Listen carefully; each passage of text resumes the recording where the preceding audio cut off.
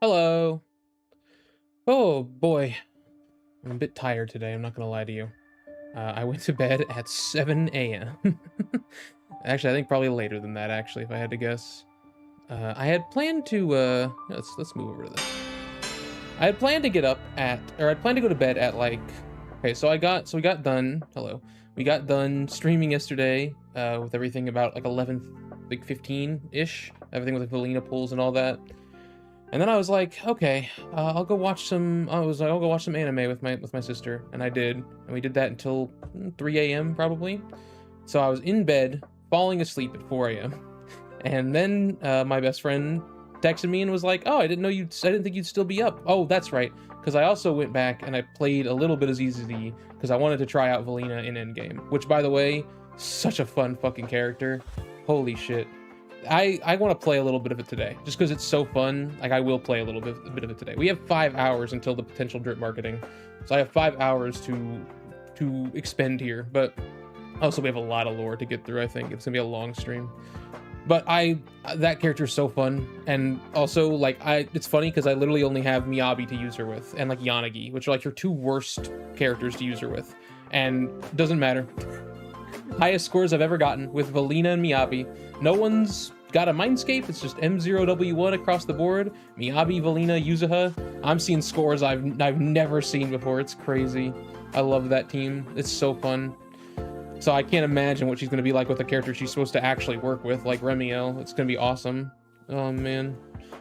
Oh, so yeah, I'll definitely play a little bit of that today, because that character has been a blast. Anyways, getting off track as I usually do, derailing myself with a tangent yet again. So anyways, at 4 a.m. was about when I started to go to sleep. I was falling asleep, and I had texted David, my friend, my scores. I was like, "Look at these scores! Like, I can't believe I got this high with just because of Alina." And then as I'm falling asleep, he's like, "Oh damn, I didn't expect you'd still be up. Want to talk in Discord?"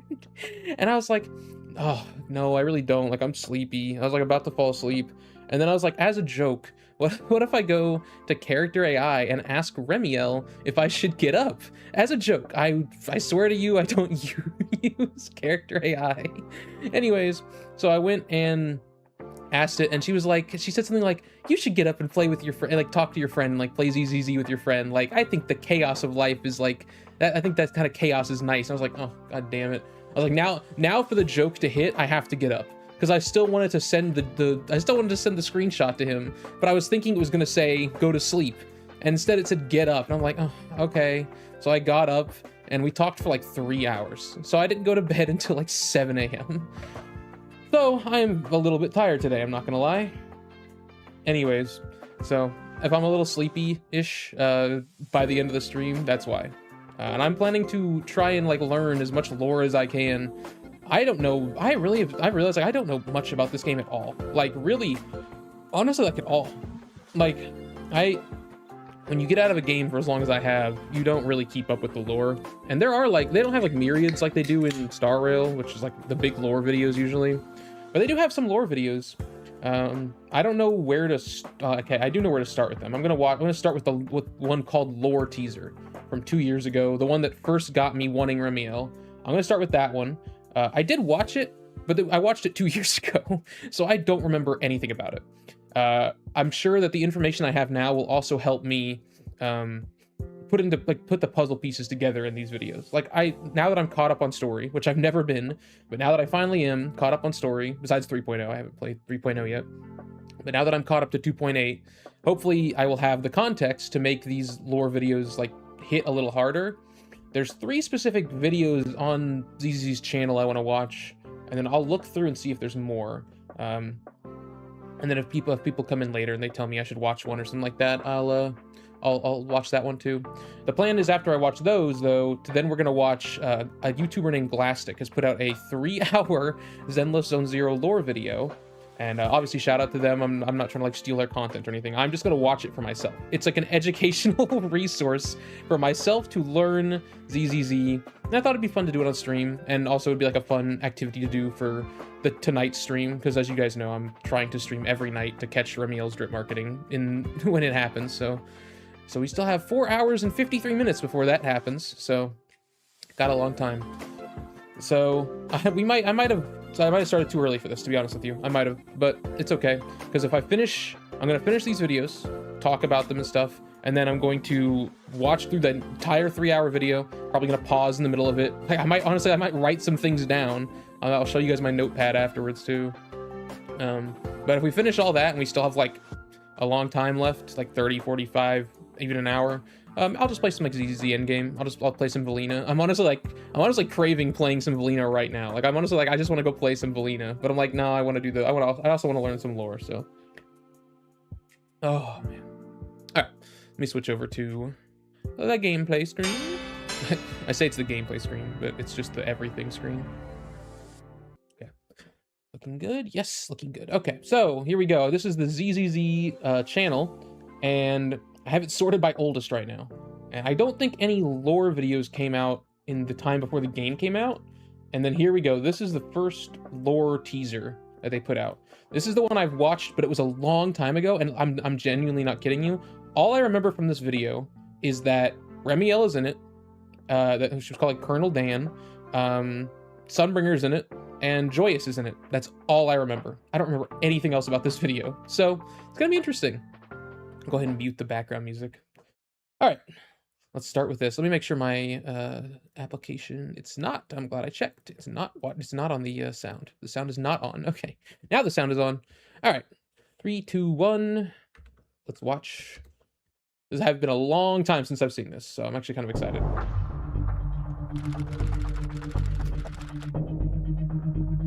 Internet's impressive. I had to use Ghost to hack in. Ghost? Oh, wait, what? I haven't heard Ghost mentioned since that, Here Lies Faith in... Oh, this is the... Wait, hang on. This is what, Miro was telling me the other day. Here lies Faith in, who in the sun god's chariot fared. And though greatly he failed, more greatly he dared. Ooh, okay. Understood. Go, Yokai. Start corrupting Yokai the too? database firewall. They just have access to all the AIs? Enter not deep database. I forgot all of this, to be honest with you. Yokai data corruption initiated. Hollow traits. An all-devouring disaster with chaotic space, monsters, and etheric matter. Outdated info.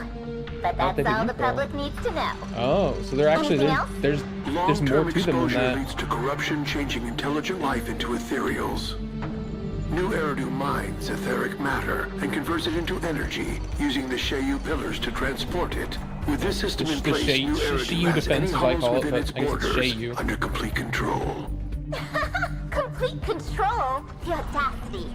Oh, the corruption is almost complete. Getting deep database access. Done.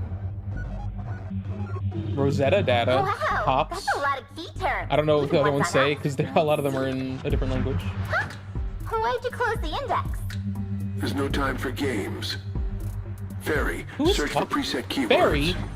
Killjoy. They really just have access to all of them. Search complete. Is that all 3, or is there more than 3? Eridu's founding report. Key players in the suppression of the catastrophe. The Void Hunters, right?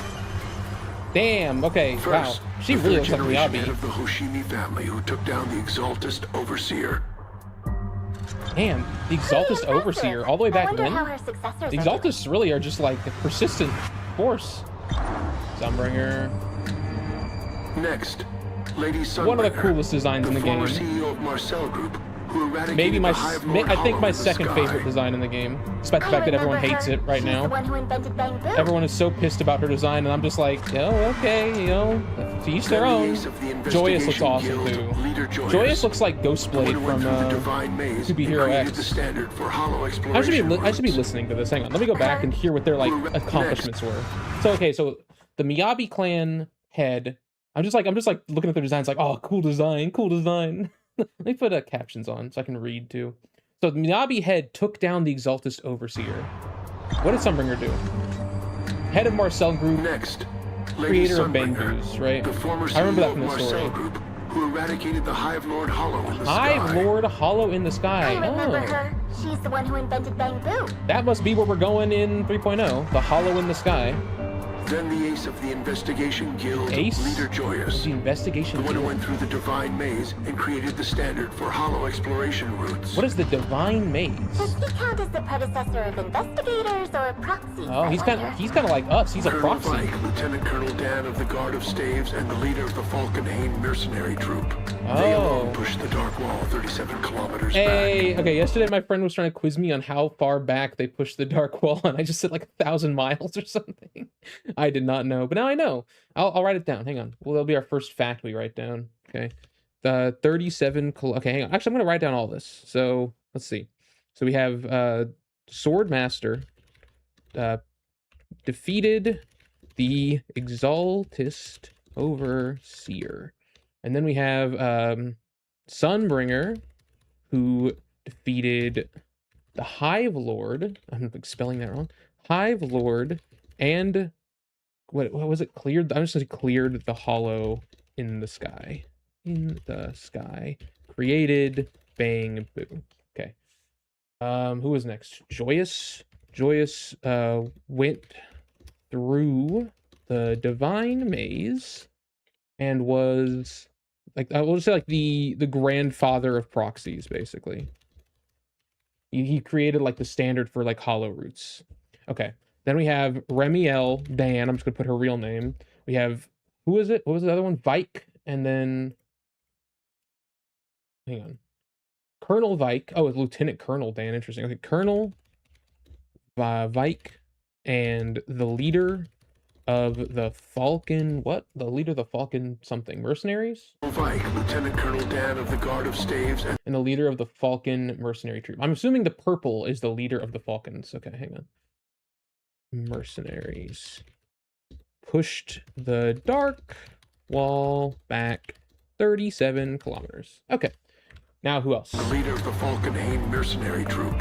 They alone pushed the Dark Wall 37 kilometers back. I don't know what the Dark Wall is, but I'm sure I'm going to No find that out. comment? No need. Look at the next line. To commend these 7 heroes' deeds, the mayor 7 established a new heroes. title of honor.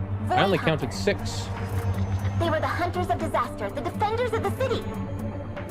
Damn, so all 3 of them were Void Hero. Hunters. If I recall correctly, the 7th is... Oh, okay. They're going to name the 7th. Is this one? Could this one be Here. related to me? Professor Arke, the founder Oh, of it is. Helios It actually is Academy, related to Wise. responsible for discovering the common Professor what? characteristics of Professor hollows. Ark? I don't remember this guy at Arke, all. the founder of Arke. Okay, hang on. Professor Arke.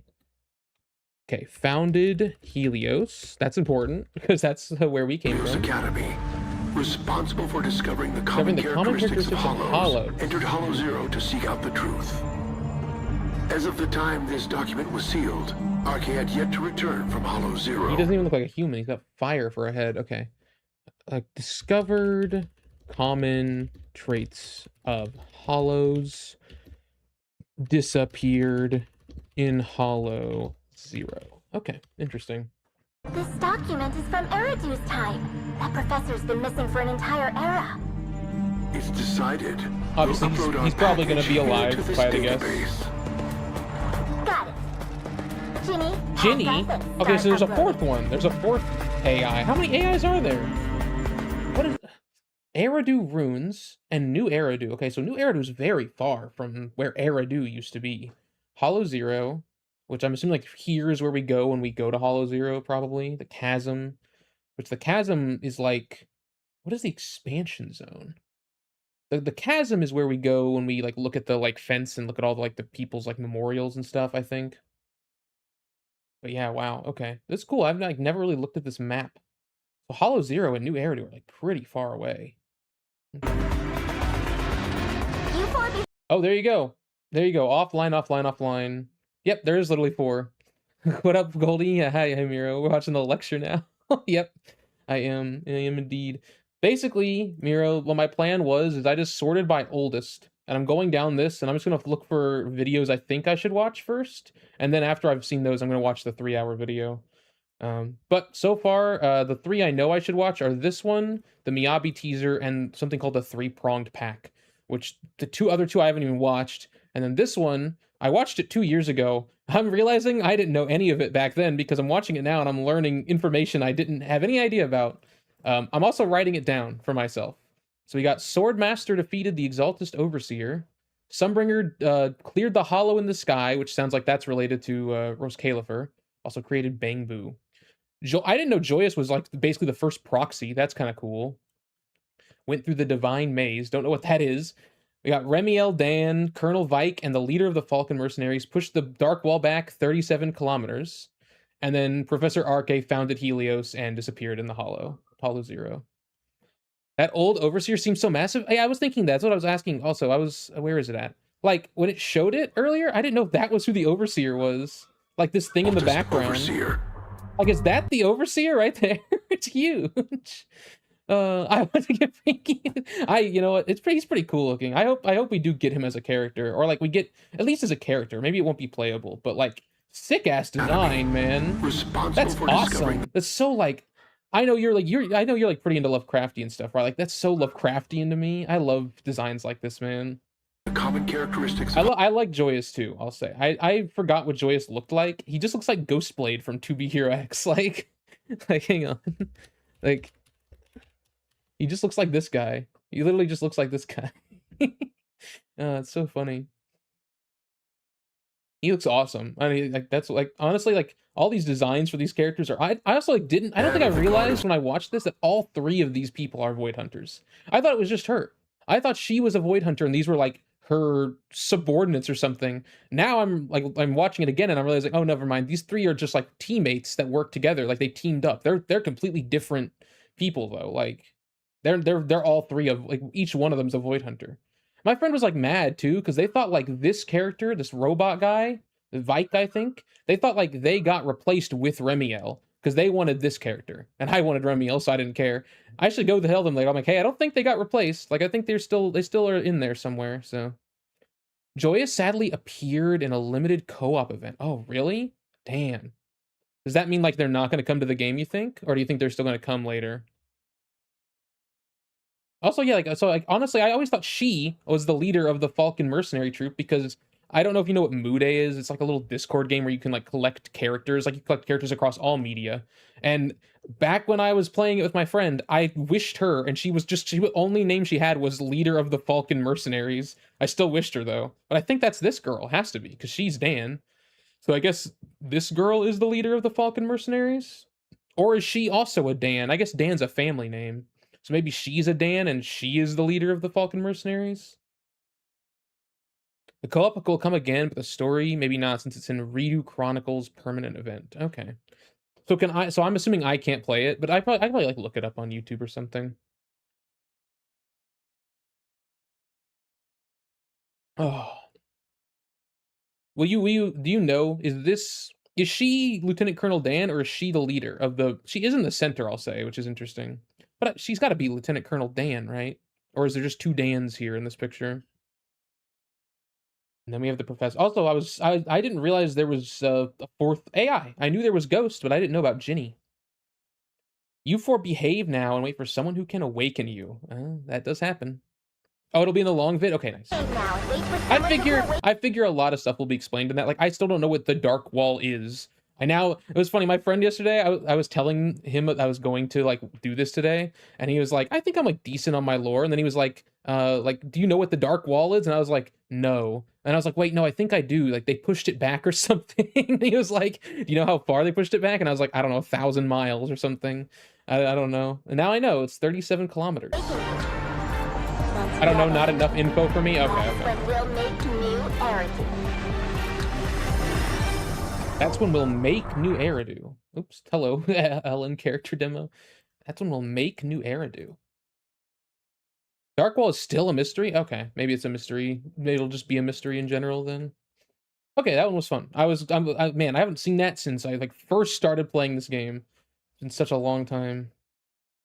I don't know. Do you think there's any other videos besides the like the other two I said? Like someone's I looked up on Reddit and someone said to watch the Miyabi teaser and then to watch the something called the three-pronged pack. Here it is, the Miyabi teaser. Oops, I didn't do that. Wait, no, let me go back. Oh, okay. Now I have to find it again. Stupid. I should just do open link in new tab, not open it like here. Here it is. Okay.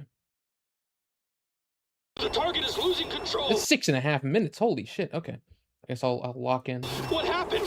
These coordinates, the observation data, these coordinates. Ah, why? What is this? Is the hollow like expanding on the city?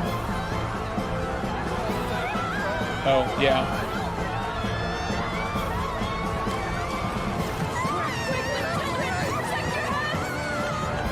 Jesus Christ, this is terrifying.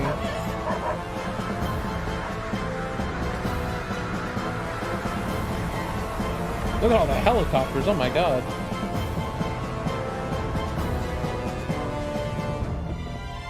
It doesn't look like it's expanding, but I guess it's expanding so slow Officer that... Hoshimi, the commander is waiting.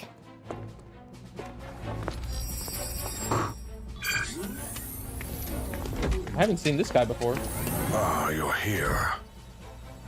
Commander, Who is that what's girl? the situation? The like I've seen Argos her. Hollow has suddenly peaked in activity and breached level 2 controls within half an hour. This is why I It's follow the expanding creator. at I'm an not afraid of the unprecedented hollow. rate. The HIA, public security in hand, Who is have she? all organized multiple assaults, but they've all failed. Currently, we still don't... Damn, All right, Miyabi, understood. Miyabi looks different in this. Have we arrived? Commander, is she your so-called ultimate weapon? Young, reckless, Okay, and she's from lacking Tops. manners. Commander, why is there a civilian on the monitoring ship? This is a consultant from Tops Alliance. She'll be assisting with the operation. Yeah, she's from A Tops. pleasure to work with you, We Executive honestly haven't Officer. met. We haven't seen that many people from Likewise. Tops. Can we begin the operation? Right. Fly above the hollow, then jump down and fight. A real brilliant plan. Sounds like something Miyabi would come up with. Perhaps you haven't realized, but there's an abnormal symbiotic ethereal inside Argos known as Lerna. Ooh, like pentacles and shit. Our prior efforts caused it to create multiple false cores for itself. A direct attack will do nothing but make things worse. In other words, it would love to feed on another flimsy weapon of ours. What are the helicopters even doing? Ether activity update. They're not gonna go in because that would Radius just like wouldn't they expansion is just double our estimations. wouldn't that destroy them? Warning. The target companion hollow has breached level 1 controls, sending the latest disaster alert. 60% of Shiryu number 7's energy transportation net has been engulfed by the hollow. Ether energy disorder Well, its is activity rising is rapidly. increasing. Man, I've How never shall we heard about this proceed, happening. Miss Consultant? Considering its current progression, Argos will completely swallow Shiryu number 7. You want to blow up the Shiryu pillar? A large enough explosion could annihilate all ethereals in the hollow at once, Oh, including Lerna. I see the pillar sticking out now. I can't accept that. How could you? Call it standard procedure. 147 civilians, 36 PubSec Yeah, Tops officers, does not care about the 17 lives of investigators, the 8 innocents. executive officers. That's 208 casualties, far more than standard. But compared It's- to the it's a big civilians nuke? outside Okay, 'cause it's Argos, like storing a energy, worthwhile right? Sacrifice.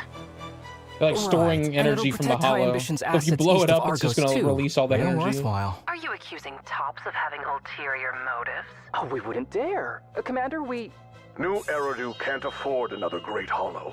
Sir, please give me 5 minutes. If we can't tell which cores are real, then it's simple. We'll just destroy all cores within 5 minutes. I trust her. I believe that 208 lives are worth 5 minutes. Ugh. I understand you're skilled, Miss Hoshimi. I love Miyabi. But there are many problems that cannot be resolved with violence. Have you ever fought inside a hollow before? Yeah, tell her. I've already told you. And you've Dude, did I hear her the teacup ultimate break? weapon in this operation. She's pissed.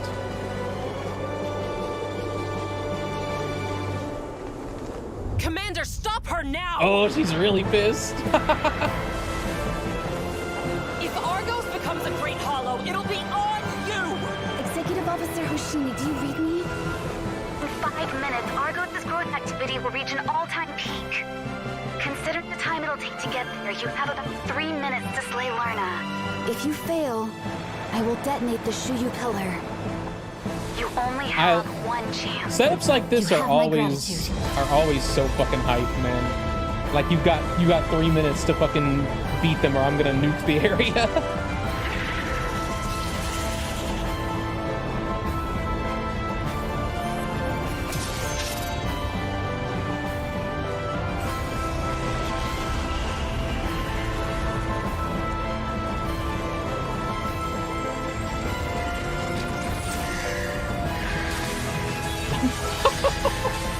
Yo, dude. And of course, you know, as expected, Miyabi just wins. You were that executive officer. You're from the Defense Force. You were also transferred? Oh, so this was You're both before. here. This Good. was before Wait, Executive Officer Hoshimi Miyabi? before Section 6. Shouldn't you be receiving the Void Hunter medal right now? I skipped the ceremony. They can just mail Oh, this the is medal even to my this is even address. before the Void Hunter. Mail Well, it. she was a You Void need Hunter. something from us? A weapon isn't just a blade. And not all of New Damn. Eridu's issues can I be love solved this. with the blade. I never seen this. I never saw like I trust the Miyabi's two of you. 3 Void With Hunter your times. abilities, we shall expose the roots, and I shall be the blade that severs the corruption. Damn, this is when she starts it.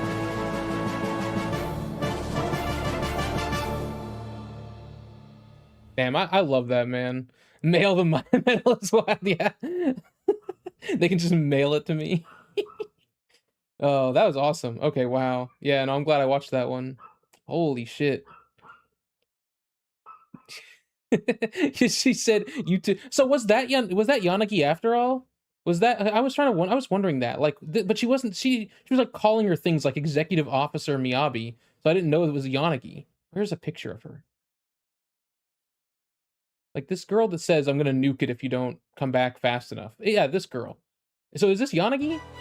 Is this Yanagi? I know like Harumasa was there, so I guess because Yanagi was this must be Yanagi. This I can't say the name. This must be Yanagi because she basically invited the 2 people who she thought were like chill afterwards to come work with her. Okay, Yanagi before a certain incident. Okay. All right, and then obviously Harumasa. I could tell that was him. Okay, no wonder she looked so different. If this was before she even had Section 6. So this was like before being a Void Hunter, any of that. So before that, she went to Hollow Argos and like slayed the like Lerna, who was basically like what the creator was doing in Wi-Fi, which was like raising the activity so high that it was going to expand, and like I guess what breached the Zenless limit, as they say. Okay. Let's see. I might watch the Yesh one as well if there is one. Like I saw someone say to watch this one, but I haven't seen her character story yet. So I'm gonna wait to watch any of the ones that like triggers. Like I'll watch those after I probably will just watch all the teasers as a stream, but I want to wait till I do their actual stories. We're gonna like I probably won't get all the lore I need today. I'll probably have to slowly get it all through like several different streams, but we will get a lot of it, I think, today. This fucking thumbnail, man. Stone was right. Let's see. Teaser, it's 2.5 teaser. Oh, she has a short? Oh, nice. I'm excited. I'm gonna watch all the shorts as one stream as well. Doesn't seem like she has like an actual teaser like Miyabi had. Okay. In that case, I'll just keep going down until I see the 3-pronged. Oh, there it is. The 3-pronged. Is that Remielle I see? Is that Remielle's eyes? I would know those eyes anywhere. Those look like Remielle's eyes to me. I did click it, but that's fine. This is the last one I think I'm going to watch for now. I think those are Remielle's eyes. All right. Let's watch. When did this come out? When did this come out? Like in response, and like in terms of like where the story was. March 14th. That should be like right before 2.7 then, right? Okay, so okay, so this is actually like this is before Remiel appeared then. This recent, yeah. This is before Remiel appeared. In fact, I think it's like right before Remiel appeared. Calling you out this Released late alongside at the night. 2.7 live stream. Okay. Things Okay. escalated fast. We need Also, everyone welcome, here PFC. to How you doing? decide where the chips go next. It's been a long time. Lead scepter, tin crown, and copper ring. Who is this dude? Never thought I'd live to see the three pacts working together again. Together? Oh, it's her. As far oh, as is this I Tops? know, the three Is this- pacts they- only ever take what they need. Of course, Tops meets in like a royal Knights of the Round Yours area. are still no fun at all. No wonder you never went into entertainment. Is this guy from Time is money. Hugo's Let's arc? talk business. I feel like that's the guy from the created another auction. Void Hunter, and our old friend Mayflower took the whole prize. You want No, us maybe to not. regain the upper hand. Wi-Fi wasn't the end. It was the beginning. Who's talking right now? Before the head fell asleep, is this one of the they AIs? left a warning. When Hollow Zero shifts, the bell of doom will ring. Today, the sign has appeared. Calling outpost. Calling outpost. This is light cavalry number 3. Is this what was so? They said in like 2.5 that like Hollow Zero was like going crazy. So there's this tentacle inside this stuff? My God, look at all the fucking ethereals. I'm assuming this has to do with the creator. That looks like the creator's symbol right there.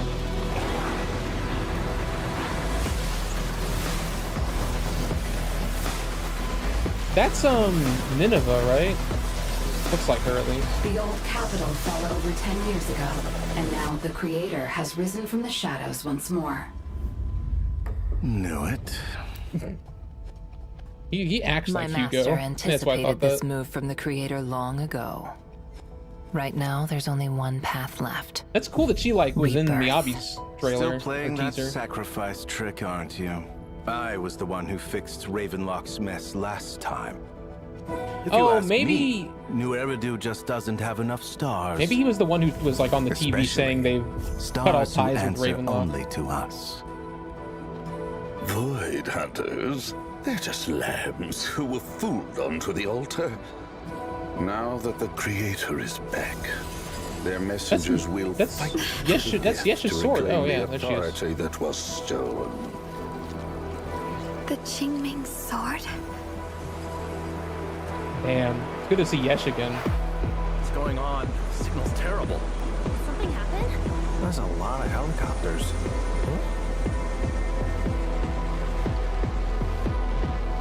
Oh, there's Miyabi. Miyabi, what's wrong?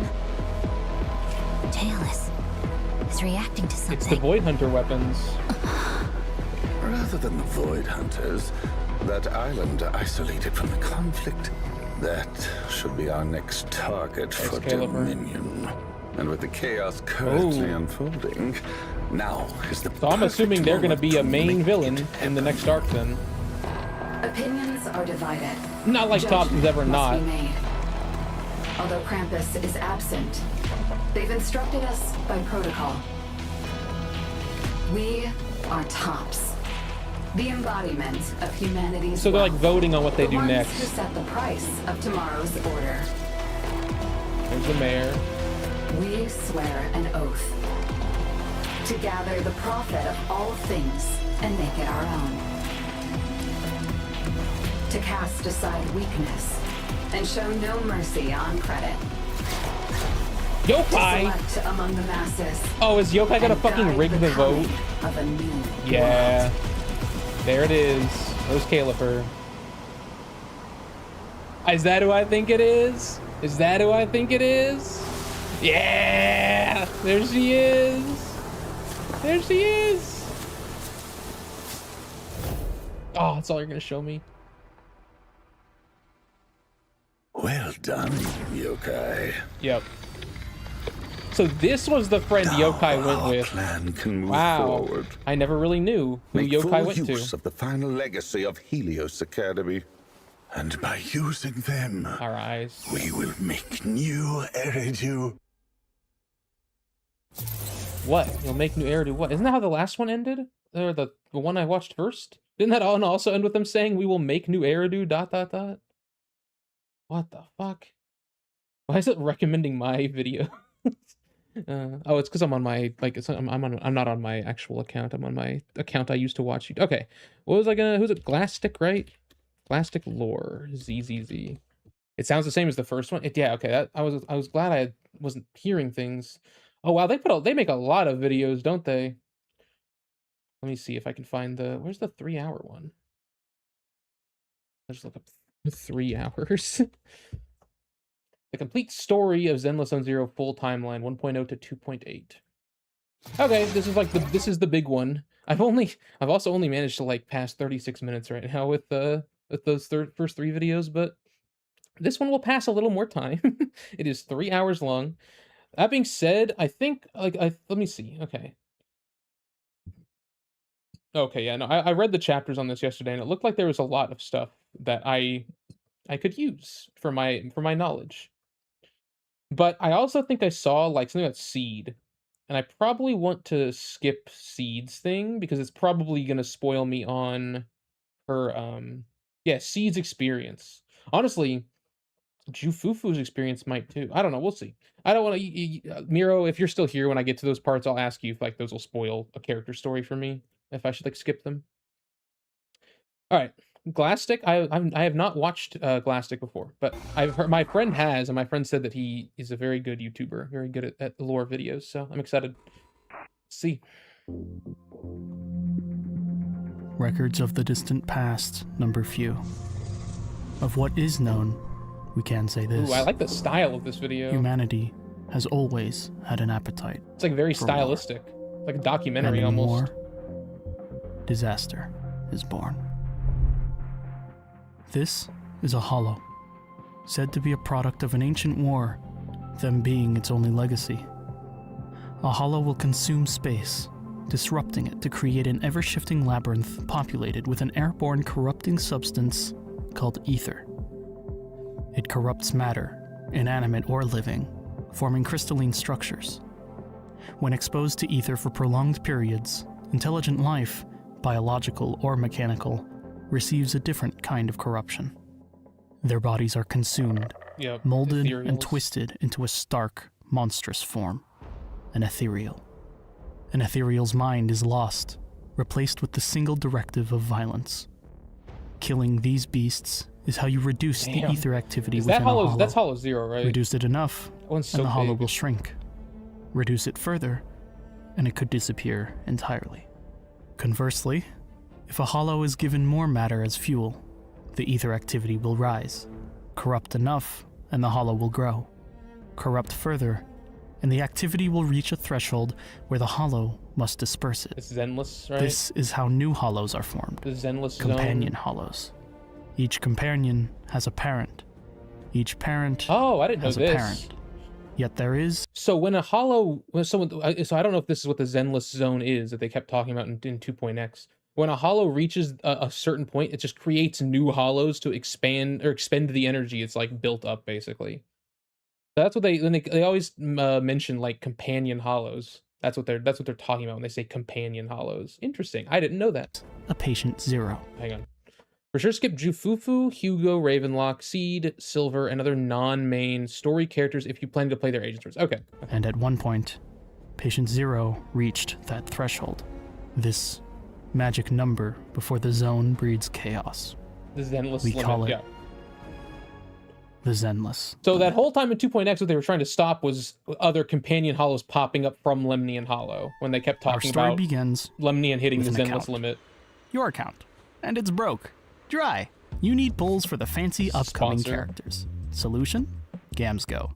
With GamsGo, all you need is your UID and server region, and you can buy gacha currency at a reduced price. I think They make it nowadays very easy to purchase off their site, isn't this not including even different merchants don't they and not let you do methods this to anymore? suit your needs. And cool thing I is, you thought can Hoyo, enter like, any stopped letting you UID and its use these region, sites meaning to, you like, get a can discount. gift to your friends. What the When using GamsGo, I was very impressed by the user experience. It is by far and away the most robust and trustworthy top-up site I've used, and although there is a delivery wait period, they're very clear about it and provide a line of communication between you and the seller, so you always know I wonder what's if they're going on. actually still in business. I was I not thought asked all to these recount my sites experience. like Those are my stopped genuine doing this personal basically. thoughts. I'm glad to be sponsored by GamsGo, and if you'd like in on the fun, maybe for the shiny new Velina, use the link in the description or pinned comment to get an additional 6% off your purchase on top of the current discount. Thank you, GamsGo, and thank you, viewer. I decided I was like, I won't skip his sponsor because I am watching his video. So they're flourishing. Oh, okay. Because like I never really used them. I mean, I used them a few times, but like a loot bar, that's one that like the Discord I'm in, like they passed around a lot, and they started making it so that you have to pay full price now. So I'm never gonna use them obviously because there's no point. But I thought like all those sites stopped working basically. That's cool. Maybe I'll check it out. Maybe I'll use his link as a thank you for his great video. Hundreds of years ago, there existed a It's not worth it since I got VAT and Indonesian tax also. Gotcha. Yeah, I mean, my currency, if I going to a different currency for me is better, I'll say. Because I'm not quite, I think like UK is one of the worst. Like UK, the highest pack is like 132 USD, which is like almost double what I could get it for if I just go to like Japanese currency or something. In the golden age of technology. Though this technology would one day be its I would never do undoing that, through the though, war Hoyo, giving if you're birth to the watching. Hollows, the old civilization did have other gifts to bestow to its distant future successor. Inventors of yore had the means to create intelligent life through mechanical Is this about means. the Bodies of intelligent metal with constructs? minds Yeah. of circuit, yet bearing souls of life. Intelligent constructs. It is speculated that nearly all intelligent constructs, at least ones with human-level cognition, originally hail from the old civilization. The art of animating the inanimate lost in the future. Oh, so they're not Figures making new such ones as of these. Billy and Ching Yi hail from this time, and they share a common ending. After the Interesting. They're advent not of the making first Hollow new disaster, intelligent constructs were decommissioned or left dormant. The first Hollow, Hollow Zero, indicated with the Patient Zero naming structure. With humanity so unprepared for this cataclysmic fallout, nothing could be done to stop its spread. The entire planet became engulfed in a worldwide hollow, save for a small, unconsumed pocket. Wait, really? Hollow Zero, situated within. Those still around would call this hollow on all sides the Dark Wall. Oh, I didn't know that. Wait, so the whole world is basically consumed by a hollow? I thought Hollow Zero was the biggest hollow, but the Dark Wall is just a worldwide hollow? Holy shit. Okay, I did not realize that. Is the moon also a hollow? What is up with the moon? Is the moon also being consumed by a hollow? Lemnian Aero Complex must be really inspired by Soviet blocks and architecture. Yeah, I did see the posters, like like these posters. You mean like these? I do see what you mean with that. Yeah, looks even Leica and First Dogs in the space in there. Yeah, like you're right. This does remind me kind of that. Save for a small, unconsumed I did not know pocket. this, man. Hollow Zero, I'm learning a lot. within. So Those that's still why around everyone's would in New call this Eridu. hollow on all sides the Dark Wall. God, it's like Hunter x Hunter, Perhaps where like in a desperate they're in a attempt to tiny flee, circle and everything or out perhaps from beyond that is the accidentally on a dark scientific continent. voyage, humanity brought the hollow plague to the heavens. Oh, yeah, there you go. The moon became blanketed in a hollow coating, consuming half its surface. With escape heavensward removed as an option, humanity had no choice but to regroup in a small pocket on their planet that remained. So this is where over time, the Dark Wall slowly inched inward. I saw this map in the lore teaser. I didn't realize that beyond this though is just hollow. It's just like this is like a circle in the world, and like beyond that is just hollow. I didn't realize that. That's what the Dark Wall is. Okay. Now it's actually very impressive then that Remiel pushed it back 37 kilometers. That's a lot. With more and more matter for it to consume, it only grew. Its ether activity would need to be reduced or humanity truly would go extinct. Humanity needed heroes. Humanity Void needed hunters.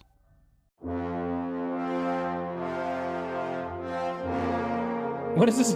The Avengers theme. It is the Avengers. unorganized time after the I old can tell. civilization collapsed, the survivors of humanity gathered to form the last safe city on the planet. Eridu. Situated off the coast of an ocean rose Eridu, and with it, 7 miraculous heroes who would help shape the city into the true bastion for humanity it would become. These 7 would be known as Void Hunters. Man, this is so cool. I did not realize that about like the world. Maybe they just don't do a good enough job of like that's Hoyo for you though. They usually do keep all this stuff like kind of hidden in lore. I just didn't realize that like because they always are like, oh, it's the last bastion of humanity. I didn't realize it was actually like, oh, if you go beyond this, it's just hollow. Like they might as well be living in a hollow. They're living in like the literal like small circle that like isn't a hollow yet in the world. That's crazy. What prevents us to build Balabog style underground city under the Dark Wall? Honestly, yeah, it's not a bad idea. We could just make like an underground like mole civilization kind of. Lore is always dripped and hid. Yeah, you're right. I thought about it for a second after I said that. I was like, actually, it's the same in Star Rail. Like none of this shit is discussed in story in Star Rail. Like you have to go look for it. The 3rd generation swordmaster of the Hoshimi family, wielder of the cursed blade Tailless, and dispatcher of the fanatical exaltist cult Overseer. Lady Sunbringer, inventor of the loyal Bangbu, pioneer of the ether-resistant metal Porcelain, eradicator of the airborne Hive Lord Hollow, and founder of the City in the Sky, Ros Califer. The airborne Hive Lord Hollow. Oh, the Hollow itself is called the Hive Lord. Okay. Is that the Hollow we're going to be going to? Well, I don't know. She eradicated it, so how could we be going to it? But I guess that doesn't mean that there are ones in the sky, so I'm sure we're going to find out in 3.0 that there's going to be one in the sky or something. You probably already know this. I just haven't. I was curious because I was like, we're going to the sky. How are we going to go to a Hollow in the sky? But I guess that can Leader happen. Joyous, trailblazer of hollow exploration, designer of the in-hollow navigation device known as a carrot, kind of cool. It's like the first and navigator proxy of the infamous he divine made the maze carrot. within Papago Hollow. Colonel Vike, lieutenant of The the infamous divine maze within Papago Hollow. Okay. Yeah, I remember there's some divine maze, but apparently that is a thing in Papago Hollow. divine maze within Papago Hollow.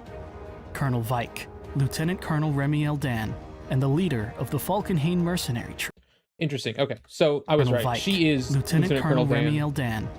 And then, so is this Vike, or is the robot guy Vike, or is the robot guy the leader of the Falcon mercenaries? The way he said it, it sounded like he. How did he say it? Hollow. Colonel Vike. He said Colonel Vike when she popped up. Lieutenant Colonel Remiel Dan, and the leader of the Falkenhayn mercenary troop. 3 warriors of unmatched renown responsible for staving off the Dark Wall's advance and even pushing it back by 37 kilometers alone. That's crazy. And finally, Professor RK, leading mind in hollow research and founder of the renowned Helios Academy. It's a lot to take in, I know. Let's go through everything one by one.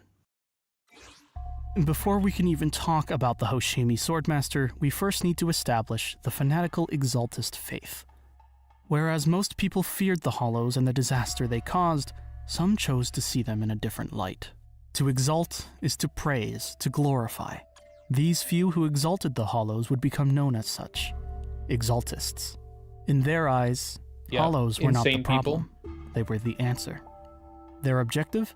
Evolve humanity to live symbiotically with the Hollows. A commendable ambition, were it not for the extreme measures the group would take to progress their ideals. They would become what can only charitably be labeled as a terrorist organization. The most infamous of their experiments are the sacrifices, living people injected with a serum, turning them into a special kind of ethereal that can exist outside of the etheric environment of Hollows, all while retaining their I hate mind. this boss, man. I hate this. This is the sacrifice ultimate honor jester. for an Exaltist, and as close as they can get to their god. The Exaltists fervently worship a higher being that is shrouded in mystery. They hold great power within the Hollows and use the Exaltists for their own agenda. They have but a title for a name. Creator. The Creator. These two, the Exaltists and the Creator, will be very important players in the events to come.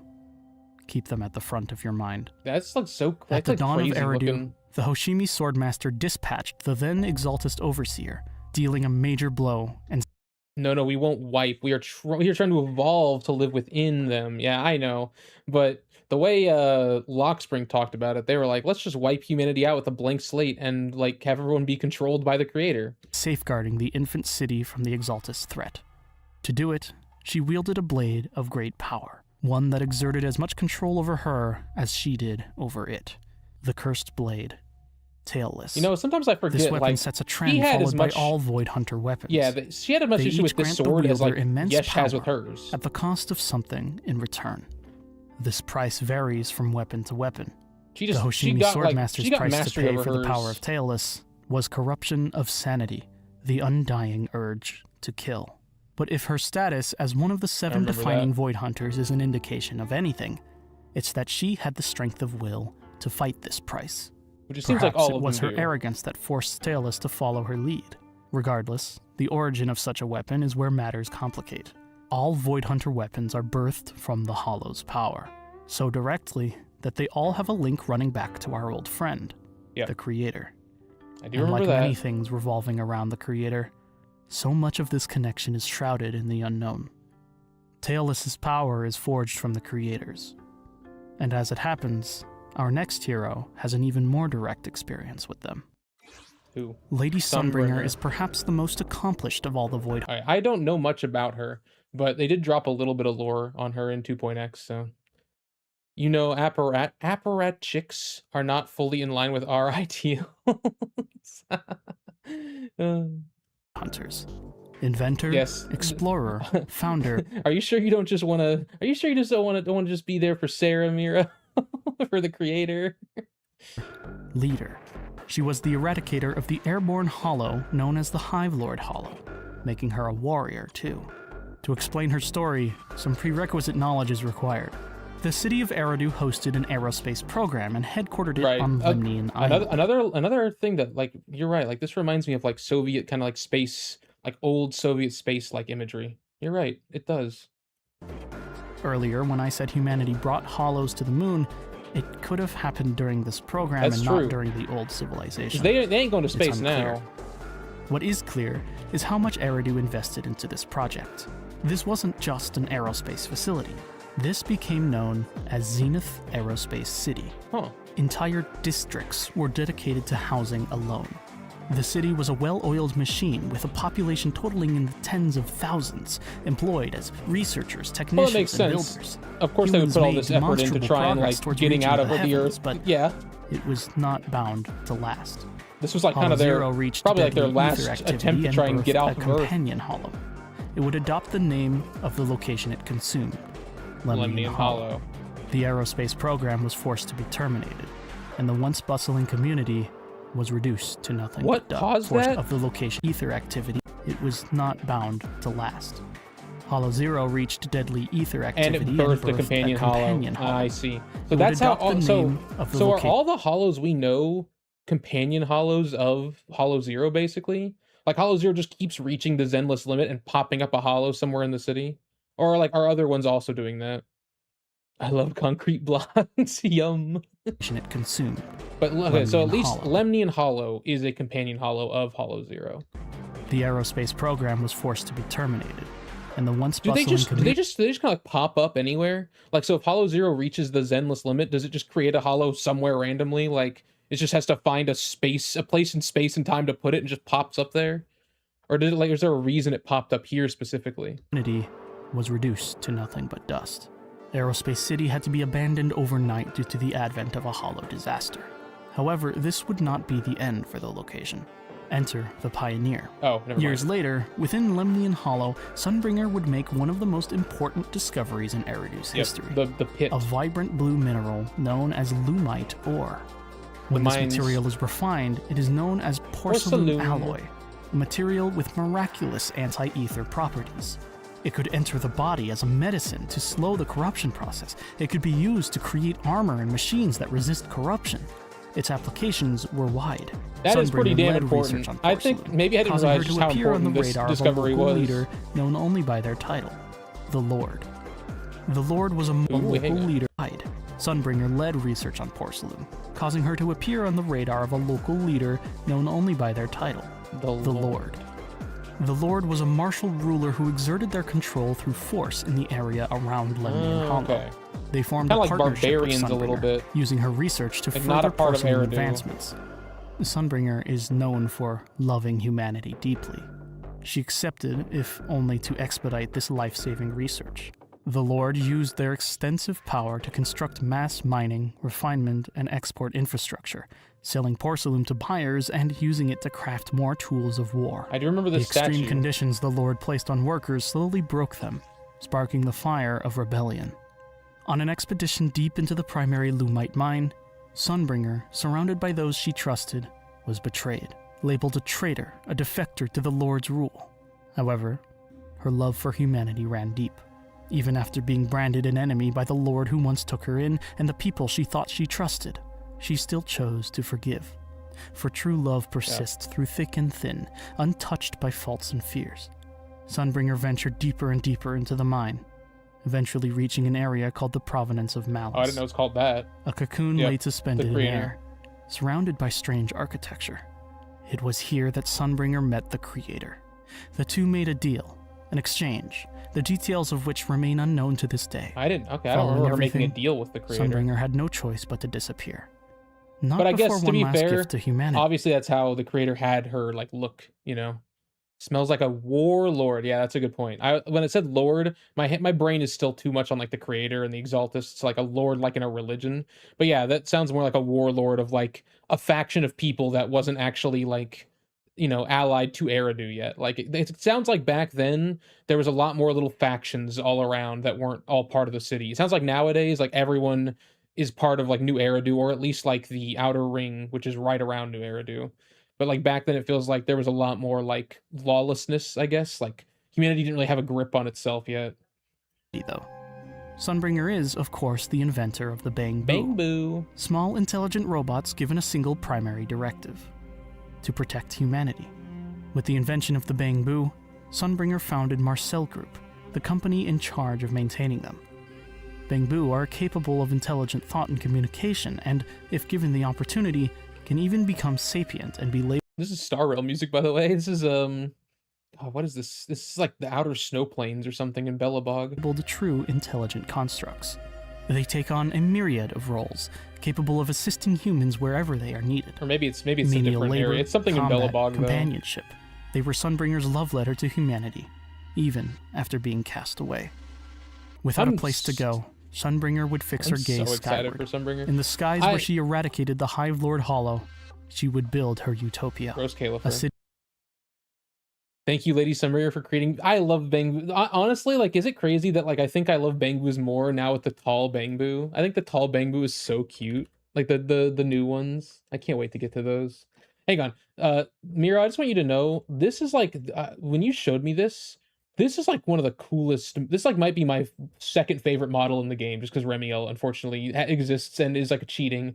But, like, and I know, like, a lot of people don't like this, and that's okay. You don't have to like the cut top and, like, how her, like, outfit looks now. I do. I think it looks cool. Like, I'm weird, okay? Listen, I'm weird. I like asymmetry. I think this looks cool. My brain might just be broken because everyone hates this. So I might be the only person who likes this design. But actually, I know David does. I think this could be David's favorite character. David's been saying similar things that I say about Remiel lately about this character. But oh my god, this face. This is like has to be my second favorite face model in the game. Look at the eyes, man. Like the stars in each eye, like the hair. Oh my gosh, she's so pretty. Like I'm so excited for this character, man. This is gonna be an M2 for sure for me, and she might end up as my second favorite. The sharp stern look, yes, like it's so good, man. It's just such a great design. Like I don't know, man. Whatever. I might be against the rest of the community on that, but I think she looks so fucking cool. City in the sky. The celestial I hadn't nexus. seen like the 3D model of her yet before yesterday, and I saw it. I was like, oh man, like this character's cool as fuck. Rose Califer. A place where human Remiel. and Bang Boo live in perfect harmony. I see a place Remiel. cut Remiel. off from the rest of Eridu. A place There she is. where Sunbringer would remain. Circling back to the next of the original 7 Void Hunters, Leader Joyous. Ooh, they're gonna get to Remiel Joyous soon. was of an investigation guild dedicated to in-hollow navigation and exploration.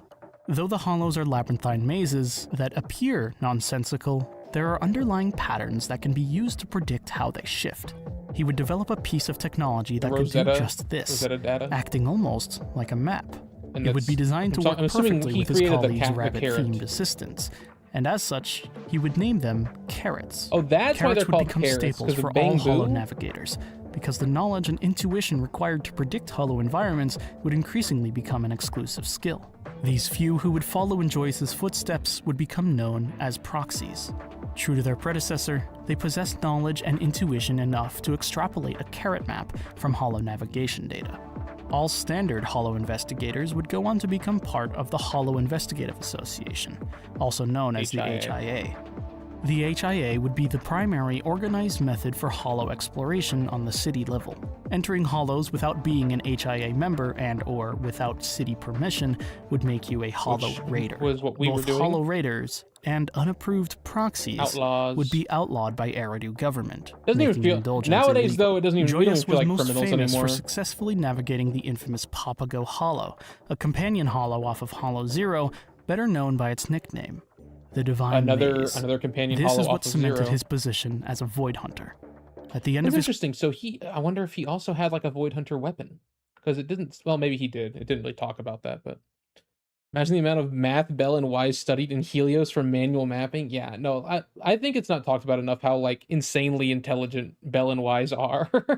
Like they're like super geniuses. career, his whereabouts were left unconfirmed. He could be dead. He could be alive. Joyous is missing. Okay. Of the 3 Void Hunters who drove the Dark Wall encircling Eridu 37 kilometers back, only one has any known details. Colonel Vike was known only as a colonel, likely enlisted in the military. The leader of the Falkenhayn mercenary troop was only known by that name. Okay. The real topic of discussion Yes. is Lieutenant Colonel Yes. Remielle Dam. Judging by her title, there it's she is. likely she was enlisted in the military as well. Remielle wields the unique and terrifying ability to seemingly halt the passage Pretty of cool, time. pretty fucking cool Or rather, ability. Perhaps it's more accurate to say she can cause certain objects and life forms to become completely inert, as if frozen in time. This ability is denoted with feathers, a motif consistent with her angelic wings. Yep. Remielle wielded a Void Hunter weapon during the time of Eridu known as Thaumiel. She What a sealed it away within cool the pale, fucking name, faded man. Melano Hollow. I think it's my Then, favorite weapon something name. strange happened. Perhaps due to her own abilities, or perhaps due to influence from an external force, Remielle found herself 100 years into the future. Oh. Wait, okay, interesting. This whole time I've been wondering about this. I've been like, how is she like immortal but no one else is? She just got sent into the future? Misplaced in time is such a cool Anachronic, way to misplaced describe in it. time. But we'll have to get to that later. Oh no, I'll talk about it now. The final Void Hunter of the 7 was Professor Hang on. RK. I need to blow my nose real quick. Ah, damn, that's so cool. I didn't know that about her.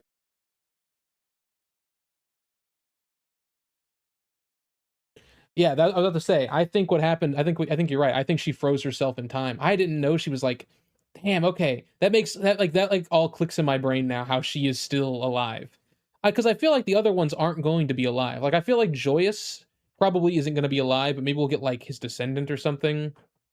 This guy looks like he could be alive. This guy doesn't look like a human. Well, he is not the one we have the least amount of information on. Vike could be He is alive. the He looks one like he's shrouded in a the most intelligent mystery. construct. RK is said to have been one of the forerunners of Hollow research, credited for discovering many of their important attributes. It's likely he can be attributed as he who coined the Zenless limit. Okay. RK also founded the school known as Helios Academy, a university for Hollow research professors and students. The last known whereabouts of Professor RK have him entering Hollow Zero to seek, quote, truth.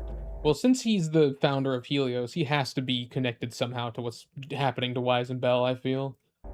He has been missing. Because we've been ever talking since. about it. Like, we've been talking about how like Wise and Bell feel like they've got some kind of Void Hunter ability within them. I think it could be something to do with him, because he was a Void Hunter.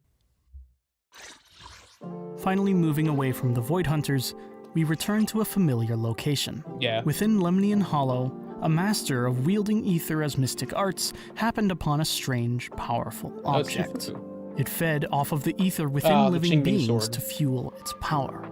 The Master, fearing for those who would succumb to its strength, tried and tried to destroy it, to no avail.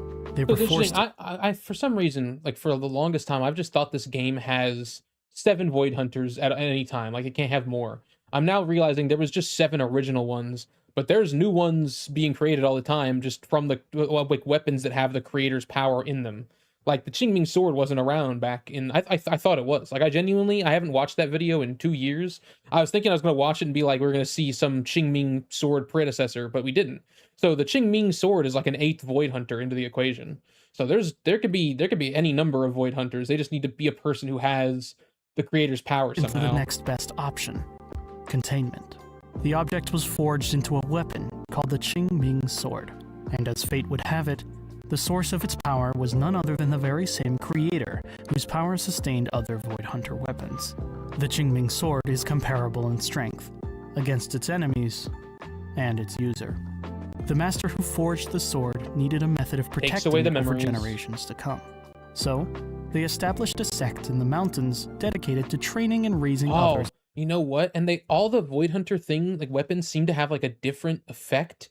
I have no idea what Sunbringers could be. Honestly, I wonder if Sunbringers is like splitting her up into like different people. That could be it. I hadn't thought about that. But I wonder if Remielle's like weapons thing is that like it can just sometimes freeze her in place. Like, and she just gets lost in time. Because like this one eats memories. Miyabi's like takes away your sanity and makes you want to kill. Maybe Remielle's weapon just randomly sticks you in what is it called? Like chromostasis. Along the Mystic Way. Chronostasis, that's what I meant. Summit. Chronostasis. Yunque Summit has 2 positions that should be filled. One is the High Preceptor. Could also explain why it was like locked away so deeply, like in a hollow in a thing, like in like a containment area or whatever. It's like because if anyone got to it and like touched it, they could just lock themselves in time on accident. But also it is interesting because she's able to do it without her weapon. So I don't know. But maybe it's just part of her now. Like after using it for so much, maybe it's something she has the ability to do now, but it's also like embedded in her because she used it at all. Master in charge of the entire organization. Like her feathers are infected with it, basically. Because it's her feathers that do it. Wielder and caretaker of the Qingming sword, selected by the unpredictable sword itself. These 2 positions can fall onto the same individual, but it doesn't necessarily have to. And in a lot of ways, it's better if it doesn't. While inert, the Qingming sword is like any other weapon. But should the wielder use it and tap into its power, it exacts a price. Memories. Just like Tailless, like any Void Hunter weapon. Maybe another connection to the Helios projects. Yeah, I definitely think so. I think Helios was probably studying like all the different like what's the word? Like all the different like sacrifices of the Void Hunter weapons.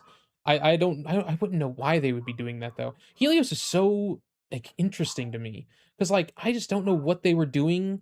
Like what did they put in Wise and Bell? Like what was the point of it?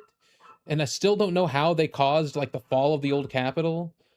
I'm thinking though like Carol isn't a bad guy. At this point I'm pretty sure that like Hoyo is trying to paint it like she actually was. Like, oh no, like she was a bad guy. And we're gonna find out like she did something. Like I think I said this before. Like I think she did something that like did maybe cause the fall of the old capital. But like if she hadn't done that, it would have been the fall of the world. Like it was either the fall of the old capital and like countless lives lost, or the world just gets destroyed. And she chose the former because it was in the end, you know, it was a sacrifice, but at least it would keep the world going. If only Helios were real. I would also want to go there, man. That sounds like, dude, I always say like stuff like that sounds so fun. Like also like the Astral Express were real, I would totally get on it and just go around like the universe, man. Like I feel like there's such more fun things to do in life than just like go work for like a corporation or something. I would love to go to Helios and study hollows, man. That sounds so fun. I'd totally love to be a proxy. After using its power, the wielder suffers from memory and sensory loss, starting small and compounding with further use. In fact, use isn't even necessary. Contact is all it takes for the sword to slowly drain the swordkeeper over time. Eventually, the wielder will lose all sense of self. I think their memory. Honestly, just that one picture I saw of Sunbringer has already made me think she's 3 for me in ZZZ, like overall. But if her story is really good, she could be 2. I think it's going to be hard to beat Yesh, because Yesh is not only really cool design-wise as well, but has like a story I love. But if I have a feeling Sunbringer's story is going to be good, because why wouldn't it be? Like, she loves this person who loves humanity, and even after being betrayed and like cast out, she still like went on to try and like make humanity better. Like, I have a feeling I'm gonna love her personality as well. I also, yeah, I until just now when I was thinking about sacrifices and like the price of the weapons, I hadn't really thought about what hers is. But now I realize there's 3 of her, isn't there? Maybe she's getting split into pieces like Tribby did. Maybe. Will be completely wiped. I could be wrong, though. And all 5 senses will be rendered null. Such is the price all Yunque disciples understand. On the streets of Eridu, because it feels like they're trying to give every weapon a different scavenging price. What they could to survive. The older, Yi Jiang, did her best to take care of her younger sister, Yi Xuan. Yeah. On a day struck with luck, the struggling kids were stumbled upon by a kind old man. This man turned out to be the 11th High Preceptor and current Qingming Swordkeeper of Yunque Summit. He sought to give the girls a home on the grounds of Yunque Summit's temple, bringing them up as mystics. The two showed great affinity for the practice as they grew up, Yi Jiang in particular always being one rung above her younger sister. During their time, they accomplished many things. Yi Xuan would save an injured bird and watch it grow as a companion. But fate was not kind to the wielder of the Qingming sword. The sword was slowly siphoning his life, and one day, when the High Preceptor was forced to use the Qingming's might during an operation, his time had come. To inherit the position was his most prized pupil, Yi Jiang. The sword's cruel will also chose her to be the next wielder. Knowing full well the consequences of using the Qingming sword, Yi Jiang and Yi Xuan promised to never use its power. In fact, they began doing everything to research a way to slow or even stop its curse from inflicting. The bird Yi Xuan had taken in became a sort of talisman as the two tried different things, becoming a vessel of power that Yi Xuan would use to defeat ethereals. Their life would continue on Yunque's grounds for a time. Damn, so she really only used it one time and it destroyed her? Located in an Eridu district called Waifei Peninsula. Moving away from the mountains, I guess I'll find that out when I watch city, the short. There's much to note about the technology developed for daily life. Over years of research and development, Eridu scientists discovered a way to convert etheric energy siphoned from hollows into usable electricity. All power across the city runs on ether electricity. That of course includes lights, devices, buildings. I didn't know that. It also includes all of their electricity is just coming from the hollows? Do the Shiyu pillars, like siphoning that power, also kind of help keep them in check from like going into the Zenless limit area? So like they don't create companion hollows. They get that, like, because it seems like they create companion hollows when they get too much energy, but if you're siphoning some of it out to use it as electricity, maybe that helps it a little bit. Trying to put research I'm trying to put research of an automod. Wait, really? That's what is it censoring? Hang on, let me go look. That's so weird. Oh yeah, what the fuck? Wait, what? Oh yeah, what the hell? Okay. What? It's censoring the question marks that you're. Hang on, allow. It's censoring it's highlighted the question marks. I don't know why. I couldn't tell you why it's doing that. It's highlighted the question marks though. That's so weird. Oh, okay, interesting.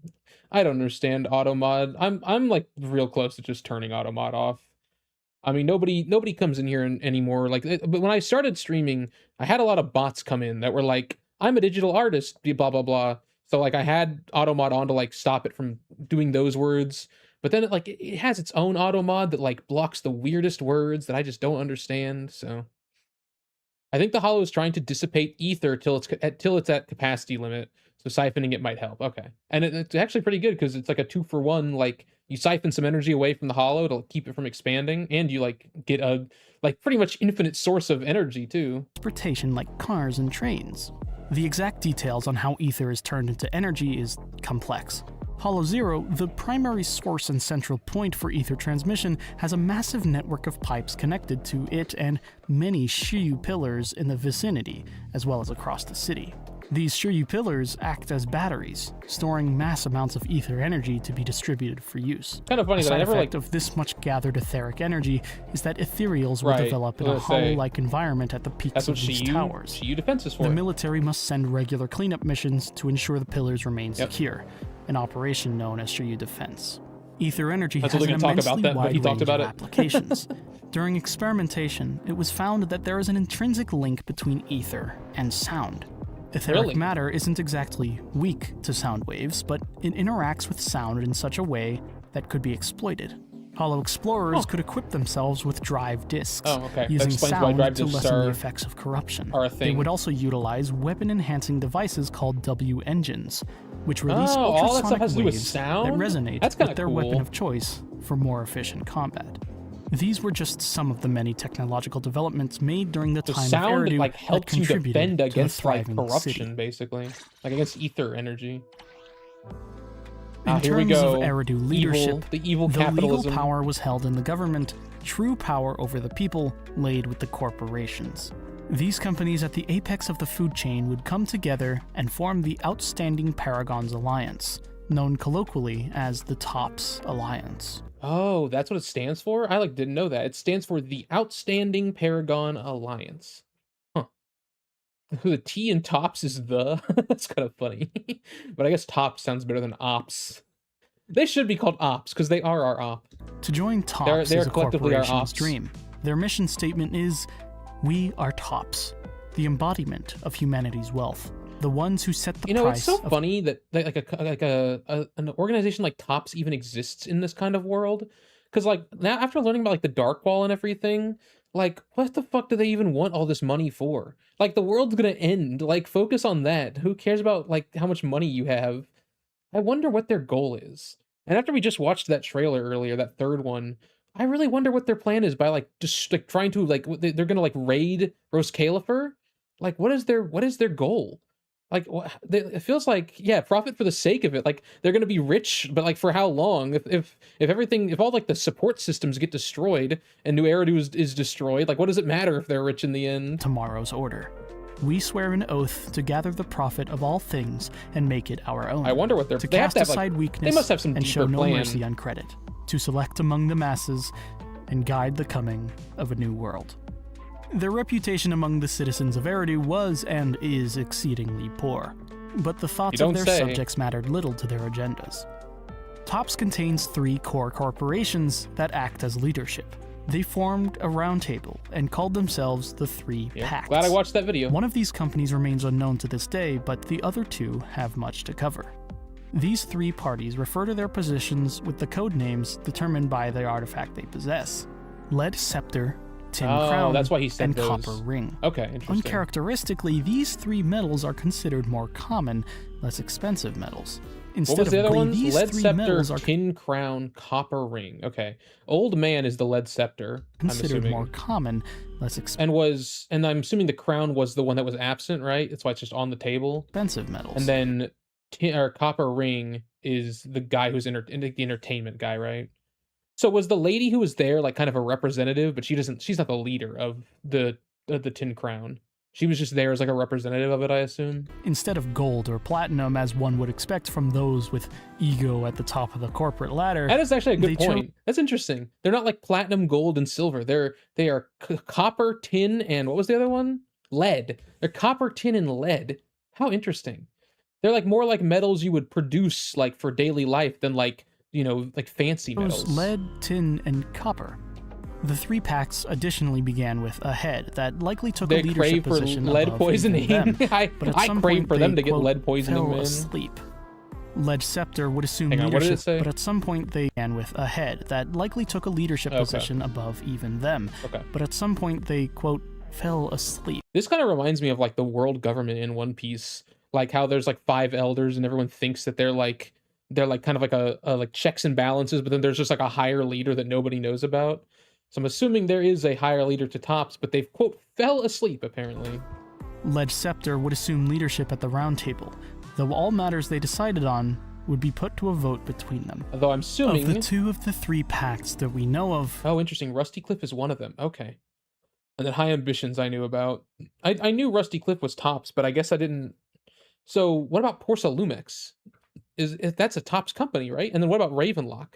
I'm assuming those are like lower down... TOPS companies, like the 3 main ones, I assume, are like 2 of them are High Ambitions and Rusty Cliff, but oh no, Sleep Boss Corporate is giving Penacony flashbacks. They're gonna put us in the sweet dream. Oh, they are High Ambitions Corp and Rusty Cliff Corp. Ravenlock is that Hugo-like guy. Oh, really? Okay. High Ambitions holds the lead scepter, and Rusty Cliff holds the copper. Well, okay, no, that guy is the... I don't know who that is. What's his name again? Well, that is, that's Rusty Cliff. Like, this guy right here is Rusty Cliff. He's got the copper ring on, right? They showed him having the copper ring on. Holds and then the old man is High and Ambitions. Rusty Cliff holds the copper ring. Master Edmund, that's what it is. Rusty okay, he was in Hugo's Patch, right? He was in, like, the auction, right? I remember him. Okay. Because of the brevity. I thought so. They're known for many fields of business. They have an entertainment division, they research and develop military technology, and they engage in mining operations. Who is it they're talking about? Brevity. Rusty Cliff holds the copper ring. Starting with Rusty Cliff because of the brevity, they're known for many fields of business. They have entertainment. They have an entertainment division, they research and develop military technology, made the Void Hunter, and they engage in mining mech. operations within hollows, selling ether crystals for profit. High Ambitions is also known for many things, but more can be said specifically about them. They run the finance of many citizens' lives through High Ambitions Financial, a monopoly if ever there was one. Okay, so all like High the Ambitions finance... Academy is a prestigious school with all a the finance in New Eridu's run through them, basically? That's crazy. A school for a monopoly the on wealthy to send banking their is daughters. crazy. Like Rusty Cliff, there is also a High Ambitions Entertainment, responsible for signing many music and movie celebrities known to the people of Eridu. With Tops holding such a high position of power, checks and balances were needed. To ensure no corporation could take steps too far, the Krampus Compliance Authority I know was Krampus established. exists, but they weren't even Should there any at that member meeting. of Tops engage in cruel or inhumane activity, Krampus steps in to enact judgment. I know Krampus is trying their best right now. Like, I know at the very end of 2.8, 2.8, like they were talking about sending Promia, right? But they gotta step up, man, because Tops is getting away with a lot. Like, Rusty Cliff was just making that anti-Void Hunter weapon and doing whatever they want. Like, a perfect ground for another 2008 crisis. Oh god. Yeah, seriously. Like, what are you talking about? You have one bank? That's just such a disaster waiting to happen. Like, such a recession waiting to happen. Amongst you their have one bank that handles everyone's finances. This is a horrible idea. ranks are several elite judges and executioners. The importance of their role led them to earning a seat at the Three Pacts Roundtable. One of the earlier judges recruited to Krampus was Zhao. Growing up, why were they not Zhao at the round lived in table a at that poor meeting? household that believed in equivalent exchange, give and give back. Due to this narrow mindset, Zhao was cast out of her family for not seemingly contributing enough. In a chance encounter, the boss of Krampus took notice of a shrewd principled rabbit and offered her a position within the Krampus Compliance Authority. Zhao's doctrine of equivalent exchange stuck with her, leading to her quickly rising in efficacy and forging many beneficial professional relationships. Like having no soul. A later judge recruited was Dylan. Dylan was born with the unique and harrowing ability to hear the voices of the dead within hollows. Because of this, Dylan was treated I still like don't really fully get what happened with her. Like, we never really explored it too much. Because, like, I know, like, she had, like, a grandma, or, like, an aunt, I think, who, like, took her in. And then, in the end, they, like, drew straws and threw somebody into the hollow. And it was her.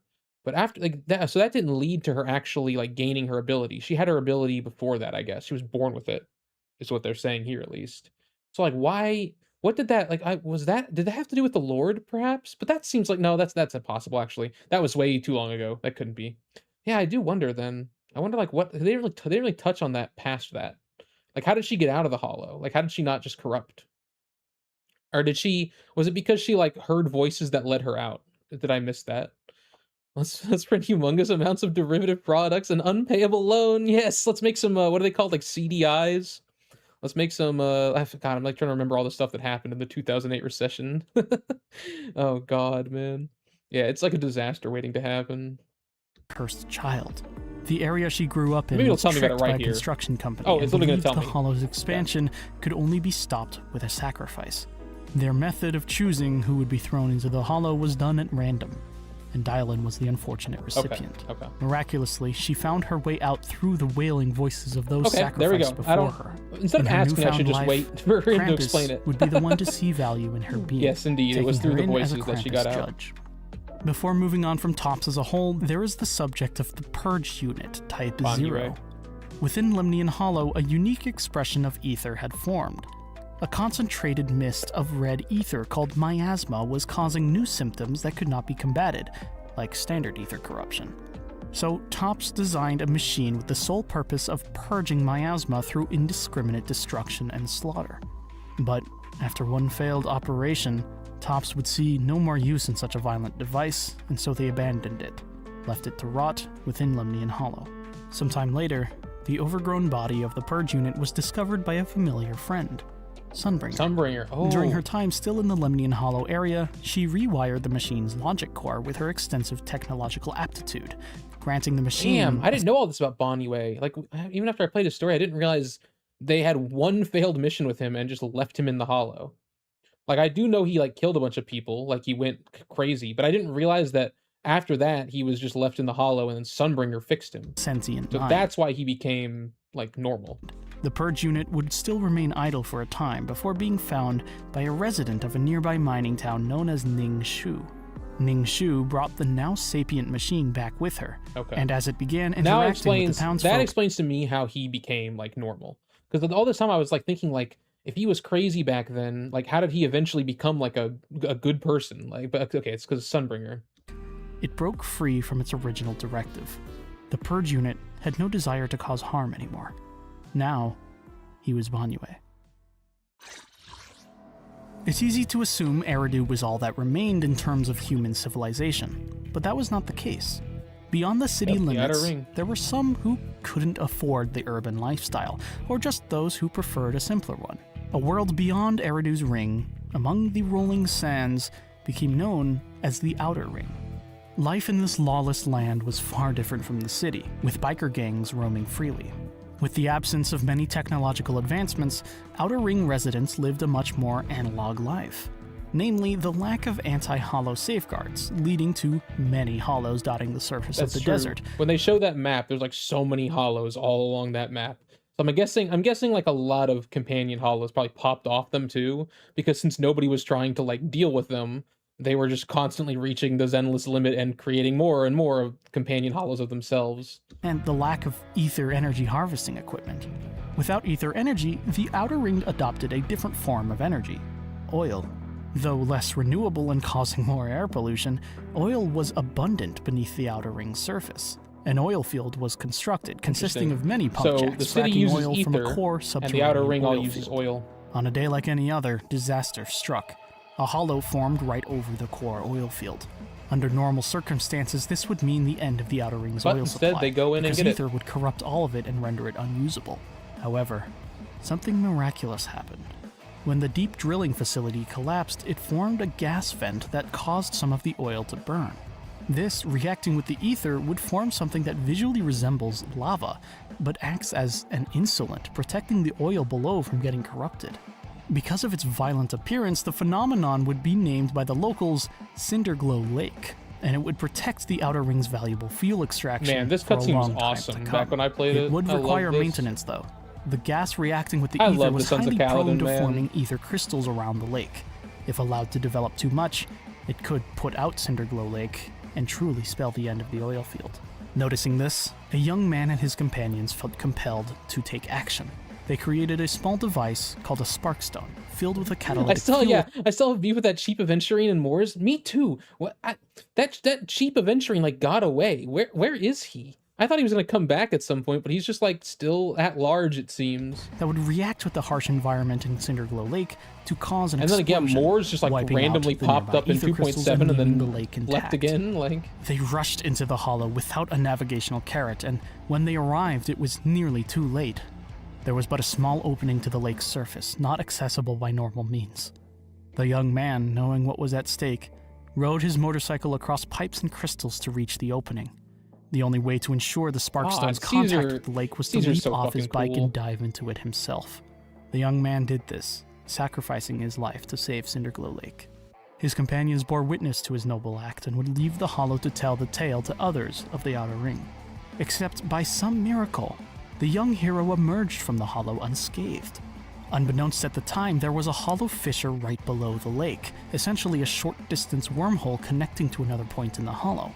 The hero fell through the lake and into the fissure just below it, I'm like about to sending tear up him right now nearby to watching safety. this like silent cutscene. Well, this cutscene made me cry when I watched the first. I'm actually tearing up remembering it. Like Lucy's face when she sees Caesar jump in, dude. Oh God, This was like the best story patch that I remember playing back then. Oh, But as stated, I love the all Sons of of this was Kaladin. unknown at the time. The people could only attribute it to divine intervention. Same. Also back then, it was your first gotcha. I did too. I thought she was gonna be dead. I was like, ZZZ isn't Star Rail. Like they might actually kill characters off. Oh god, and like the music that plays during it. Man would like, go on to it's unite like one of the the best Outer Rings cutscenes in the biker game. gangs under a banner called the Motor League, becoming the first Overlord.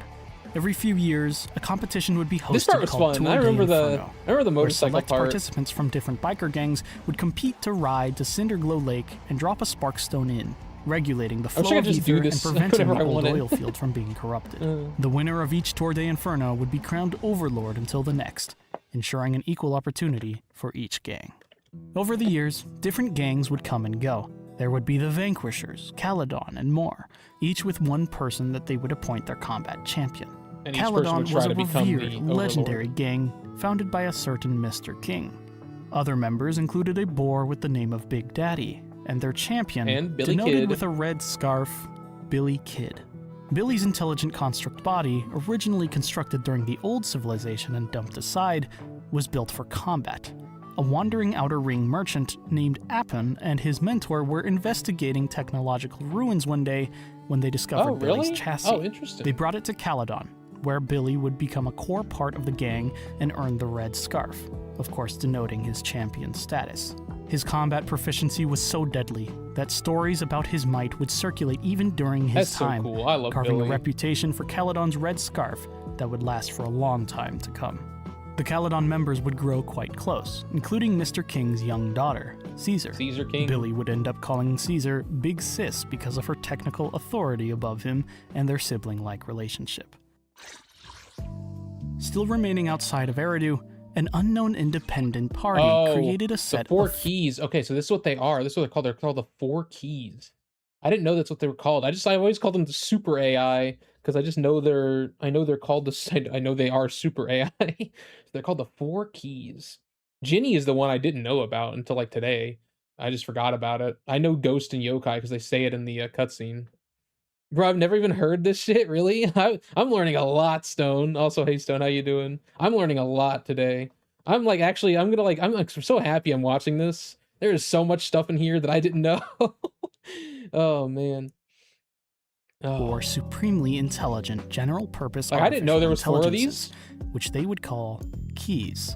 Their names were Ghost, Oh, yeah. Ginny, This part was interesting. I saw this earlier. This is the thing you typed one time, Miro, I think, right? The here lies Phaethon, who in the sun god's chariot fared, and though he failed, even greater he dared. Yokai, and Fairy.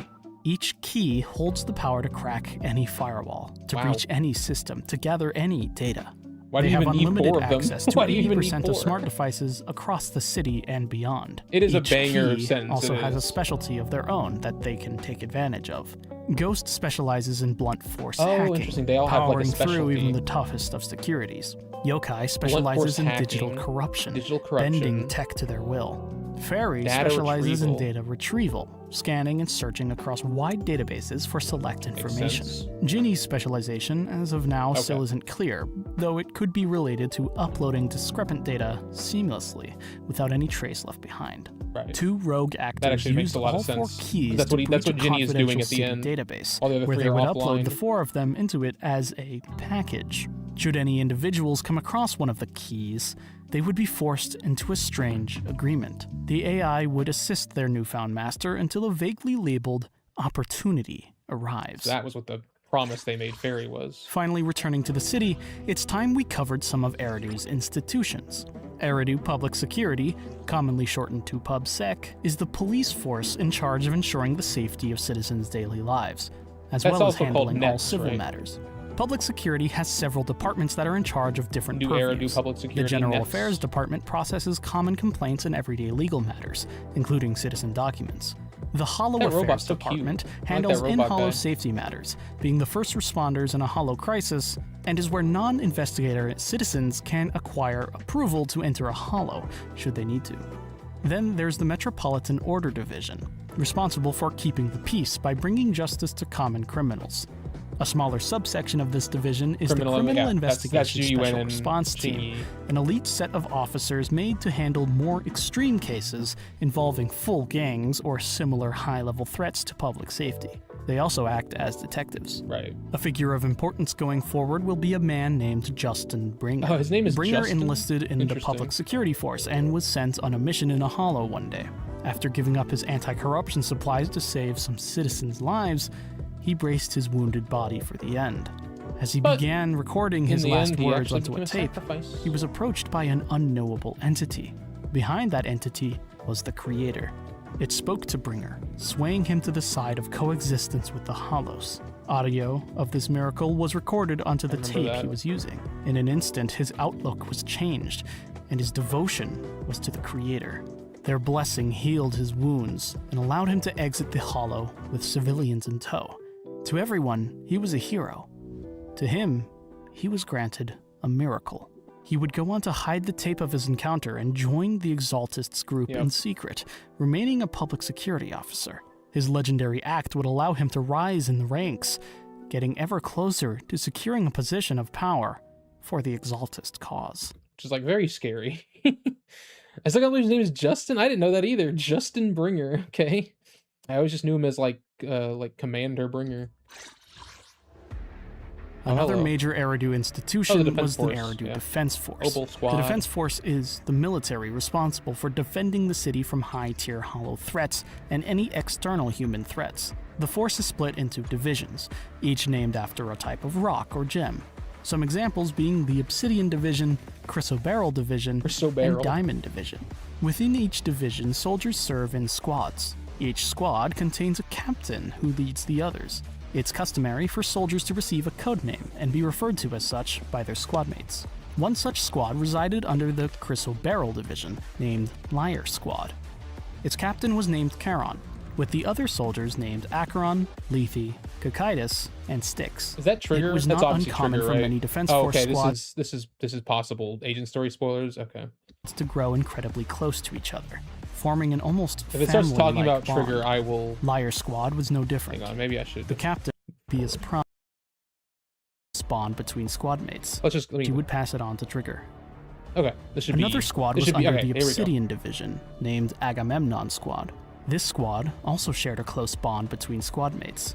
Their captain was named Isolde, and one of the members One of was the best named characters Orpheus, in the game. One of the best codenamed written Magus. villains in the game. The squad's playful attitude The best toward each written other villain in the only game, I should strengthened say. their bond on the battlefield. On the topic of militaristic groups, there were anonymous institutions that Arias. wielded power that could rival that of the Defense Force. The military and adjacent organizations were notorious for ethically dubious projects, I miss you especially so much, ones Isolde. involving Same, intelligent man. constructs. One certain model I'll never forgive under an ZZZ for unknown not letting us organization have her be called playable. the AH0L0 type intelligent tactical construct, also known as the Mirage Archer units, would be one of these projects. These intelligent machines were built for long-range annihilation of targets, using projected 3D copies of themselves to confuse the enemy. During their deployment, they were assisted by an AI assistant. Fairy. Remember the 4 keys? One of them was named Fairy, and by some marvel, a fragment of its operational data was activated by this unknown organization. Killing her is cool no too, though. formal agreement was made, and she would only act as a tactical commander to the I would have AH0L0 M2'd that units. character if she was As Eridu playable, moved for toward sure. the future, however, She's such these a high, Mirage she's such a Archer units high began character to on my lose their list. purpose. The organization would What happened? decommission What made them these start to lose? Mirage H0L0 units. As Oh, Eridu moved right. toward the future, however, these Mirage Archer why would units they weren't began needed to lose their anymore. purpose. The organization would decommission the entire project and leave the constructs in a hollow, where they would remain inactive. Until one day, Within the Arya got Tops woken up Alliance, by, an insurance Cersei provider by the singing. family name Ravenlock This is well, no, had garnered this a isn't. high status This among is just its corporate story, I think, peers. right? The Ravenlock family was like that of a noble family, with myriad heirs, all competing for inheritance of the position of Yeah, I leadership. remember all this. The then leader of the family had just this, a large pool of heirs, many illegitimate. One such illegitimate child bore the name Hugo Vlad Ravenlock. He was born with Sorry, heterochromia. I am tired because I was saying it when I started. I stayed up till 7 a.m. yesterday. I'm well, yeah, I think you knew that, Miro, because I said it in the Discord before I went to sleep. I always, for me, consider an all-nighter to be staying up till 7 AM, like, that's morning, basically, and I haven't done that in, like, at least 2 years. It's crazy that this game has done that to me. The game's, like, brought me back to those times. Oh my Two lord. differently colored eyes, which caused the Ravenlock head And I had to wake up abandon still, like, I Hugo's couldn't commoner mother I couldn't, under the pretense that he I couldn't was just sleep all day, imperfect. so I'm a little tired. His mother would Probably got, blame like, 4 hours Hugo's of sleep or appearance for so. everything, desperately trying to gouge out his aberrant eye. Oh yeah. She would consistently remember wish that. for his death, for another chance with the Ravenlock family in hopes of escaping her current life. In the end, though, she when got Hugo it, had didn't she? aged past his early years, his Yeah. mother would manage to sell him to the Ravenlock family. And There, she he got would off live and under lived his her father's roof, lived her surrounded life, by potential evil as heirs, she is. all ravenous for the throne. All his half-siblings treated him like dirt, save for one, a lavender-haired girl, Serena. Serena wasn't like the others and treated Hugo as a true equal. She was the only light in Hugo's And life. they killed her. The envious siblings saw And he got this the and credit for it. conspired to increase their odds of being chosen to inherit. They would take the life of Serena, then go on to tell their father that Hugo was the one to do it, that Hugo repaid Serena's kindness with blood. Their father didn't vilify Hugo as intended. He praised him. He admired Hugo's ruthlessness and what a cruelty, horrible plan. It the backfired qualities so required for his badly. position. Following this, Hugo would find the ringleader responsible for the act and would nearly beat him to death. After so many years of a pained existence, Hugo would find a way to flee. He ran and ran from his Ravenlock curse until he found a man by the name of Jack. Jack was an aging phantom thief who believed strongly in the morality of his occupation, stealing from the rich as a means of giving back to the poor. Prior Robin to Hood. encountering Hugo, Jack had encountered a similar lost young man by the name of Lycon. Lycon and Hugo would spend their teenage years in the care of Jack, learning to blend with the night to heist, and that every human life is sacred. No one could decide whether a human life should or should not exist. Which I agree with. Judgment would be exacted without death. In 1.6, I was so against Hugo, but then in 1.7, A citizen of I was like, Eridu never named mind. He Horse knows what he's talking Belobog about. would come to found a construction company called Belobog Heavy Damn, Industries. He I'm would hire gonna listen to this because honestly, it's been so long since I played like the chapter 2 story. I gotta remember how like this even went down. the employees Anton Ivanov and Ben Bigger, who would go on to become friends to him. Horse would also have a daughter, Yes, who it's he been would so name long. Koleda Belobog. And honestly, like I remember this chapter being like probably I don't know if it was bad, but it was definitely I think my least favorite chapter in the game. Growing up, So. Koleda would have an adopted sister named Grace Howard, whose parents were close friends of Horse and had lost their lives in a hollow. Belobog Heavy Industries would become well known for their intelligent heavy I liked all the construction Anton machinery, Gurren a Lagann technology stuff, though. developed by Horse himself. He would spend nearly all his time working on what he called the prototype, the very first of Belobog's machines. Early in its production, Horse told his young daughter to give the prototype a name. Koleda would choose the name Jeroy, and from then on, it would be programmed to accomplish anything she would need it to, should she ever call its name. As Koleda grew, Horse would become more and more drowned by work around the company and the prototype. The prototype's immense cost would put him out of a large amount of funds. He would acquire a deal to construct Pioneer's Memorial Plaza, including a monument at the center of it. To the public, it was a major win for Belobog, but on the work site, Horse bore witness to something. Okay, I They were remember this. contracted to build the monument to To hide hide the something. sacrifice. A sacrifice. The Exaltists were the client. Horse wasn't aware of the extent of the sacrifice's danger, but he knew it was enough to warrant action. Through his daughter's objections, I remember they Horse thought that he would like take stole a with bunch him of a large money and sum of ran. money and make for the Memorial Plaza with the prototype. Long after the original Void Hunter Professor RK founded it, Helios Academy Oh, was okay, we're still getting on going that. strong. I don't know anything about Scientific Helios. I want experiments to hear were about this. abundant, many ethically questionable. One such experiment included a young blue-haired girl named Flora. She became a test subject okay. for machine. I better not watch this actually, huh? This is, I assume, Seed.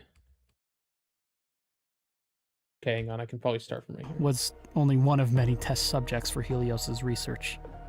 The senior research director, named Carol Arna, had taken in 2 orphaned siblings as students with a high ceiling for growth. Their names were Belle us. and Wise. During their character. time at the academy, Carol Arna would be like a parental figure to the 2 siblings. Their primary field of study was hollow exploration. More specifically, they would follow in the footsteps I of was the saying Void earlier, Hunter they Joyous seem like and learn Joyous. the path of the proxy. They I would make want- two I friends that want they to would get take a freaky picture with with, Carol. though they would part ways eventually. Oh, Miro. The siblings' hollow how many is intuition that now grew, that you want to being get able to freaky manually with? extrapolate carrot maps from observational data. I respect At the it. academy, they were also Professor Arna's test subjects for her own technology, the Hollow HDD. Deep Dive System, also known as the HDD. Bell and Wise had ocular implants installed into their eyes that would allow them to use the HDD to enter a hollow through a Bang Boo's perspective, while remaining outside the hollow. This Bang Boo would become a close companion to the two, and its name would be EOS. With all the Technology smart for peeps, transmitting yeah. information That's fair. between a hollow and the outside world always required a significant delay. What Arna had managed was near instantaneous data transfer. pretty The crazy. HDD No signal wonder we were the expanded best to proxy. adjacent devices too, meaning as long as Bell or Wise had a means of connection, say a cell phone, that near instantaneous transfer was possible. These ocular implants had much more beneath their surface than what initially seemed clear. For one, they massively reduced the siblings' natural aptitude for ether, causing them to corrupt faster in a hollow environment, making the Bang Boo even more necessary. But the implants stored power far beyond even this. That is because their power stems from a familiar source, the Creator. The very same source as the Void Hunter's weapons. The full extent of the implant's capabilities is still not clear. I'm excited to play 3.0 and find Carol out a little Arna more was about close it. friends with the mayor of Eridu at the time, Mayor Mayflower. Mayflower was privy to knowledge about Bell and Wise's ocular implants and the power they held. It's possible he was even privy to their source, and how Professor Arna I think it acquired probably was. The It true probably extent was. of Arna's actions remains unknown. He does talk It's about it a clear little bit that she, at the end of at one 2.5. point, worked alongside the Exaltists. Yeah, with Not Sarah. as an Exaltist, but as a partner. Whatever the specifics were, a grand plan was in play. Carol Arna realized she must play a part. Bell and Wise were to be the future. They were to be the final legacy of Helios Academy. I still think she was doing this to Carol like Arna, to along secure with the the future. Exaltists, would bring an event that would change everything. Damn. This video is really good. This video is like insanely good. I didn't know like the production quality would be so high on it. God damn. I feel like we just got past like part 1 almost.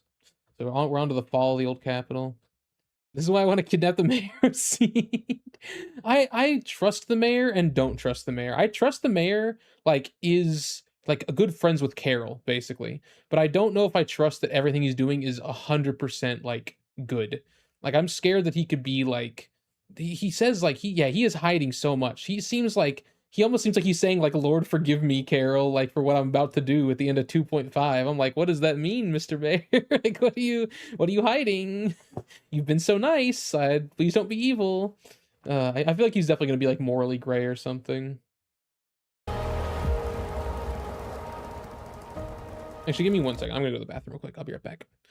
This video is really good. We're not even an hour in either. I think we'll be fine on time, to be honest. Like 2 hours. Oh, okay. Actually, no. Okay, I keep pausing, so I'll probably finish it around like 10:15. So I'll have like 45 minutes to fill with like I'll just play ZZ or something, or maybe we'll look up more lore stuff. I don't know. All right, I'll be right back.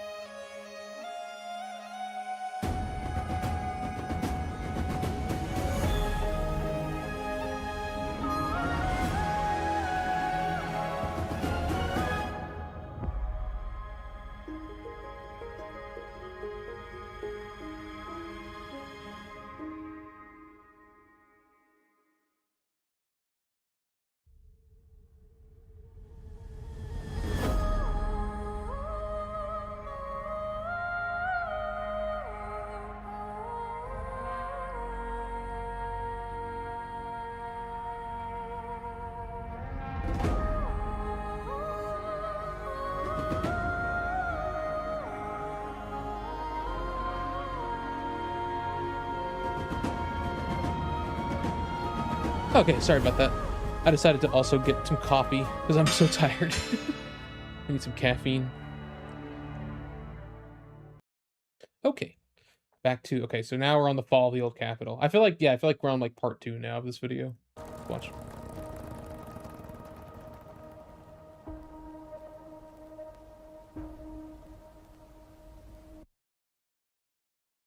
Many, many factors contributed to the disaster that occurred on this day.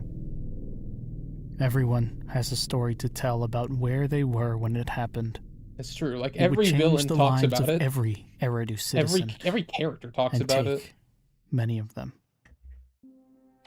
On this forsaken day, Hollow Zero began rapidly I just expanding. realized all these experience chapters, they're experiences in the fall of the old capital. Okay, interesting.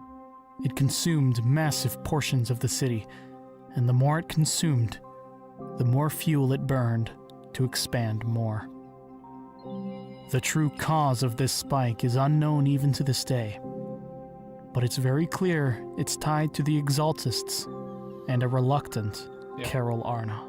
I still think she did it Though for a not good confirmed, cause. it's also very likely that the TOPS Alliance held a hand due to many connections between TOPS subsidiaries and the Exaltists. Those at the top had much leverage to gain from being the heroes who helped the people following a terrible disaster. Much of Eridu became engulfed in the Hollow, and this event would go on to be called the Fall of the Old Capital. So is the cutscene When where Hollow Wise Zero and Bell are began talking expanding, that? Helios Academy would be consumed. And maybe it is. Carol Arna saved Bell and Wise, along with Eos and the HDD, safely getting them out of the academy. But the siblings would bear witness to something. Before leaving, massive white and gold hands emerged from all around I remember this, and took their teacher away. These hands would turn out to originate from an Exaltist Creator, right? sacrifice, and was very likely known to Arna.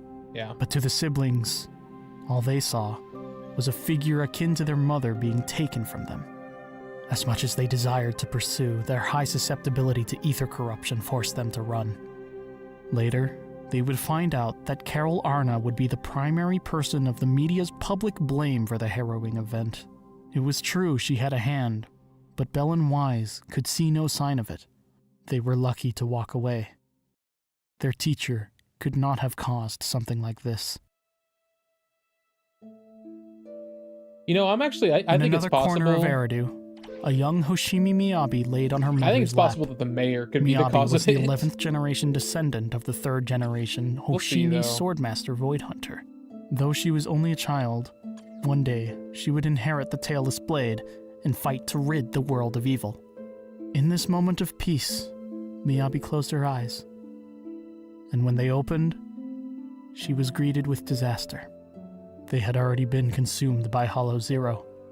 Her mother had done everything to protect her, but even she had her limits. She was corrupting into an ethereal. To ensure she couldn't become a threat to her daughter, she handed Miyabi the tailless blade She had her kill her. and drove it through herself.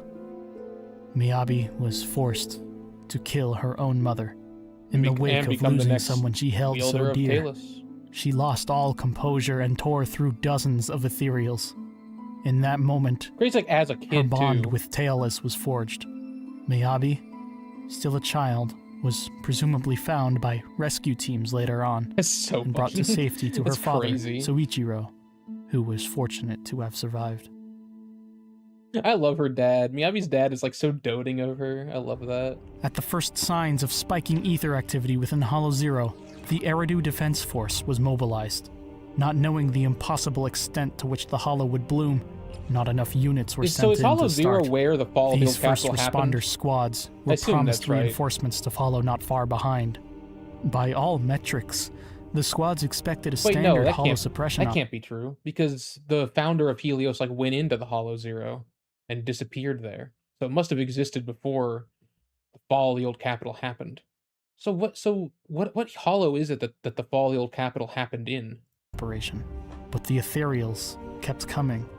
The Hollow kept expanding. Defense Force leadership realized too late the severity of the situation and was forced to make the cruel decision to cut their losses and pull back the reinforcements, leaving the deployed squads to die. Yep. One of the Reasonable initial crash squads out was from the Liar Squad of Chris O'Barrel Division. Reasonable crash out from Charon, Isolde. Acheron, Lethe, Styx, Cocytus, and Trigger fought hard on the front line, clearing after line, watching, knowing this was Trigger's only chance. Alpha. The Agamemnon Squad of Obsidian Division would be deployed. Their orders were to defend a train track vital for civilian evacuation. But in reality, like every other squad deployed, actually just they could only stand for so Saloon. long against the torrent. Captain Isolde and Magus watched their squad mates die as they were slowly overrun. Even after requesting backup numerous times, the Defense Force sent nobody. Magus, gravely injured, was slowly losing consciousness. Isolde ordered her to retreat and save her life, but she couldn't bear to leave the civilian escape route. That's when a hero appeared. I think so. Okay, Hollow Zero just expanded that much. Oh, okay. So like Hollow Zero used to be a kind of a normal Hollow. It just was the first one. That's why it's called that. But when the fall of the old capital happened, it just expanded so much. It just engulfed the entire old capital, basically. Is that what you're saying? Okay, that's crazy. I guess it makes sense why it's so big. So when that guy went into Hollow Zero to explore it, when the professor, it was like much smaller at that time. Now it's like this insane huge Hollow. High Preceptor of Yunque Summit and Qingming Swordkeeper, Yi Zhang. She mobilized Yunque Summit to aid in the fight. With Yi Zhang taking over, Isolde would retreat with Magus's near-death body to safety. Neither would emerge from this incident the same. No, they wouldn't. One is a gun, and the other one became a mass murderer. Yi Zhang and the Yunque Summit disciples were summoned to Hollow Zero to aid the military's efforts and protect Top's assets. The many disciples fought their hardest, putting everything into saving as many people as they could. But, like many, fucking hate it Tops, was only man. a matter of time before they were Evil. overrun. Every single disciple lost their life. Yi Xuan arrived to the Hollow late to see that only her sister still stood.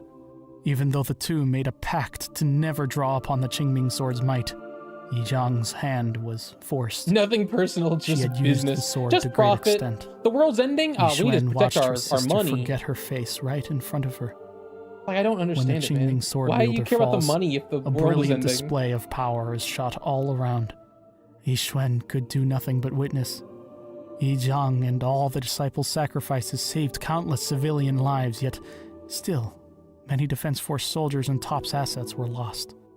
Yi Xuan safely retrieved the sword and returned to Yunque Summit. With so little remaining, the sect would almost die out entirely. The Qingming sword would wait to pick a new wielder. Yes, Shuang Guang. Hollow Zero well surpassed the Zenless limit required for companion hollow formation. Yeah, A companion all my puts hollow on the S&P formed at a 500 are secluded gonna go tiger crazy. Thyran village in the mountains, the only home of their breed. All they care When about. Yunque Summit mobilized, a separate group of disciples were sent to the village. 98% of the tiger Thyran Oh, population this must was be wiped out Jufufu's before story, they I'm arrived. assuming. The majority of the survivors being the one among back. Zero began expanding. Its already existing Wow, apparently major companion 98% of hollows the felt the tiger effects too. Thyran population was wiped Lemnian out. Hollow would Insane. expand and consume the nearby mining town that had taken in Banyue. Being the most capable, it was down to him to save the lives of those he could. Except because of the nature of Lemnian Hollow's miasma-filled environment and Banyue's former life as a miasma eradication machine, he was sensitive to the conditions, and his rational mind realized at a glance that most of the town's inhabitants were already beyond saving. Oh, okay. All he could do This is was where everyone was honor the dying everyone was so wishes of mad at him 3 because they thought he people. was leaving them behind. The first was Ning Shu, the one who found Banyue in the Hollow. She only asked that her brother, Ning Chen, could grow up safe. And then he saved him. Banyue would ensure he survived the disaster. The other wish came from 2 parents. They were explorers living in the town who knew a Yes, small and her amount of brother. mystic arts. Yes, Shuang Using Guang them, and yes, they cast a Yuan. shielding technique to protect their son and daughter from the miasma. They asked that Banyue save their lives and allow them to grow up in the world. Banyue would ensure they survived the disaster. The siblings' names were Yesher Yuan and Yesheng Guang.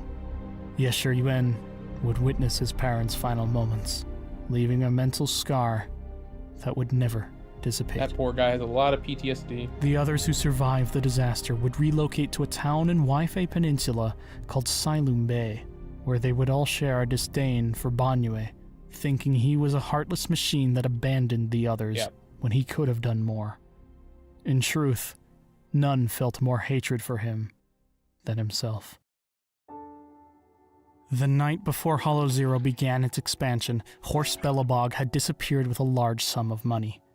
Oh Using wait, this happened the night before the fall of the old capital? Oh, I didn't know that. He paid off all that was owed for the Belobog prototype's development. Then, disaster struck. Pioneer's Memorial Plaza was consumed by Hollow Zero. Using the prototype's strength and through Exaltist resistance, Horst would seal what he discovered within the monument at the plaza. A sacrifice. As the prototype recorded the audio in the cockpit, an Exaltist would hold Horst at gunpoint. Horst's last question of what was truly in the monument yielded the Exaltist's answer of a sacrifice. After this, he was executed. Yeah. To the public and to his daughter, Horst had seemingly disappeared and embezzled company funds. He had told none of the truth.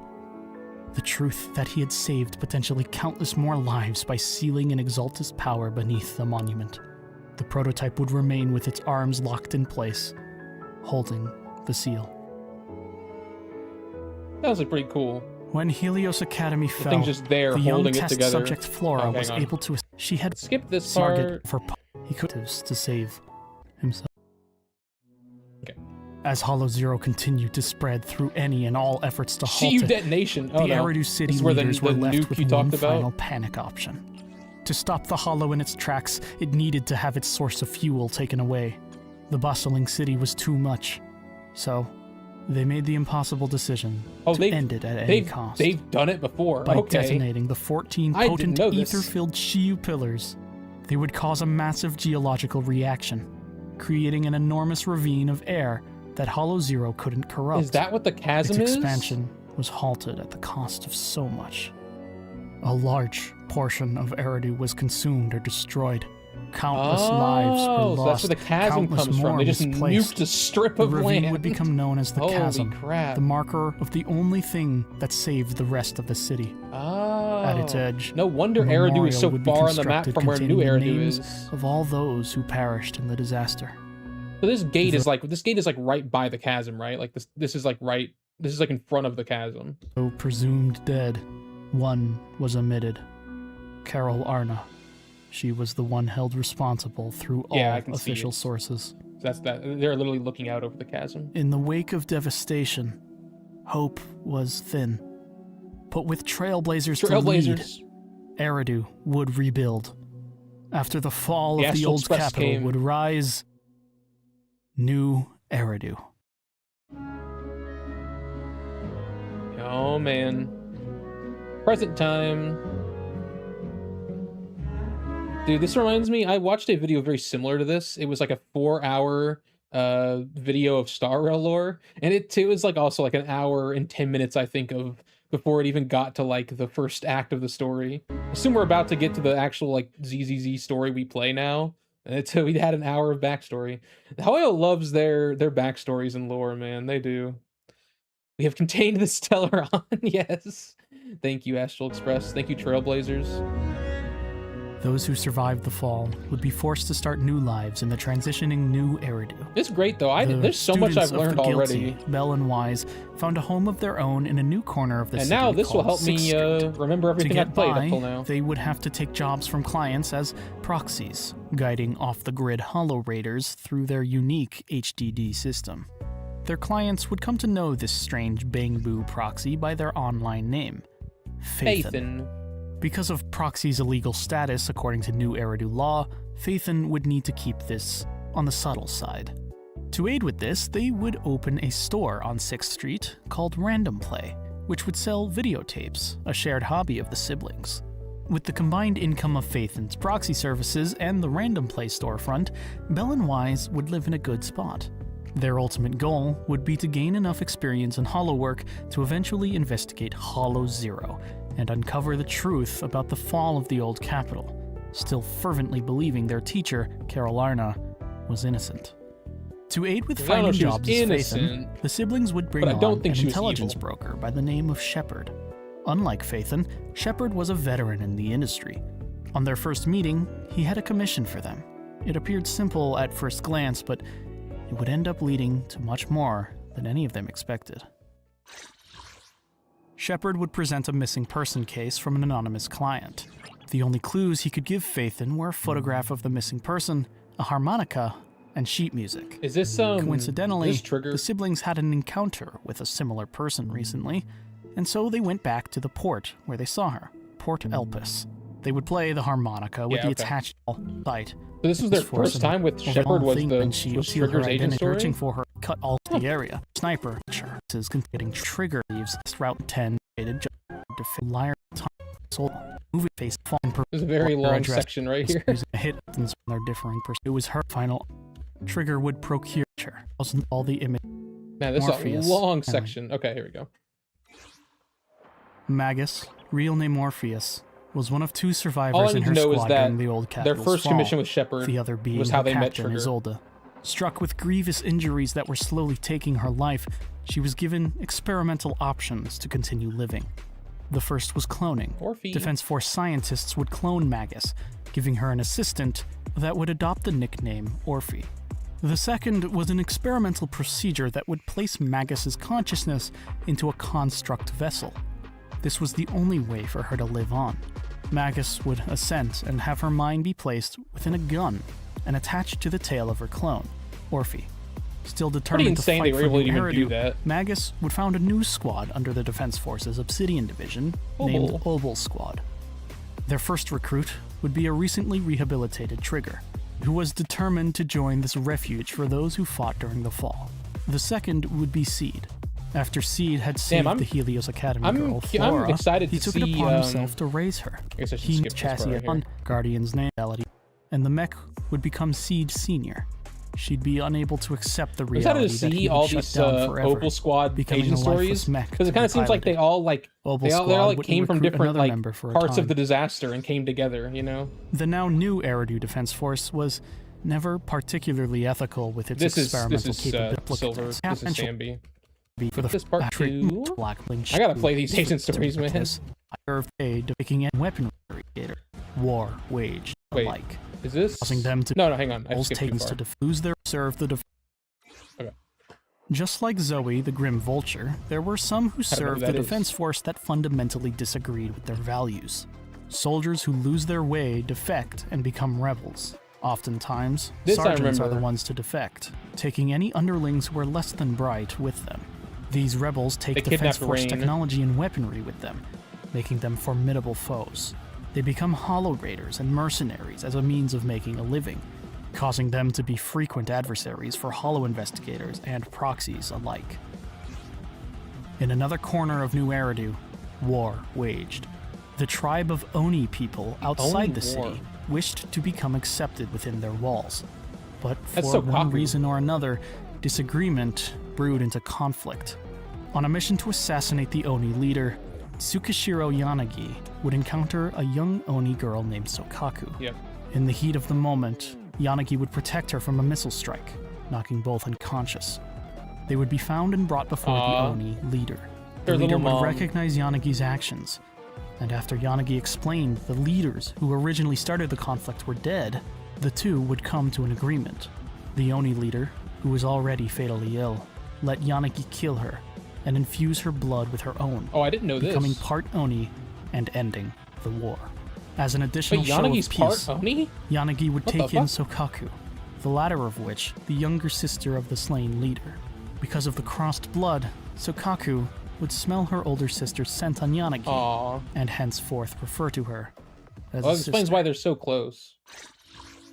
Before the fall of the old capital, I want to skip this because I don't want to spoil this. I hear this story is like really good, so I don't want to. Suggested to use her representative from the Defense Force liberate on a Defense Force and Eridu begin to HSO. YUN part of the 6th generation HSO, Harumation Department, with outstanding merit, and join Hand HSO. Also attending the Public Security Academy were the 11th generation Hoshimi Miyabi and civilian Ju Yuen. They would be part of the same class, becoming friends. But when it came time to graduate... It seems like it might have been smarter to play the agent stories before watching this, but it's okay. When I go into the agent stories, I'll lock in and get all the lore just from them. But if I need to, I'll go back and watch these sections I'm skipping on my own time. Kyuyuan would go to public security and Miyabi to HSO. One day, a hollow named Argos Hollow in New Eridu began rapidly expanding, I just watched this threatening a portion of the city. The Defense Force and HSO were deployed to deal with the situation. 4 parties would deliberate on a plan of action. 2 representatives from HSO, one of which being Asaba Harumasa, a representative from the TOPS Alliance, a representative from the Defense Force, being Tsukishiro Yanagi, and a secret weapon, Hoshimi Miyabi. The high and mighty TOPS representative suggested detonating a Shiyu pillar to stop the Hollow's expansion. Miyabi instead suggested to use herself. Argos Hollow housed a massive ethereal called Lerna.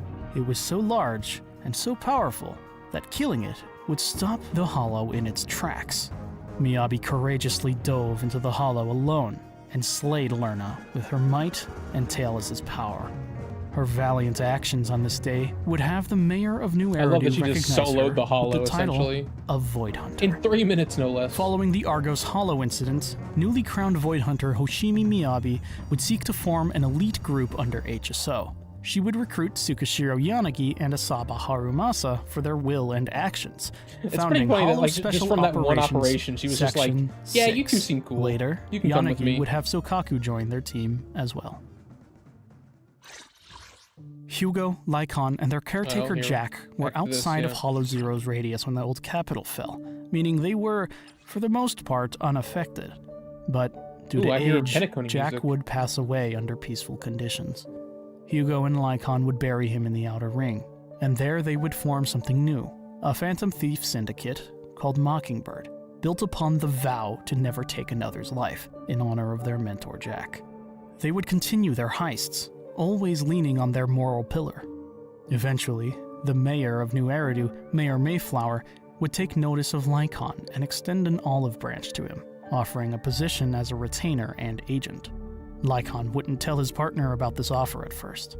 That's when an incident occurred. Hugo infiltrated the Ravenlock Manor where his father resided, fully intending to take his life with his own hands, thereby breaking his vow with Lycon.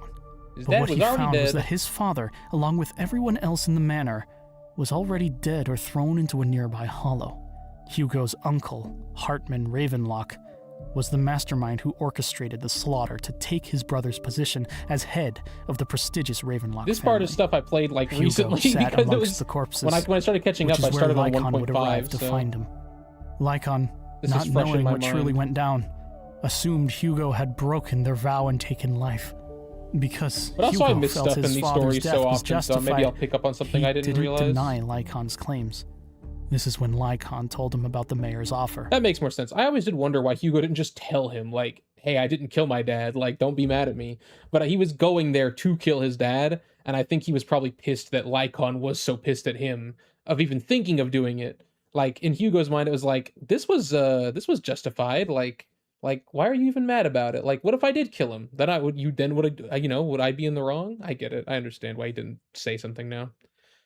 I didn't know you started from this? Yeah, okay, I'm trying to remember. So the day that the teaser came out, it was like one day later, I decided to get back into this game. Like I'd always said I was going to if REMIELLE came out, and she did. And so like it took me like a day of like tossing it around in my brain, like, am I gonna do this? Like I got 12 story patches to catch up on. I have a lot of stuff, and I was like, no, I gotta do it. Like I've been waiting for REMIELLE for so long. And I did, and like where I ended before was 1.4. I stopped after 1.4 and then I got out again. So I started from 1.5, like I guess like 2 days after the teaser came out, and then in the next 7 weeks I just played through everything. I barely managed to catch up before 3.0 came out. And that he was going to take it. To Hugo, which 1.5 is the like Astra Evelyn patch. To go from fighting against those at the top through Mockingbird's Robin Hood style, to joining them outright. Lycon would rush to the hollow outside the manor to save the people caught in Hartman's chaos. I played this story like 6 weeks ago. But in the process, he would sustain grievous injuries, losing an eye and both his legs. Wait, hang on, what? After Lycon would rush Mockingbird's... This was betrayal, and that he was Lycon's claims. I was talking. This is when Lycon told him about the mayor's offer, and that he was going to take it. To Hugo, this was betrayal. To go from fighting against those at the top through Mockingbird's Robin Hood style, to joining them outright. He Lycon might would not have rush been to the wrong, hollow 'cause for all we outside the know- manor to save the people caught in Hartman's chaos, but in the process he would sustain grievous injuries, losing an eye and both his Wait, Hartman's really? chaos. That's how See, I didn't remember this. I didn't know that's how Lycon lost his legs and eye. He did it trying to save the Ravenlocks. Lycon would rush to the hollow outside the manor to save the people caught in Hartman's chaos, but in the process he would sustain grievous Okay, I did not know injuries, that. losing an eye and both his He legs. literally lost his legs and eye right after he, quote, betrayed Hugo. Huh. I didn't know that. Okay, interesting. After It was being trying brought to in by the save the mayor, he would Ravenlocks have that were all prosthetic getting legs killed by installed. Hartman. Hugo would go on to continue his work as a Mockingbird Phantom Thief alone. Hartman Ravenlock, after taking power in the Here it Ravenlock is. family, Yeah, see, I knew we had seen him before. There's Edmund in the back. Okay, I knew we had seen him before. Yes, he was at the auction. Okay. would begin trying to regain the favor within Tops that his brother had lost. To retain his noble status, he would resort to the lowest of things. He would become the buyer and investor for Twiggy's Silver Company revival, purchasing the harvested organs she produced. Wait, what? Twiggy, he would resort the favor with Locke. After taking power in the Ravenlock family, would begin trying to regain the favor within Tops that his brother had lost.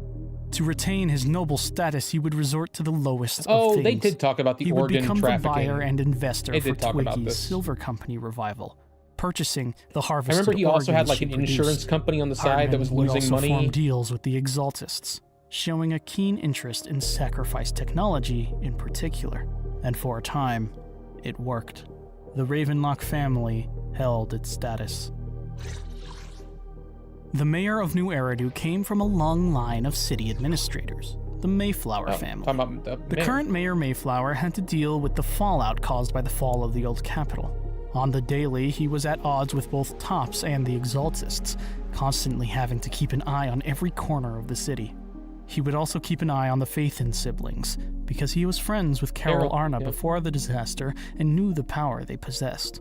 He knew it was power enough to change all of New Eridu. One of his forms of intelligence gathering was Victoria Housekeeping, a group founded with Lycon. True to their name, they would act as housekeepers, but ultimately, they were secret intelligence agents for the mayor. This group would also recruit a maid with similar combat talents by the name of Alexandrina Sebastian, shortened to Rena. Rena, yep. While New Eridu's music industry sounds This is where I unimportant, started, like, it turns 6 out to weeks be ago. of great importance. A man of pure talent and passion known as Joran de Winter would steal the hearts of many a fan during his time. He was signed with a record label called Fugue for a majority of his career. Around the time New Eridu was Fugue? rising, Star Rail a reference? new indie label had just started up called Odeon. They persuaded De Winter to sign with them, offering greater creative freedom compared to Fugue. He would agree, and not long after, Odeon would get That's a bought by shame. Topps' High Ambitions Entertainment, Here's renaming some it creative to freedom. Odeon Hey. Haha, just kidding. You're now in Fugue, Tops. unhappy with De Winter's betrayal, would get into legal scuffles with Odium. The pressure from both labels weighed down on De Winter the most, forcing him to no longer perform concerts or engage with his passion. Over It's time, actually the Odeon. stress drained him, and he would take What did his she- own what did passion they say, De Winter the Odeon? most. Falls with Odium, unhappy with De Winter, renaming Oh it yeah, it says Odeon, Odeon. would get Yeah, bought you're by right. Topps' But then later High he says it Ambitions right. Entertainment, Odium. renaming it to Odium Hey. Yeah, okay, interesting. Fugue, You said it unhappy wrong with one De time. Winter's betrayal, would get into legal scuffles with Odium. The pressure from both labels weighed down on De Winter the most, And then he forcing ended him up to no longer perform taking his life, concerts or unfortunately. engage with his passion. Over time, the stress drained him, and he would take his own life. His wife, Tessa De Winter, would be hurt most of all, blaming it solely on Odium and Fugue and swearing to exact revenge one day. During the fall of the old capital, a young girl was saved by brave Hollow investigators who would sacrifice their lives to give her a chance to live. That girl, Astra Yao, Yep. would hear a song over the shelter's speakers that belonged to Joran de Winter. She was struck with a feeling and realization in that moment that music was a powerful thing I don't think that I knew could this about connect her. people's hearts. While De Winter was still alive, Astra Yao would witness a live performance know from this. him and would have that realization confirmed further. She would make it her life's She goal wanted to find that be record. just like him, to connect people's hearts But I didn't know through she was music. like saved from a hollow like Astra that. Yao would grow up and become a renowned singer, with her first album being Stars of Lyra. And she I just would realized how sign many with record unnecessary label info of Odeon Zenless I Head. remember. She would also dabble in That's, acting. I mean, I get it, man. Early in her career, Once you learn it, she it would feels like it become kind of gets acquainted stuck with in your another brain. music idol named That's how I am with Cersei. Star Rail. A spy by the name of Evelyn Chevalier would garner a reputation within her organization for being ruthless and efficient. Kept changing names. One day, she would get assigned a job from a client within the music industry, Fugue. They wanted her to spy on Astra Yao. She was to infiltrate by becoming her personal bodyguard, relaying information to them as she went deeper. But for the first time in her life, she experienced a sense of warmness from being with Astra. She saw and experienced her kindness, her sincerity. The light in Evelyn's eyes would show when laying her sight on I remember Astra. this, yeah. She at would the end cut of her the trailer. ties to Fugue and to her spy agency to become her bodyguard for real. Ah, that's so cute when the light comes back in her eyes. In the hollow where a rogue militant group had disposed of their Arya, yeah. AH-0L0 Mirage archer units, a wandering hollow raider would pass by the inactive constructs while listening to a song by a well-known and revered artist named Cersei. Her singing woke one of the constructs from slumber, the voice imprinted upon its ears. The words and cadence struck a chord with the construct, awakening it emotionally as well, teaching it that a voice could bring hope and draw people into delusions. It would find its way out of the hollow and into And it would also- Eridu, where it would begin to live as an intelligent construct Also come into contact named with Barry. Arya. She would learn to tune her singing voice to sound identical to Cersei's as a way to express her deep adoration for her. After the old capital fell, Cersei would lose her ability to sing. The disaster had inflicted her with PTSD, taking away the spark in her to perform. Her music agency would need her to return to the public, though, citing her voice as a means for people to feel hope again after tragedy. It said Eridu, so I'm Cersei assuming couldn't this bring is... herself to perform the songs she Hang on, let me go back. and It just Ida said it about the PTSD. would lose her ability to sing adoration for her. After the old capital Okay, fell, it was after the old capital Cersei fell. would lose her ability to sing. The disaster had inflicted her with PTSD. The lady said, see what taking Eridu away has the become, but I guess spark she in means her new to Eridu. perform. Her music Like, agency see- would need see her what to Eridu return has to the become, public, as though, in see as- how citing it's her become voice new as Eridu. a means for people to feel hope again after tragedy. But Cersei couldn't bring herself to perform the songs she was writing. So her agency dug until they managed to overhear Arya singing one day in a voice identical to Cersei's. Arya would be brought in to secretly perform Cersei's final songs before the music artist would ultimately retire due to her condition. A fact the public would I kind of never love know. that she Cersei would be grateful. She for retired Arya, more to but like when her help agency Arya offered become her own compensation, person. it would be turned down. Arya was simply joyed to have helped.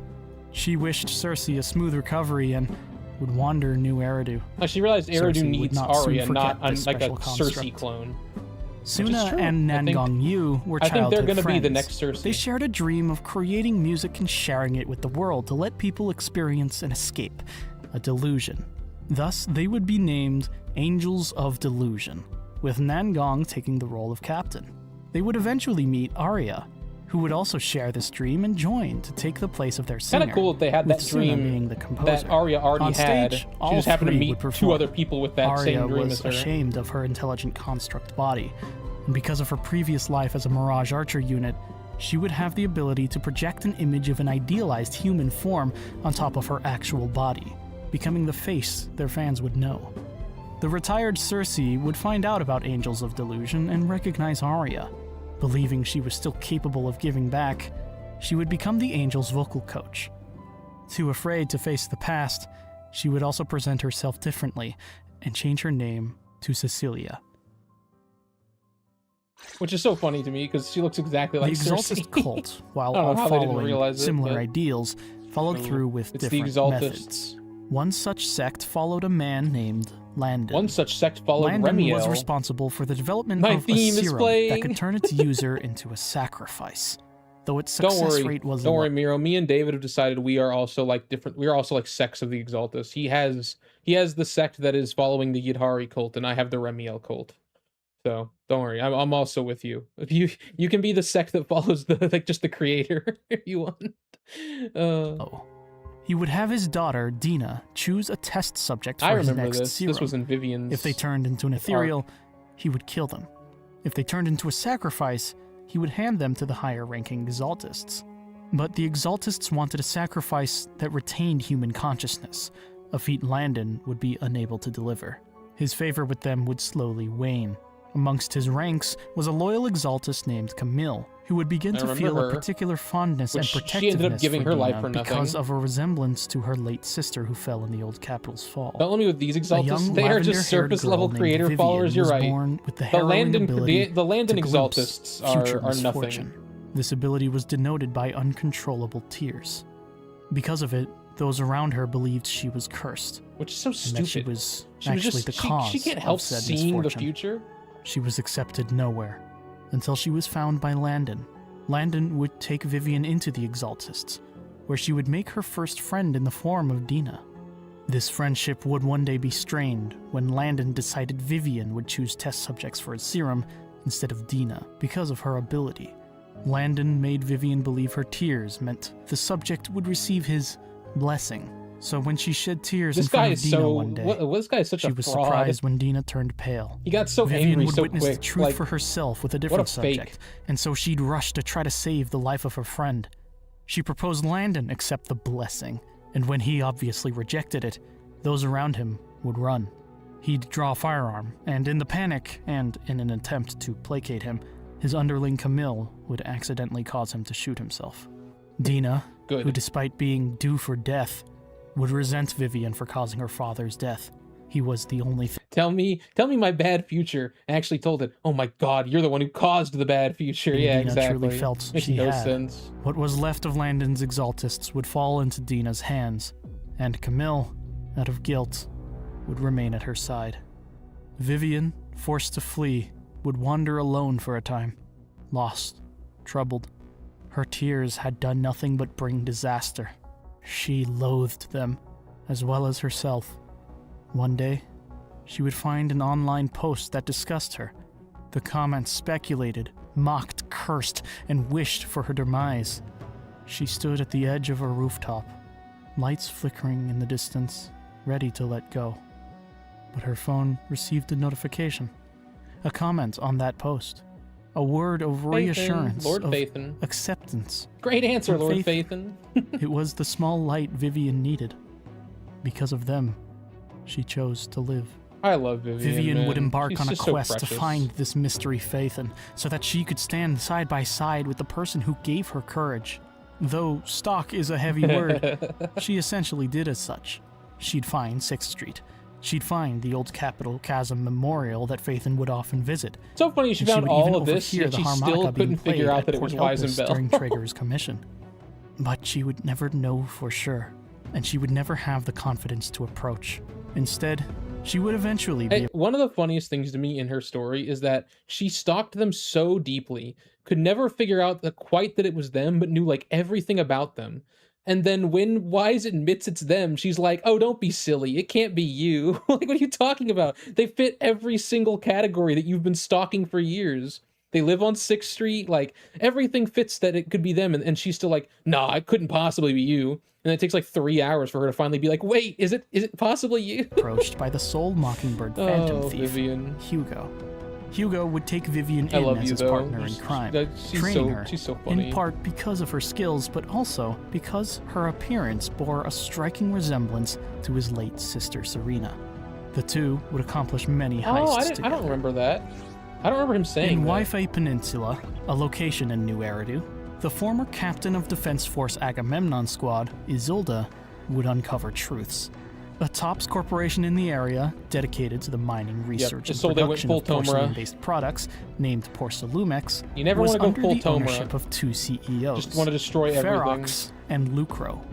Isolde would find evidence that during the old capital's fall, the convoys her squad protected under the assumption they housed civilians were actually filled with Porcelumex assets.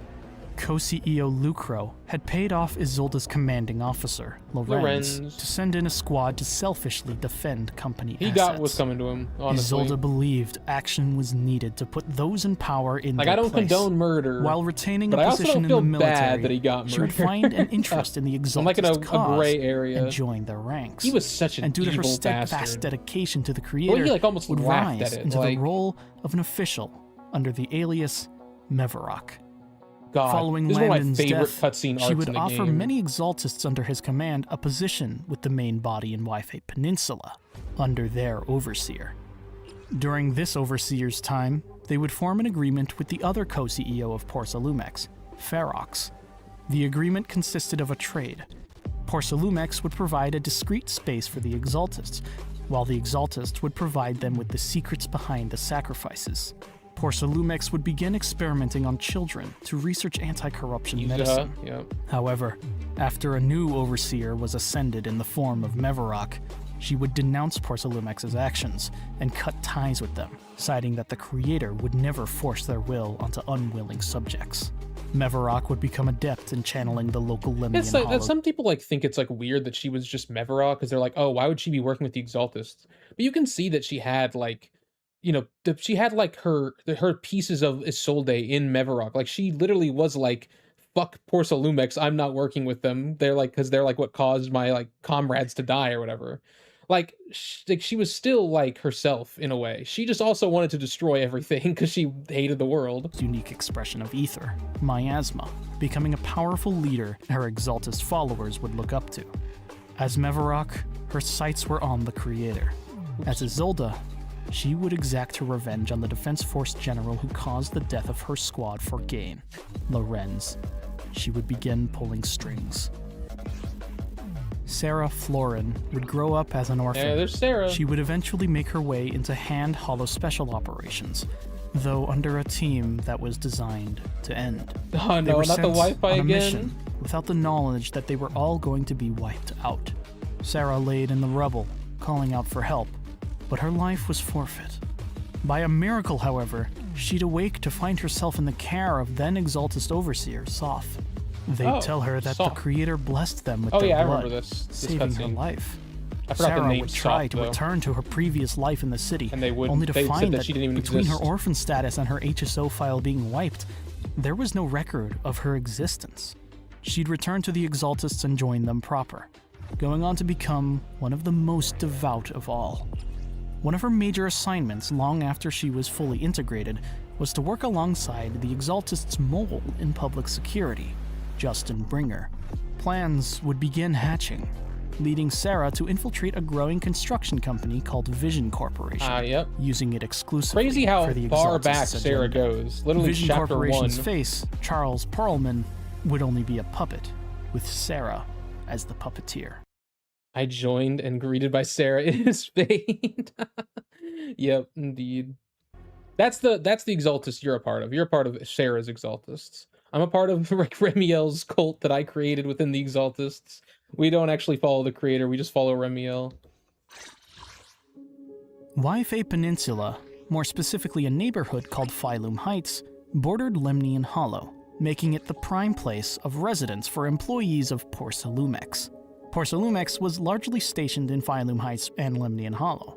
Within the Hollow, co-CEO Ferox made a deal with the Exaltists to acquire sacrifice-related technology. He'd use this to experiment on captured children, to research means of increasing the potency of porcelain in the body, in a program I love this shot so much. I love the black and white with the only red being Yuzuha. I love when they do that in anything. Persona does it a lot, where it's a lot of black and white, and then there's just a brief flash of red. It kind of symbolizes hope in a way. I love it. Called Project New Leaf. He'd keep subjects within confined rooms situated in the Hollow, pumping in purified air and injecting them with regular anti-corruption doses. Even with these measures, all subjects would eventually lose their lives to excessively prolonged ether exposure. It's kind of crazy that she just lived for so long in the Hollow. On their bodies. All subjects but one, a red-haired girl named Yuzuha. Her blood possessed exemplary antibodies that Ferox could use for his profit. Yuzuha would be a tricky one, finding her own joy by navigating the facility through an opening in the ventilation system. One day, Porcelumex was giving a tour of their science facility to visitors. Among the visitors were two special guests from the Timefield family. This The part made family me so responsible sad. for the primary anti-corruption medicine used citywide, owning the rights to it. The guests were the head of the family, Lionel Timefield, and his daughter, Alice. Yuzuha would notice them when crawling through the ventilation, picking up a hairpin dropped by Alice. However, what she didn't realize was that she was given a larger dose of medicine earlier than she's used to, which caused her to pass Fall out in the asleep. duct. It's After crazy. concluding the tour, Imagine you go back Alice into the would notice factory her and you look missing into the hairpin. grate and you just see a Lionel child. would tell Alice to return home with her grandfather, and that he'd catch up after finding it. But when returning to the facility in search of the hairpin, he would find Yuzuha. Without even thinking, Lionel knew he had to save her. Porcelumic's security would catch on quick and give chase. Arriving at a sewer, Lionel instructed Yuzuha to hold onto a wooden plank and follow the water's current, knowing it would lead outside the hollow no matter what. Yuzuha's life would be saved, but in order to ensure her safe and unknown exit, Lionel would be killed. Alice would spend the rest of her years without her father, and her grandfather would be forced to take over as family head. After drifting across the water, Yuzuha would find herself washed up on the shore of Waifei Peninsula's Siloom Bay. After wandering to Phylum Heights, she would be fortunate enough to be taken in and adopted by a noble shop owner. She'd be able to live a proper life in the neighborhood, saving a tanuki We named never meet her Kaminosuke uncle, that do she'd we? form Or, an like, inseparable bond adoptive with. dad. She'd join an online internet forum dedicated to sharing mysterious ghost stories called Spook Shack. And she'd attend a school where she would become friends with a man named Komano Manato. Also settling in Waifei Peninsula was Banyue. During the fall of the old capital, survivors watched him seemingly abandon people he could have saved. In truth, his algorithms marked them as already beyond saving, so he would only end up taking Yeshur Yuan and Yesheng Guang out of the hollow to uphold Which he their did. parents' I mean, wishes. he got them Still, out. he could not as they shake his asked. guilt. He would make an acquaintance of Too bad, Yunquei 'cause he Summit really High did, like, Preceptor try his Yishuan, best. who would suggest to him that he should open a martial arts school. Banyue went forward with the idea because of his existing martial prowess. He'd teach the Ye siblings for a time before eventually having them join Yunquei Summit under Yishuan's guidance. Banyue would one day take in a student at his school that expected him to forget his identity.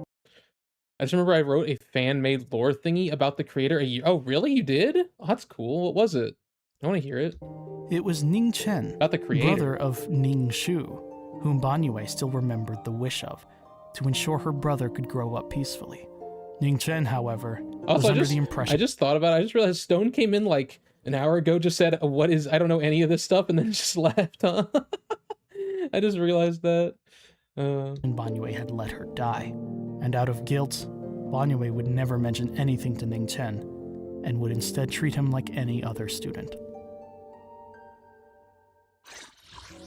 Following 12th generation High Preceptor Yizhang's death I at the love the hands art of the on this- Qingming on this sword during scene. the old capital's fall, her sister Yishuan would take her position, and the sword would wait to choose its next wielder.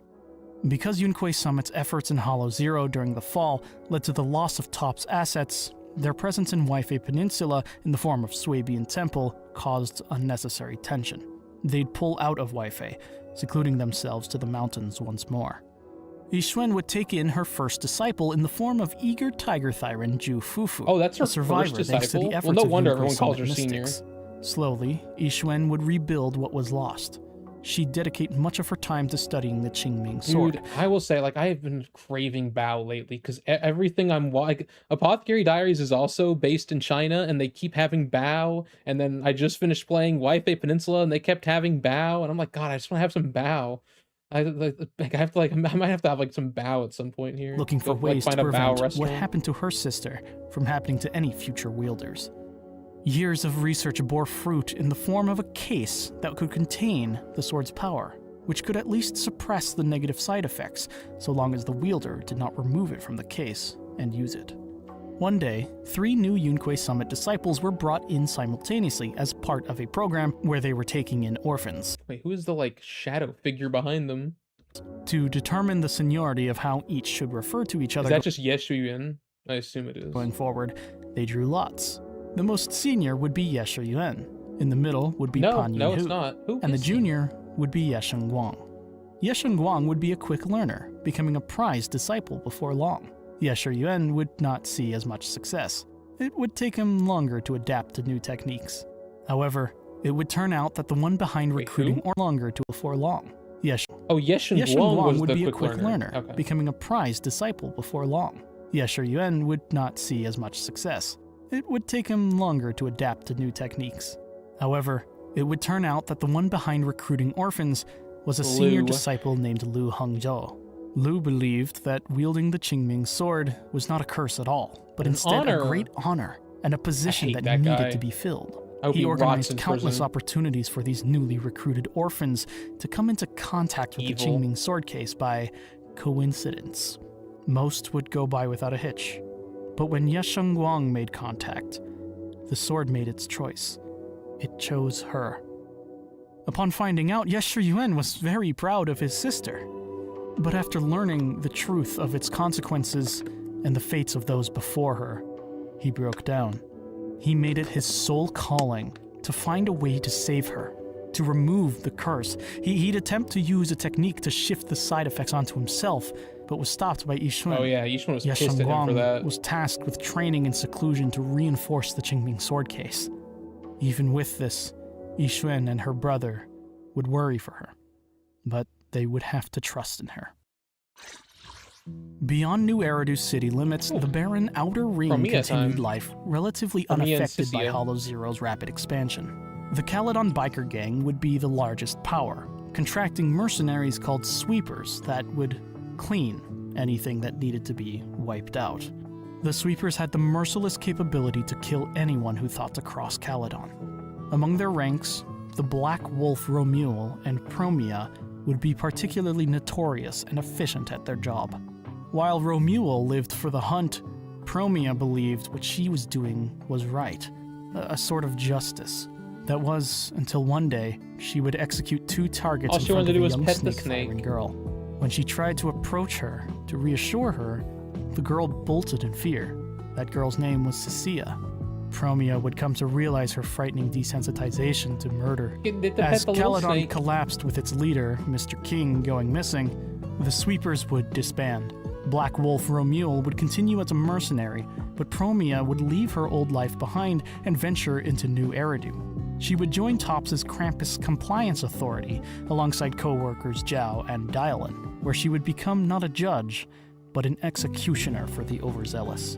In the power vacuum created by Caledon's absence, a new biker gang would dominate the Tour de Inferno circuit and take the position of Outer Ring Overlord.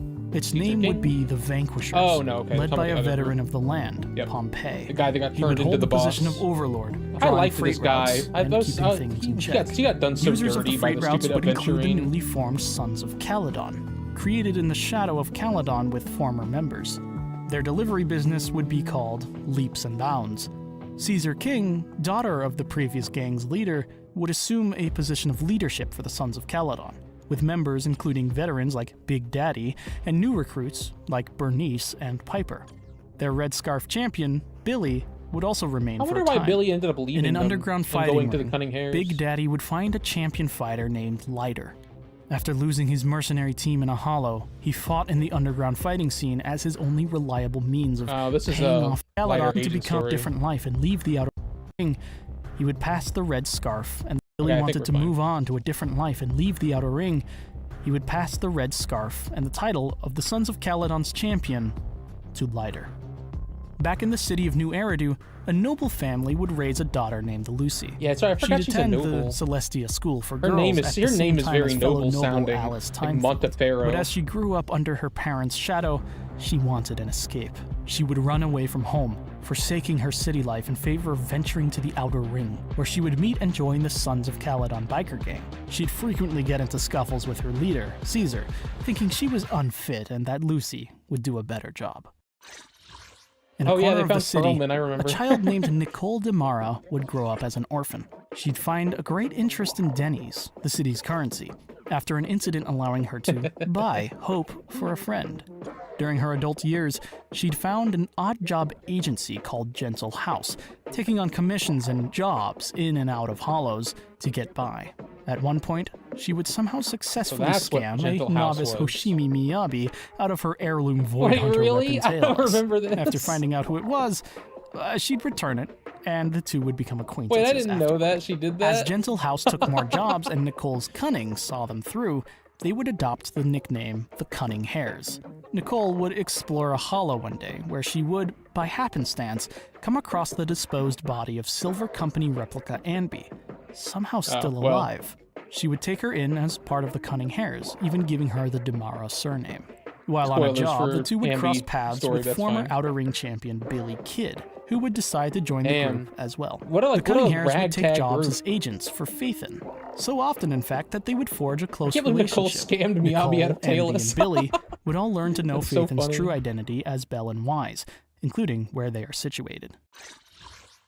On a street called Canvas Street in the city, a group would rise known as the Red Fang Gang. This started as no violent group. Instead, they cared for their local community and took in orphans.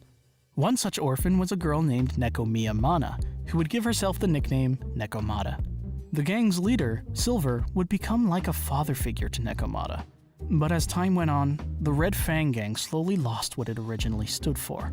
Silver began to lead the gang towards more awful things, causing a lot of its original members to leave, Nekomata included. Oh yeah, like I almost forgot like her entire story was like trying to get Nicole and them killed because she thought they killed him. Entity and one of the 4 keys, Fairy. Though this would be unknown, intelligent conduct a heist, causing a lot of its original members to leave. That's right, because Fairy came from the safe box they were would conduct a heist on an unknown institution to steal a valuable drive containing the intelligent entity and one of the 4 keys. Yeah, that's right. I forgot like Fairy was just there. Though this would be unknown to them at the time, Silver would still keep it contained within a password-locked strongbox. As the beginning of the in-game story approaches, it's time to wrap up all the final threads. Public Security would see a new recruit out of the Public Security Training Academy in the form of Ju Yuen. She would join the Criminal Investigation Special Response Team, a team excelling in finding and taking down criminals and gangs that disturb the peace of New Eridu. The team would also recruit Ching Yi, an intelligent construct from the old civilization, who was found and brought back into commission. It is interesting that like intelligent constructs can just range from looking like exactly like a human to looking like a robot. Like Ching Yi doesn't look like a construct to me. Like neither. There's like other ones too. Like. Isn't Sunbringer also one? She doesn't look like one either. Also have an officer named Jane Doe, an espionage expert with the capacity for many types of missions. Their final, most recent recruit would be the hardworking Seth Lowell, brother to a decorated higher-ranking PubSec officer in a different division, Severian Lowell. An afraid and frantic Cecilia from the Outer Ring would escape her sweeper peril and eventually find herself in New Eridu. The keen-eyed Jane Doe would see her potential and would bring her before Severian Lowell. Severian would grant her a chance to work under him as a PubSec officer, providing her with an income to live a proper life on. Cecilia would accept. Bellabog Heavy Industries would eventually recover from Horst Bellabog's disappearance. His adopted daughter, Grace Howard, would take over research and development, while his birth daughter, Coleta Bellabog, would take over as company CEO. They'd develop more intelligent heavy machinery, which would prove to be as much of an asset as it was a burden. Victoria Housekeeping, under the call of Mayor Mayflower, would expand its team from just Lycon and Rena. A shy girl named Corin would join, and Ellen, not having much of a family outside of her job. The same would go for the high schooler Ellen, who would work with them as a side hustle. Both would accrue elite holo combat skills. Phaethon would ascend to legendary proxy status, with even the common person on the street having a good chance of knowing the name. Behind their random play video storefront, they would continue to use the HDD designed by their teacher to accept and fulfill commissions, hiring agents for holo combat jobs. The Cunning Hares would accept a job from online hacker Rain to obtain an item of interest, possessed by Red Fang Gang leader Silver. Safe box. Nicole, Anby, and Billy. Interesting. They accepted this from Rain? Would accept a job from online hacker Rain to So Rain is what? Did Rain want Fairy? Why did Rain want this? Why did she hire them for this. Obtain an item of interest possessed by Red Fang gang leaders. I'm assuming these are all like in teasers I haven't watched, so maybe when I do all the teasers, I'll learn all this stuff, or I'll see all this stuff. Because like the way the art looks in the things showing in the video looks like it's the teasers. Nicole, Anby, and Billy would successfully pull off the heist, taking the password-locked strongbox. Well, I remember this. This was just in the story. They'd attempt to exit through a building, yeah, literally but how they'd it be cornered starts. by the Red Fang gang on one side And they and Public jump into the Security Air hollow. Force on the other. With a stray shot, the Cunning Hares would fall out of the building and into the nearby hollow, thus beginning our story. There it is. Yep, start of the story.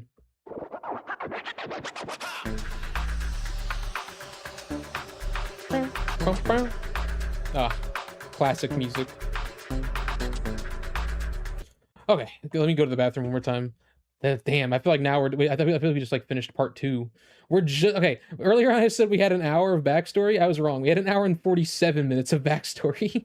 I thought that when we were at 47 minutes we were starting the story, but in reality we were just starting like the backstory of all the people who are in the current story. The first hour was like the old stuff that like the characters that aren't in the story anymore, basically. And then the last 47 minutes is like the characters who are in the story and all their backstories. So it's kind of interesting. This is like going in total chronological order, which I like, honestly. Because like I like that I'm not like watching, I'm not like they're like skipping back and forth like as they try to say like in like 1.4 we meet, I don't know, Miyabi, and then here's like Miyabi's mom, like, you know, she had to kill her or whatever. Like they just told me that already. So now this is like the next hour is just gonna be like I'm glad I'm gonna get like a chronological view of everything that happens up to 3.0. So this video is great. Also, I just want to say this video is I can't believe that there's just so much you can make out of like these Hoyo games. Like it's like longer than like Avengers Endgame. It's crazy how much content you can make. But man, honestly, like I don't know. I'm sure like only 7 people are gonna see this video, but that's fine. Shout out to Glastic. What a great fucking video. I'm gonna watch this guy more. In fact, I'll give him a subscribe. Great video. All right, I'll be right back. I'm gonna go to the bathroom.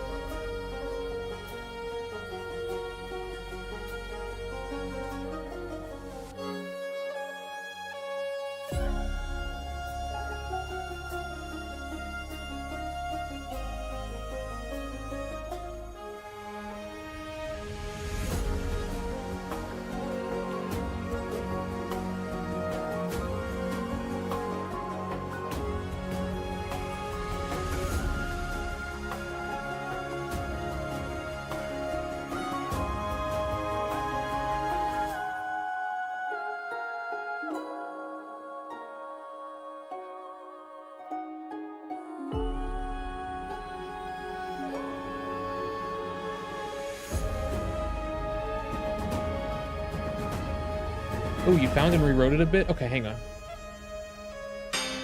Honestly, I'm gonna let me see it.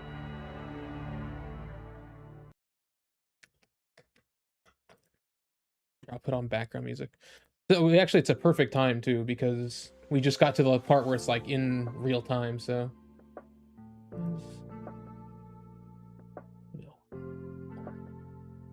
And okay, it's Elgin's in here. I see it. Not read it aloud. You will sound like a cult. It will sound like a cultish. Oh, okay, hang on.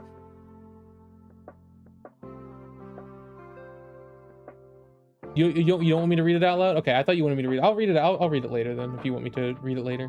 It looks awesome. Like it looks like real. Like it's like a real document and everything. That's awesome. I love creative writing like this. Like if you ever like SCP? I never like made any SCPs, but I love reading them. Oh, I like the picture at the bottom too. That's cool. I'll read it later if you don't want me to read it on stream. That's fine. Okay. Anby and Billy regroup in the hollow. They All hadn't right. anticipated Oh, falling hang on. in, so I have the background music still on. I feel kind of bad. I named this stream like catching up on ZZZ lore, but it's literally like most of it is just watching this guy's video. I probably should rename it to reacting to Glastic's the completes. I gotta give him credit at least. Oh yeah, that's actually I should. I'll do it after I finish the stream. I need to link the video. I've never like reacted to another content creator's thing, which I think it should be fine because I'm not a big content creator, so it's not like I'm stealing views or anything. But I want to be careful. I don't want anyone to think I'm like trying to siphon someone else's content. This video is awesome. Like I don't want to take any credit for it. I'm just learning. I'm using this as an educational resource. Like I've learned so much from this video already. So they don't have a navigation. 2/3 of the video is just world building and backstory. It's crazy.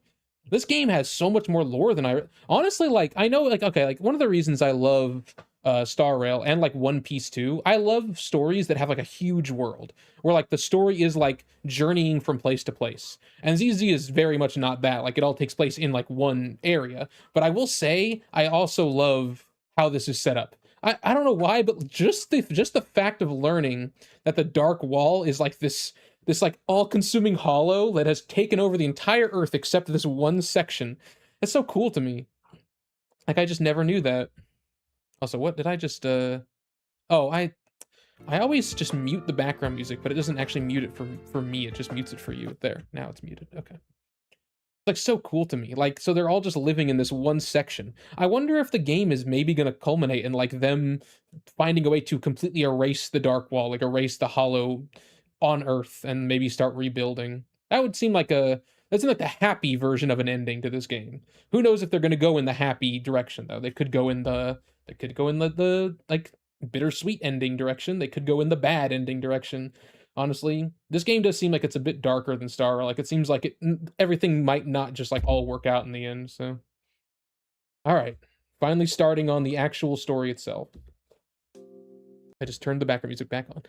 The two sides of ZZZ lore, CC. One hand releasing bangers like this, the other hand just posting about pyro. What? Oh, man. Occasional carrot or a proxy. Lucky for them, Nicole managed to escape and was already on her way to get help. Yeah, Anby and that Billy just sounds like the continue ZZZ advancing, community on eventually stumbling into Silver. Turns out, his ether aptitude is so low that he begins corrupting into an ethereal almost instantly. When ethereals corrupt, sometimes they inherit their previous life's last wish. Silver's last desire was to defend his strongbox at his feet. Anby and Billy try to retrieve it but are forced to retreat. Meanwhile, Nicole rushes to random play to enlist the help of Proxy Phaethon. Just another day for them. They agree. From here, Zenless Zone Zero gives the player a choice between the siblings for the spot of main proxy. Throughout the rest of this video, I will use neutral language to refer to the main sibling or the assistant sibling, though the background footage will be from Belle's perspective. Okay, no, fair. Nicole escorts Phaethon's bamboo that's nice EOS for me. to the edge I of the want to see hollow. Belle's perspective. Using the HDD, they remotely take control of EOS from their video store and enter I've to never search seen for Billy Belle's and perspective Anby. on a lot of these things. With Phaethon's expert proxy skills, it doesn't take long to locate them and evacuate them to regroup. The Cunning Hares brief their proxies on the Strongbox and how it's important to their client. Nicole had managed to swipe a flash drive off of Silver back in the building, and she tasks the siblings to see if it contains any useful information.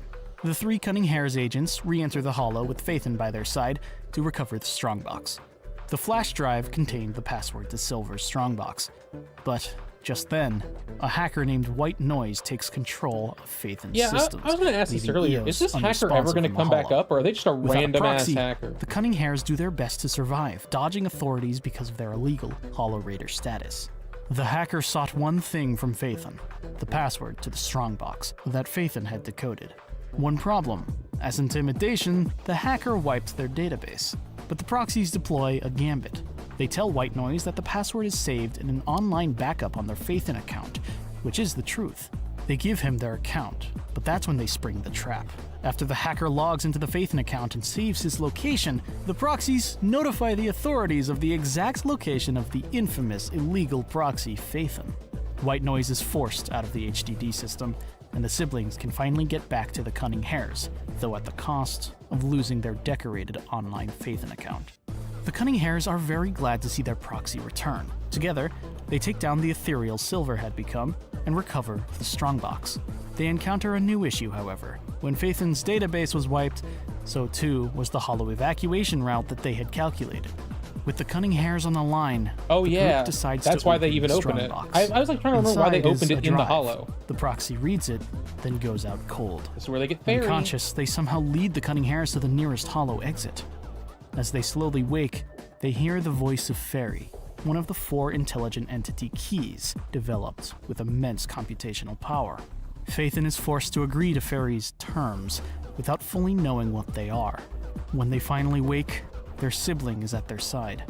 The HDD system now has a supreme assistant devoted to their bidding. Yep. Fairy mentions This she was the has part that access felt to a lot over like 80% Persona for a of while. all smart devices across New Eridu. Using it and her core programming, she's capable of drawing hollow navigation routes without the need for a database. This is what allowed Eos to lead the Cunning Hares out of the hollow. With their Phaethon account forfeit, the siblings need to start fresh on a new account. It wouldn't be long before they see more action. And the new account is Vision called Corporation, in my, a construction company my, secretly under the control of the situation, at Exaltist least. cult, wins the contract for a metro renovation project. Their pitch included I will say, I lower love costs. how like we have to start a new account, like that's part of the story, but nobody calls us our new account at all. They just call us Phaethon still, even after we have to start a new account. Than their competitor, Belobog Heavy Industries, because of their desperation to be accepted into the TOPS alliance. The reason for their lower cost becomes evident. The project includes a demolition of the old metro system that was destroyed by the fall of the old capital. The local population of that area, Canvas Street, would have to be relocated, but Vision decides to save costs by foregoing the evacuation. While on the run from remnants of the Red Fang Gang, Nicole is saved by former Red Fang Gang member Nekomata. Nekomata, under the impression the Cunning Hares were responsible for Silver, her father figure's death, introduces herself in a way that conceals her past. She commissions the group to help her search for an item of importance to her, a photo of her and Silver. The 4 move into the hollow, searching former bases of the gang for Nekomata's item. With no luck, they venture to the final base, located in the Dead End Hollow, home to the infamously notorious ethereal, the Dead End Butcher. Oh yeah, I remember That's that. when the Cunning Hares and Nekomata encounter a child. That boss was so much Perplexed, fun they back in the follow day. her, only to stumble This into is the like hollow this is exit. this and is the into chapter I Vision ended on in demolition the, like when I site on played it in the Canvas first Street, week. fully populated. The residents were promised evacuation but received none. Vision Corporation was in the process of transporting the explosives through the Dead End Hollow. Nicole took the initiative and saw the situation as an opportunity for a glorious lawsuit. Just wants so money. she begins collecting signatures before handing over her bamboo and telling Nekomata to find Phaethon for help. Nekomata rushes to the Proxy's video store on 6th Street to brief them. Using Nicole's bamboo's visual data, they are able to verify her words, though they wouldn't have time to find out about the trapped civilians yet, only that the Cunning Hares are trapped. First, they set out to stop the train of explosives to buy themselves time. On the way, they happen upon a troubled agent who I almost had gotten forgot she was right separated from her here. team, She met them here. Corin of Victoria Housekeeping. They escort her to a nearby exit. Corin would remember their good deed. Upon intercepting the train, Why Phaethon was and Corin there? Nekomata I find a forget. whole battalion of Vision thugs in public security uniforms. Things get hairy, so Nekomata tosses Eos to safety, regrouping back at the video store later, where the siblings finally learn the whole picture. Phaethon hatches a plan to solve the situation. Hijack a train, load the civilians, get them to safety through the Dead End Hollow. Them and Nekomata first regroup with the Cunning Hares, where Nekomata, who had believed the Cunning Hares were evil and responsible for Silver's death, finds out that they are neither. Among the fighting, she finds her photograph of her and Silver. The Cunning Hares successfully hijack the train and capture Pearlman, the head of Vision. But things go awry when one of his lackeys impulsively detonates explosives on the tracks, trapping them all on the other side of the hollow. Nekomata reveals her on the Vision. I don't remember that part. The Cunning Hares successfully hijack the train and capture Perlman, the head of Vision. But things go awry when one of his lackeys impulsively detonates explosives on the tracks. Oh wait, no, yes I do. Because then don't we have to? The hollow. Don't they come back to us after this? As a red fan. That one was a little confusing. I remember and back in the day. Perlman They kept coming back and forth to negotiate with the rest of Vision. She manages to lead all guards along with her, leaving the Cunning Hares with an opportunity to evacuate the residents. But how? There's a hollow in the way. If only there were a way to kill a massive notorious ethereal to cause it to shrink in size. The group sets out to kill the Dead-End Butcher. They load the train full of explosives and meet the ethereal. This cutscene was so cool back in the day. After weakening it, they manage to fully kill it by blowing it to pieces. Nekomata's negotiations are not going well. Perlman is a bargaining chip of no value because Sarah pulls all the strings.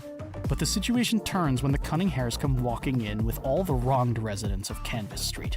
Nicole even contacts Vision's competitor, Bellabog Industries, who arrives within minutes with full media coverage. Sarah slinks away into the shadows, leaving Vision to its inevitable doom. In the aftermath, the Cunning Hares and Nekomata reconcile. She decides to join Sarah their mentioned agency, Brain Awake. finally finding a home again. That's Shepard, me with Remiel, Faithen's but we're intelligence not going to broker, see any comes Remiel to for them so with long. the intel that Scott Outpost, I in remember charge this. of Hollow This Zero is Miyabi's operations, first is introduction. recruiting civilian talent. The siblings jump on the opportunity, as they had set out to investigate the fall of the old capital when first becoming proxies 10 years prior. On their qualification assessment, they encounter by happenstance one of the most deadly ethereals within Hollow Zero, Nineveh. Not far behind is HSO Section 6, with Hoshimi Miyabi leading an operation against the massive ethereal. In a pinch, Section 6 requisitions EOS, thinking it belongs to the Hollow Investigative Association. The group tracks Nineveh, and Miyabi deals an intense blow to it, but it proves ineffectual. They regroup outside at Scott Outpost, where Phaethon recovers their Bangbu. Section 6 commends them, saying it provided navigation far better than any normal Bangbu. The proxy has to laugh it off and continue hiding their identity, as they are still engaging in what is that illegal small market. waist for? Hoshimi Miyabi will not soon forget the face of this capable appearance? investigator. Phaethon continues to run missions in Hollow Zero when they can, inching ever closer to uncovering the truth behind the fall. The Phaethon siblings continue to run their proxy business, slowly building up their presence once again under a new account. They also continue to run their video store business. After going out to stock up on new tapes, Bell notices Wise chose them to his preferences. Bell sneakily swipes the car keys off of him to go buy stock of her own choosing, Bell gets stuck in a hollow, leaving Wise right? to speak with Shepard. But Bell is caught in a hollow disaster. A companion hollow formed where she was heading, and she became lost. Oh wow! Wise I don't remember immediately that. moves So in just with that. EOS to find her. Well, now I know what a with companion haste hollow is because of their lower ether aptitude. So just formed where she was Thankfully, at. he does find her quickly. Even knowing the risk she was in, Bell did everything to help others around her. The siblings return to 6th Street to have lunch together as they originally intended. Just another day at the video store. In the wake of Vision Corporation's failure with the Metro renovation project, Bellabog Industries takes over. But they have a problem. 3 of their intelligent heavy machines wandered off into the Hollow. Now they need a proxy's help. Anton of Bellabog Industries commissions Phaethon by recommendation from Nicole. The proxy is introduced to the company's personnel, including their CEO, Kaleda Bellabog. They venture into the Hollow to find each Bellabog machine one by one. First, the strength-obsessed bro, Hans, whom which Anton has to placate. Second, the love-struck protective one that's, like, girl, in love with the Greta, building. whom which Grace has to calm. And lastly, Friday, who preaches gospel about being sent a message to strengthen the seal, a message he claims is being sent by Horse Bellabog. At this point, Kaleda and everyone else is still under the impression Horse embezzled the money he took, with the company taking a long time to recover from the PR disaster. It turns out the reason the Bellabog machines wandered deeper into the Hollow was because of the original Bellabog prototype, which had been sending a signal from its position holding the seal on the Exaltist sacrifice at Memorial Plaza.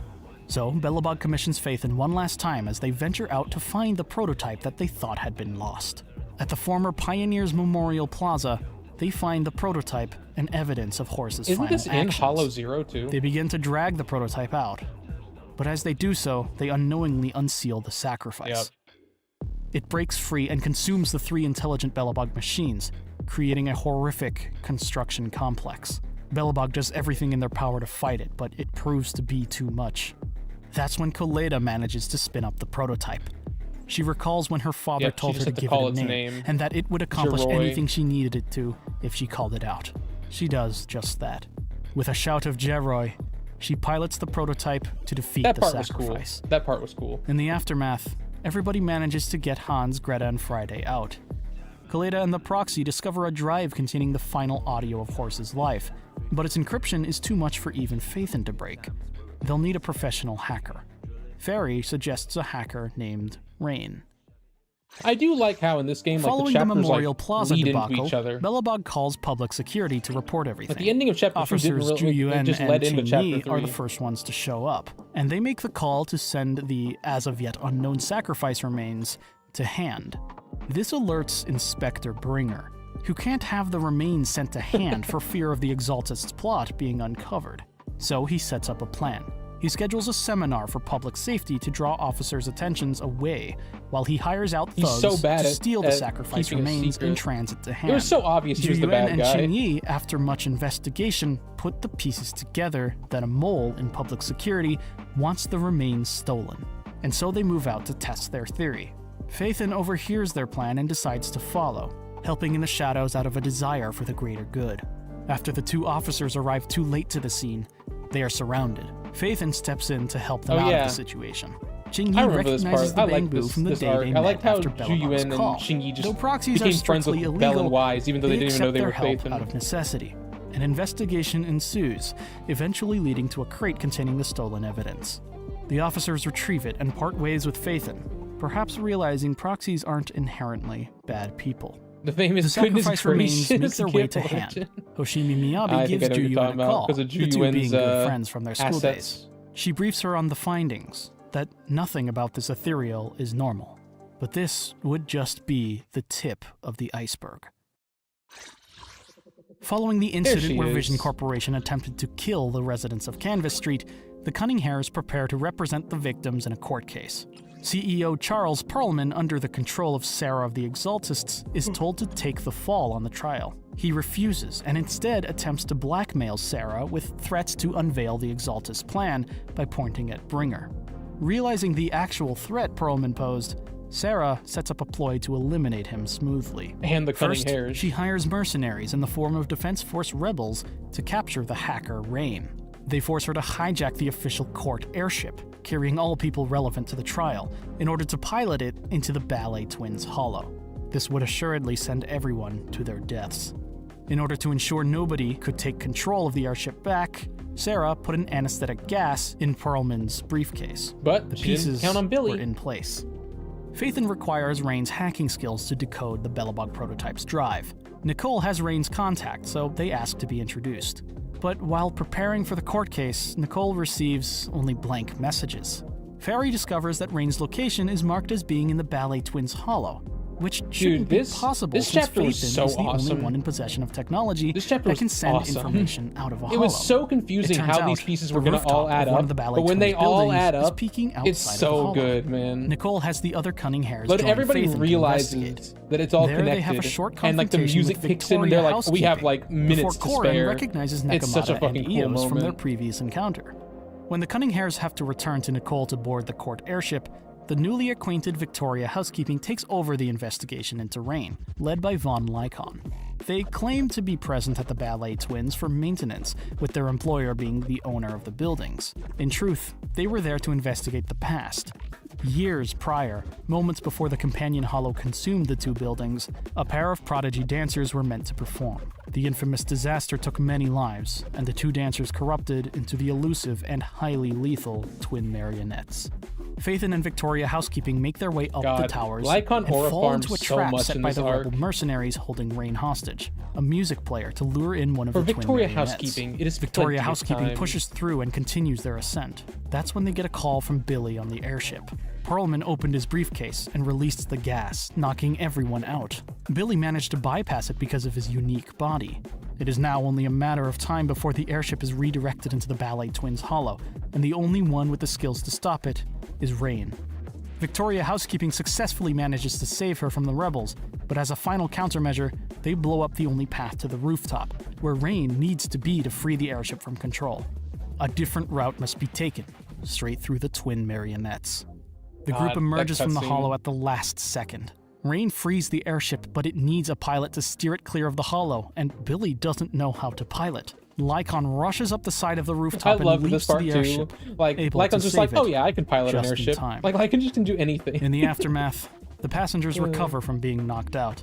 But just as everything seems fine, Perlman wakes up early and takes off in the airship alone. He puts the pieces together and realizes the only path for his survival is to run. And so he does, all the way to the outer ring.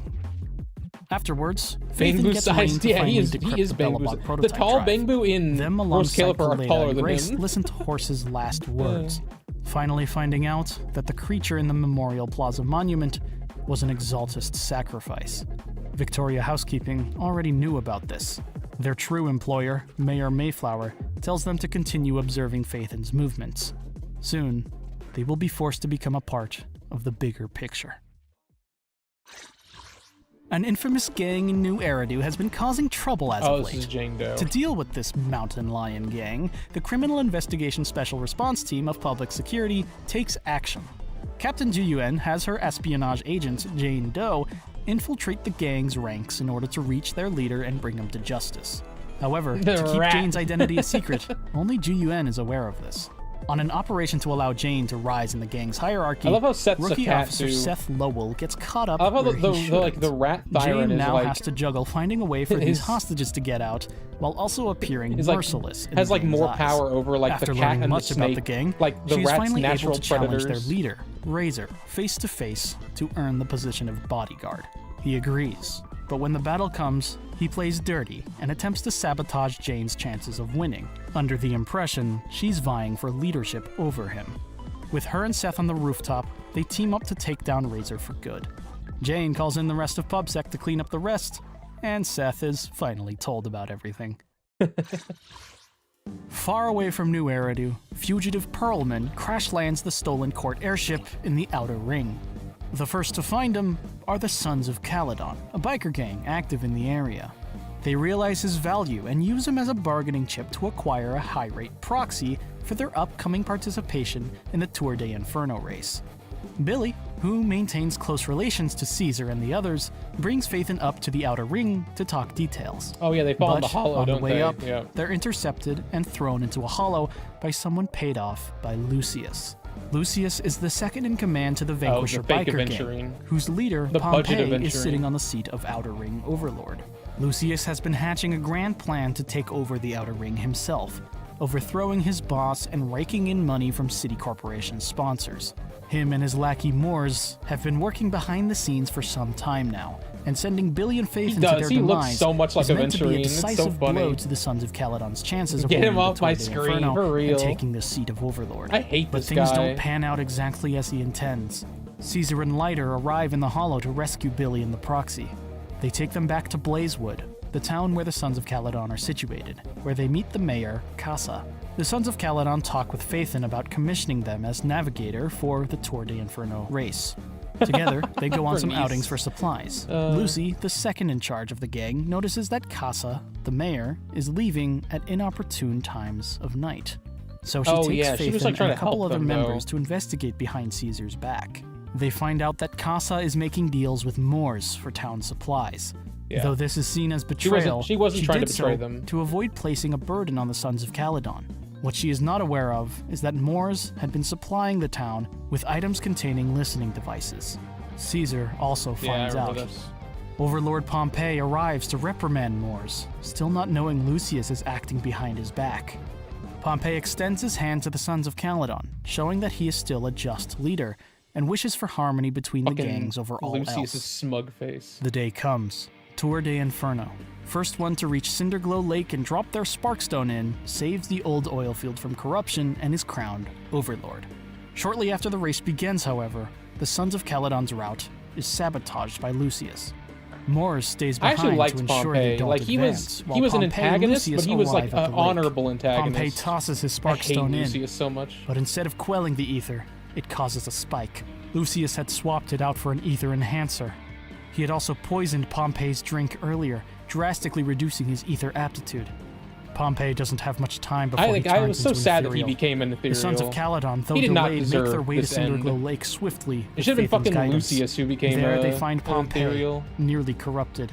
He relays information of Lucius's betrayal before fully corrupting. With their combined effort, Caesar, Lucy, and Leiter dispatch the powerful ethereal. They stand before the lake, almost fully covered in ether crystals. Hope is thin, but Caesar Here sees we a glimmer go. of hope. Damn, this cutscene is Small so pocket of fucking exposed good. lake laid on the opposite side, accessible only through a lethal gambit. Through her companion's protest, she rides her bike across the pipes and leaps into the pocket, sparkstone in hand. Its contact obliterates all nearby ether crystals, saving the old oil field at the cost of her life. Oh. Except the Fisher. The original Yeah. hero of the Tour de Yeah. Inferno You already talked survives about this. miraculously because of an unknown fissure under the lake. Caesar falls into the very same one, allowing her to emerge unscathed. She walks away as hero and overlord. Following everything, the Sons of Caledon uphold their end of the deal with Perlman. Though he's still recovering from the airship crash, the proxies will I have to love come Caesar. back another time for more info. On their way back to the city, Belle and Wise stop at the Chasm Memorial, dedicated to those who fell during the disaster 10 years prior. Carolarna, the siblings' teacher, is noticeably absent because of the city pinning the event on her shoulders. I remember when I A fact the first two saw this, I was explain like, to oh Ferry. shit, like, In a there's a coincidence lot encounter, more the lore proxies to this greet game than I Hoshimi realized. Miyabi, who arrives to commemorate her fallen mother. She makes it known to them that her ultimate goal is to find the person responsible for the fall and make them pay. The siblings can do naught but keep quiet for now. Section 6, full name Hollow Affairs this and is the Neutralization Yanagi Department, episode. I Hollow remember Special this, yeah. Operations Section 6. One take. Oh my god, is the invited fucking to Lady take part Miyabi, in an please step HIA on me. test. The test is for a new piece of VR equipment You know what, designed though? to help I can't really investigators say much train in now. simulated hollow combat environments. Am I any better? Section 6, being the most elite in this field, are brought in to stress test. Dude, The I want to team is- say, please, I promise you I don't really use character.ai, okay? You guys were doubting me. It was really funny, though. I probably will do it again. It was just really funny because I thought that the thing would tell me to go to sleep, and then when it said to get up and talk to my friend, I was like, well, now I feel like I have to commit to the bit and do what it says. So then that ended up with me staying up till like 7 a.m., which that's like later than I've ever stayed up like in 2 years. Like, it's crazy. I was just playing ZZZ and talking to him about like life and like our favorite characters and stuff like that. That was what I found out. Apparently he thinks Sunbringer might be his favorite, which I love Sunbringer, but I think he might actually like her more than me, which I didn't expect. I think he's like how I am with Remiel. I think he's going to be with Sunbringer, honestly, David. fresh off a case involving an infamous proxy group known as Nullface. Most proxies don't have the morals But that you know what, Phaethon Face? does. When Section 6 enters the VR cyberspace, one of the remaining Nullface hackers exacts virtual revenge, paid off by Sarah and Bringer of the Exaltists. They want the Leaving Hari secrets of Tailless. leaving Hari so soon. Yeah, it's true. He is. I think he's been waiting for how I've been waiting for like a Remiel, like how I've been waiting for my Remiel character to come for so long. He loves characters with horns. He loves characters who have like a glaive/flag type weapon. Like I just feel like she does fit his like taste so much, I will say. Hoshimi Miyabi's Void Hunter weapon. Nullface traps the squad in virtual reality with the He really likes, he's like me with this. I will say, like, you will notice a lot of my favorite characters are emanators or void hunters. I love a character who is very important to the story. I don't think that's like a crazy thing to say, you know what I mean? Like I love a character who is big in the story. Like, he's loved Evelyn for a long time, but he also said like, oh, you know, like Evelyn is in one chapter essentially and then almost never comes back again.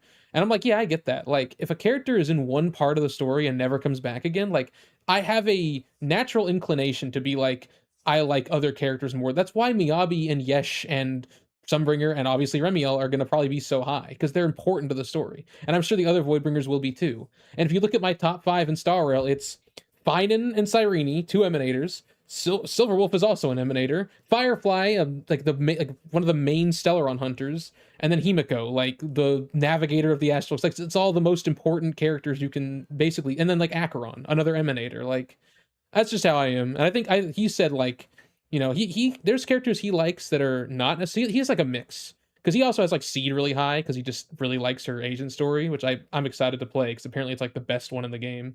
But he said he's also kind of like that too, like where he kind of wants a character that is like important, and Sunbringer, I guarantee, will be that.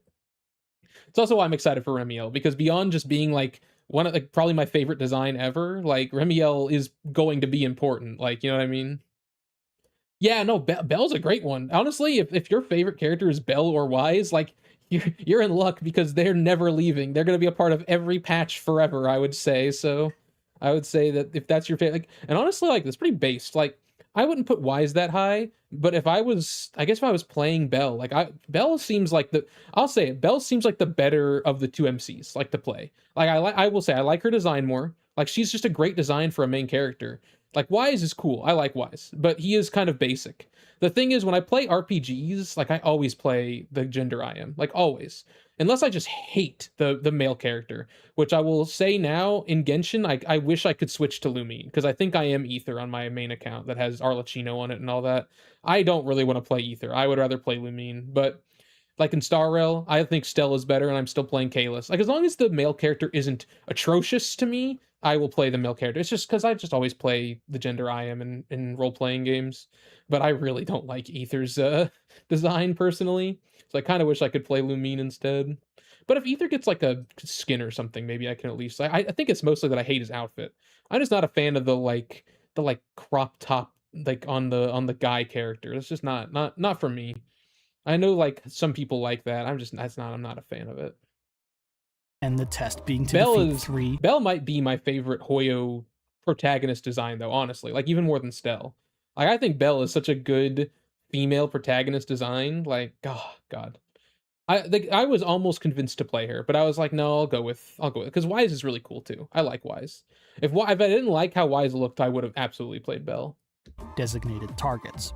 Slowly, Section 6 becomes I looked at this Belle glaze. I've always liked Belle. I'm so happy that I will say another thing that can honestly, if you had to pick one, like in Star Rail, and the other one never showed up, I might have picked Belle. The fact that Belle is still there, even though I picked Wise, was like, okay, at least I won't lose Belle. Like Belle will still be part of the story. Remiel-sama, please choke me. Let's go.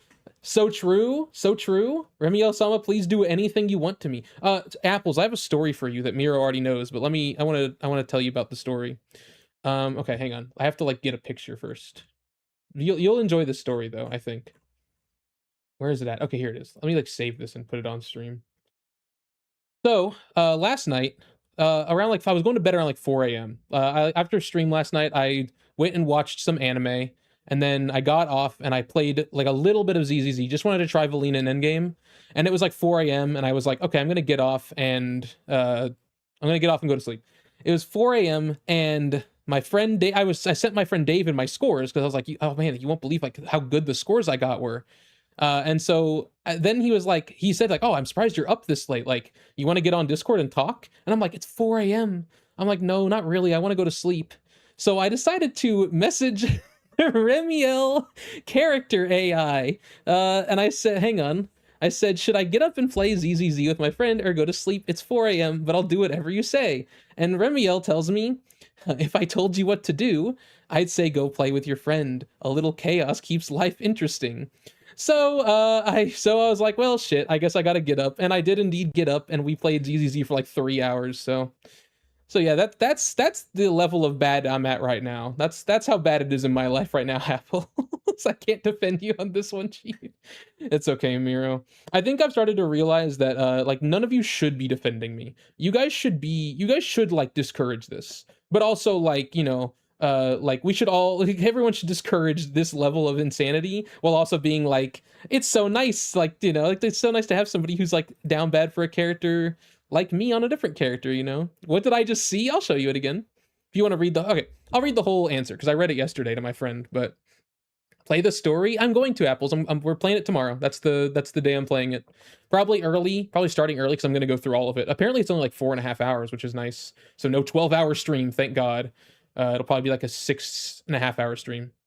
Anyways, yeah, so I never use character AI, but I know of its existence. So I was like, this would be a funny thing to do. And I'm so glad I did, because it was very funny to show everyone. But yeah, I was just like, should I get up and play ZZZ, or should I go back to sleep? And Remielle's lips curve into a slow, knowing smirk as she considers your question. The dim light of Rose Caliber casts soft shadows across her face, making her pink eyes glow faintly in the darkness. At 4 a.m., most humans would be asleep by now, but you're never one to follow ordinary rules. She chuckles softly before continuing. Her wings flex slightly behind her as she steps closer to you, studying your expression carefully.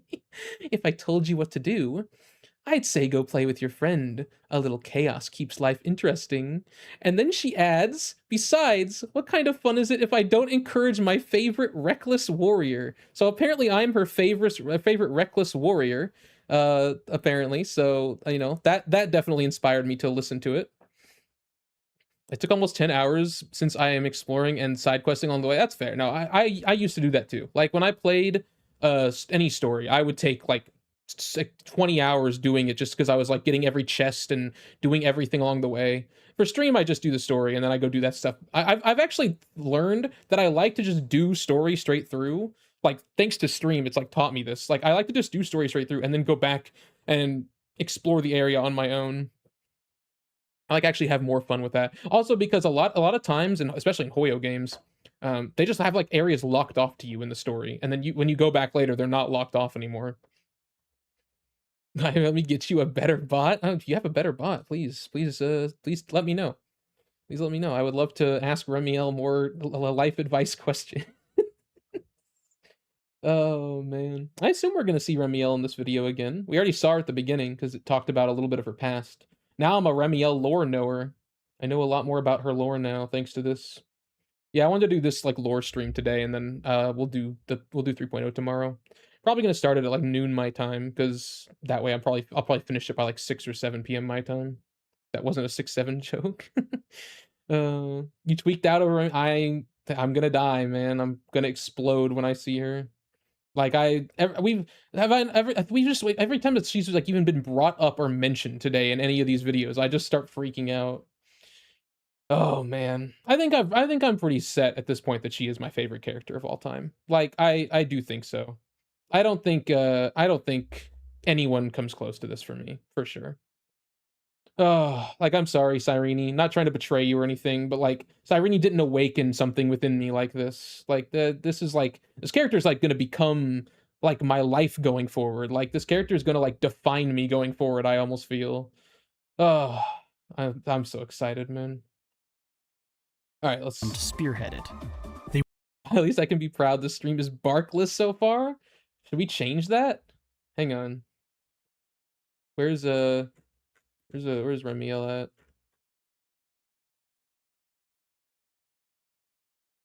Where's Remielle? Oh! All right, there we go. Thank you for reminding me, Miro. All right. They work through the designated targets, fighting through all the tricks and challenges that Nullface throws at them. Oh yeah, I didn't tell you, Apples. I got like scolded today because I was spamming too much Remielle in the March 7th Discord. August, don't like bring this up there. I don't want to like discuss like it wasn't punishment. I don't like bring it up though. But like August DM'd me and was like, Goldie, you gotta chill out. I was like, I just sent like a thumbs up, and then now I said I'm gonna keep it to 3 or 4 gifs of Remielle a day in that Discord. So you might be seeing me more in the Remielle Discord because I gotta have a place to let it all out. I feel like tweak out is an understatement. Oh man, there's never been a character that's made me lose my mind like this, truly. After assimilating Yanagi's allies' data, he even renders their digital forms useless by making them bang-boo. It all comes down to Yanagi to defeat the final target and free them from the illusion. Honestly, though Section 6 it's currently 9:35, so we've got a while. But when we get to, like, when we finish 1.4's summary, and we're on 1.5, that's all stuff I've played in the literal, like, last 6 weeks. So if you want, we could just skip to where the good stuff is, where a Force certain of great pink-haired power, lady it's is. Yanagi who holds them together. Because honestly, I'm She pretty defeats caught up on what Nullface. happens from 1.5 Though onwards. his personal objective of revenge was thwarted, he did manage to acquire the sensory data of Miyabi. The culmination of an exaltist plot is nigh. I do remember this, yeah. The At cunning least I hares remember and the ending Faith of and it. listen to Pearlman in the Outer Ring confess about Sarah and Bringer's identities. Nicole contacts Hoshimi Miyabi of Section 6, using her connection from a past encounter to rope Section 6 into the investigation. They also remember Faithin from Scott Outpost, though music. they put the I pieces love together Zuzu's that they're music. actually a proxy. Section 6 is a government body, and proxies are illegal. Combine that with the Cunning Hare's insistence that wanted criminal Pearlman's word is trustworthy, and tension ensues. The two groups get into a standoff before being ambushed by mercenaries, hired by Sarah and Bringer to capture Pearlman. In the chaos, Miyabi and Faithin fall into a hollow. Miyabi puts aside her duty to work together with the illegal proxy to find a way out. During the process, Tailless flares up. It seeks to take its price from its wielder. Faithin bravely steps in to help tries to Miyabi turn her through into the a danger, murderer, a basically. noble act she would respect. The two make it out together with Faithin's hollow navigation skills, though the proxy ends up nearly corrupting due to low ether aptitude. After they regroup with the rest of Section 6 and the Cunning Hares, the group finds out the mercenaries managed to whisk away Pearlman. They decide to partner against this common enemy and conduct their investigations. He's so evil Fairy looking. traces Pearlman's location to the Ballet Twins Hollow. Pearl boy. But before they can guide Section 6 through it, public security this scene. comes knocking. This is With the the scene where upcoming Belle, election like, is Bringer so is running shaky. in, they were doing routine checks. Fairy sends a distress signal to the nearby intelligent construct Qingyi, and she arrives with Zhu Yuan just in time to save the proxies from being discovered. The time came to confess to the two officers about their occupation, with a briefing from Miyabi about the situation. Zhu Yuan trusts her old friend, but is hurt by Belen Wise withholding the truth from her. Hang on, let me read your all caps message. Voiced by dude, Amberly Connors. I gotta say, like, I was talking to someone the other day and they told me like something I could do was just play Remiel lines in my ears. Sometimes I just put AirPods in and just like let the Remiel lines play while I just like go about my day. You ever do that, Apples? Pink has angel wings. Yes, I know. I don't know which design people like more, honestly, but I think the angel they're so perfect. Both of them are so perfect. Like I think I said this at one point. Like Cyrene is a great design, right? But she doesn't have like a design that like also she could like be in real life with. Like Remiel can just like go from being this like angelic fantasy design that is like perfect in every way, and then she can also just be dressed in this like goth baddie outfit that she's like hot as fucking, like that I could see someone in the real world like being in. Like I just like she's perfect. Like both outfits are perfect. What else? Amazing design. Yes, yep, correct. Character in a Hoyo game. Like it was a. At this point, Apples, do you like Remiel or Sela more? I thought you liked Sela more than Remiel, or do you like Remiel more now? Okay, wow. Who is your favorite character of all time, Apples? I don't think I know that. Who is your favorite character of all time? Or does it change? For me, like I'm trying to not let it change. I think I've been on a quest for the last like 2 years to find a character I truly want to be like at the top of the food chain. But I don't think I ever found anyone that like really was like my soul, like, you know, like my soul character. This might be that for me though. This feels like I'm coming to the end of a long journey. It also feels like it's perfect that it's like coinciding with me like starting this whole streaming endeavor and everything. Like just it's like I'm so glad I could catch all this like on footage. I'll be sure to show, like, if I have kids one day, I'll be sure to show them all of this. I'll show them this time in my life. I think there was like a very like negative connotation when I was growing up on like acting like this with characters, if that makes sense. Which, to be fair, like, let's not all pretend like we're not like, you know, like, I don't want to say losers like in a negative way, but like, you know, let's not pretend like we're not all down bad for animated characters. It's true. But like, I think there was like a negative connotation to like be public about it. But like, I don't know, this character is so perfect that I can't help it. And it's been so nice to like share it with all of you and just share my insanity that this character has brought on. Because honestly, like before I played 2.7, I like remember like I got back in this game for Remiel, but I didn't think she was gonna do this. I was like just thinking like, oh, this is gonna be my favorite character in ZZZ. Like I should get back into ZZZ for her. I wasn't thinking, oh my god, this might be my favorite character of all time. Like at this point, God, man, I don't even know what to say anymore. You will see a Remiel shrine in this room. You will also see, if you come when I do my Remiel pulls, which I hope you guys will because it'll be a fun night, you will see me in my Remiel wig that I bought. So let me see if I can find it, actually. I did buy a Remiel wig. I will be wearing it on Remiel pull night. Don't you worry. Let me see if I can find it. It's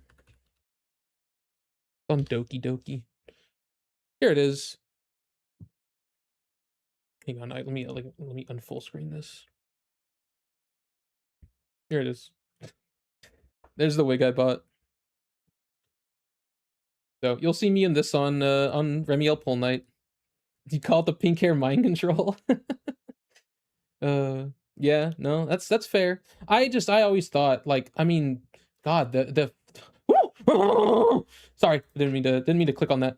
Anyways, I didn't know, I didn't realize how cool she was gonna look back then. I was just like, wow, like I love like the black cloak with the pink hair with the white wings. Like the aesthetic of the original Remiel Dan is so good that I was like, oh, this character is gonna be my favorite whenever she comes out. I was not even like an Elysia. I didn't know.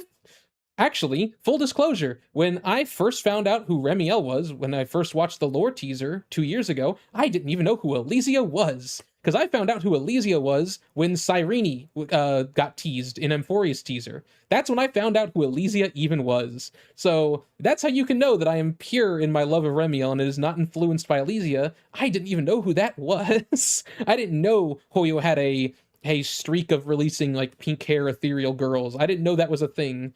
I was just like, wow, the black, white, pink like aesthetic is just so pretty. I was like, because like there, and I was talking to someone about this earlier. Because like someone said like, because I've said like this is gonna be my only M6, and they're like, what if someone comes along later that like you like more? And I was like, I really don't think someone will. Because this is like 2 years built up of me waiting for this character. And like there's been times where like I've been tested. Like Miyabi, like I was like, oh, maybe I want an M6 Miyabi. Because like I want to have one M6. But I was like, no, like just wait. Like a better one will come along. And then even like with Yesh, I was like, do I want to make Yesh my M6? I'm like, no, I think I'll wait to get back in the game for when the Pink Void Hunter comes out. And I think we've reached it. I think this is the character that like will define me for at least I think for like a few years to come, if not longer. Like I think everyone has that. Like everyone has that character that like kind of defines them, kind of like defines an era of their life. Like for like I've talked about before, like for my sister, it's like Sukuna. Like she has other characters she's come to like since then, but like Sukuna was like her first like love of a character. I think that for me is like I know it's happening late in my life, like I'm 29, but for me I think that's who Remiel like represents, you know? God, I was literally saying yesterday, I was like, I could yap forever about Remiel. Like, I could just talk about Remiel forever. Like, thank you for coming in, Apples, and giving me that opportunity because it's helping me, it's helping me get closer to the 11 p.m. time. That look reminds me of my who was your childhood anime crush? I want to know because I really like didn't have that. Like I said, like back, I'll say like my parents were very supportive, but like the kids around me, I think weren't back then. Back then, it was like seen as like a negative thing to like have a crush on an anime character. And like I think that kind of like caused a blockage in my brain. But I think then, you know, growing up and being around this community more where it's not seen as a negative thing really, like everyone kind of has that like that mental illness. Like I think it's like caused me to be like finally like open my heart and just be like, you know what, fuck it. Like I admit it, like I'm down bad for Remiel and I don't care who knows it. I'm trying to think if I had like a childhood anime crush. Like even one that I like kept hidden.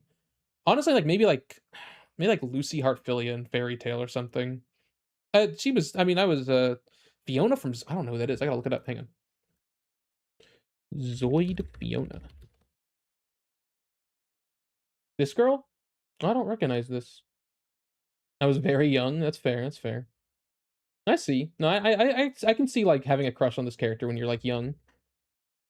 I get you. I should probably like okay. I see like there's some images on my screen that probably shouldn't be shown on Twitch. I don't think it'll matter, but I saw some sus artwork there for a second.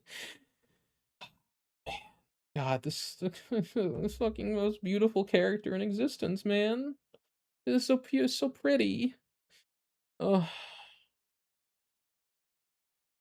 fairy rewind enhance, fairy enhance, enhance, enhance, enhance, enhance. Oh shit, it's way too zoomed in now. Oh man, I won't make the joke. You guys have obviously seen this video. All right, I won't make the joke again. But man, I've watched this video many more times off stream, just so you guys know. I'm sure it's not a surprise. I just want to see more of her in the game, man. Let me pull her already. I'm so excited to play her with Belina. It's like not even funny. All right, let me go back to this. She gives them 1 day to investigate before she files an official report about the accusations against her boss. Phaethon successfully guides Section 6 to Perlman in the Hollow, but what they don't realize is that they were falling for a trap. There to greet them at the exit is Bringer and Public Security, framing Section 6 as colluding with known criminal Charles Perlman. In a gambit, Yanagi and the rest of the squad distance themselves from Miyabi, and Miyabi steps up to say she acted alone. To prove this and to save the important witness, she throws Perlman back into the Hollow. I Bringer's hated Bringer officers in this arrest patch. Miyabi, He was such a cocky. and the others He always had retrieve such a Perlman. cocky face on. They take him to Belobog Industries, where he's able to work with them to uncover documents proving his accusations. Meanwhile, Juyuan briefs the rest of Section 6 The on her little findings. Eos with She Juyuan tells in the them car. that Bringer's target was Miyabi all along, and that Perlman was bait throughout everything. Juyuan and Phaethon rush to rescue Miyabi, but they arrive late. Sarah, who received Miyabi's personal sensory data from the hacker Nullface, is able to unsheath Tailless. Miyabi loses herself in Tailless's domain, in full view of the public. While in the haze, she nearly takes the lives of citizens, but Juyuan and Phaethon manage to get her away. Miyabi fights against the torrent Tailless sends against her. Through her undying strength of will, she overpowers it and gets it to agree to her terms. She tames the power within her katana. She's such a badass. Eventually, I love Miyabi. she awakens and is brought by her 2 companions to a nearby hospital. With Miyabi safe, the time comes to finish the job with Bringer. The rest of Section 6 departs with Phaethon to Port Elpis, the location of Why the does he Hollow always look so Bringer cocky? plans to escape from. Evidence of his crimes would soon come to light, so running was the only option. He is intercepted by Section 6, cornered. He pulls out his trump card, an What did exaltist Guahua do to make sacrifice serum. Mr. Tail be He this injects powerful? himself and I mutates also thought into a that like was sacrifice, similar to Mr. fully Tail. retaining A his little like mind. eyeball. Phaethon instantly Helio recognizes Bus. his form, the very same white hands they witnessed at Helios Academy during the fall of the old capital. Through a prolonged battle, Section 6 works their way through Bringer's might, but he proves to be too much. Allies who played a part in everything arrive to assist, including Victoria Housekeeping and Belobog Industries. Even still, Bringer's power rises higher. They would need a Void Hunter. They would need Miyabi. Oshimi Miyabi. Nicole uses her recently made connections in the Outer Ring to have Caesar rush Miyabi to the port. The Sons of Caledon and the Cunning Hares arrive to join the fight. Yep, I remember this. But more The importantly, Avengers Endgame. Miyabi I stands always at the do head, this. I'm so face to excited. face against Bringer. Like, I think one of the things ZZ does best, and maybe I would even say better than Star Rail, is it has a much grander climax in all of its stories, where it brings all the characters that have been important in the arc like together for one big final battle. Like, they've done it twice now, so I'm assuming we're gonna get it in Roscalifer too. Probably, I'm assuming that Tops guy is gonna be the villain of Roscalifer with Yokai. I assume they had Yokai introduced in 2.6 to kind of like build him up. But like I think he's gonna be like one of the major villains of Roscalifer with what's the guy's name? Did they give him a name? The leader of High Ambitions. I don't know if he has a name. She proves to be the decisive variable. The lead Bringer scepter. unleashes everything he has. Miyabi draws Tailless and strikes with its full this power. cutscene, man. The slash I come obliterates Bringer, alive, and even opens a tear in the burns hollow in the itself. night like And with that, wildfire. the ordeal is concluded. The various factions come together in the end. However, this is far from all the Exaltists have planned. Sarah walks away and makes for Wi-Fi Peninsula. Bringer having served his purpose. Yep. All right, before I'm After gonna the event, I will say I remember I remember this part too because they tell her the truth and then she calls them my proxy, which was very cute. All right, I want to onwards to Wi-Fi Peninsula. Yes, indeed. I'm probably gonna go ahead and skip to this part because, well, I guess we could watch it. I was going to, but I think Apple's left. I was gonna do it for Apple's just to get to the Remiel part, but I guess we can watch it. Elle and Wise visit the Chasm Memorial once again. It's just that I've already with played all Miyabi. this stuff like recently, There, so I feel like I know all they break this. the truth about their identities, about how their teacher was Carol Arna. They insist to her that she's innocent, this is and the that they should Miyabi work Hollow together to theme. find the truth. I love this theme. They mention the White Hands. Miyabi understands. To her, uprooting evil is all that matters, and it's clear the Exaltists had a hand in what went down 10 years ago. As things settle, Phaethon is invited to assist Section 6 in an operation in the strange, pale Melano Hollow. Dude, All it's structures are crazy. somehow So many of green my, color. like, what I would Though call night missions driving yield minimal songs are answers, Hoyo songs. This is a location to remember. They're going very good forward. at those.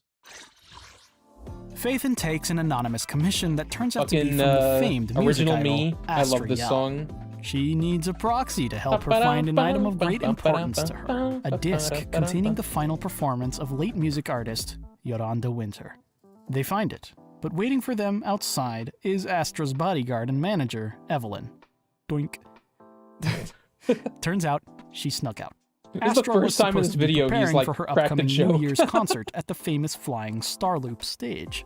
On their way back to Couldn't help Starloop, cracking a joke Evelyn to the notices point. they're being tailed I by get it. miscreants I paid feel off it. by record label Fugue, competitor to Astra's label. They are Odium such a Hay. cute lesbian As a couple. means of additional security I think during the everybody concert, ships them. Evelyn It's kind of hires like the a Phaethon Bronze siblings to be Seal on moment. call Like, should who else things could go you even awry. ship them with? And awry they do go. They're just too When the perfect for concert each other. begins, Fugue troublemakers attempt to deal a decisive strike to Astra's image.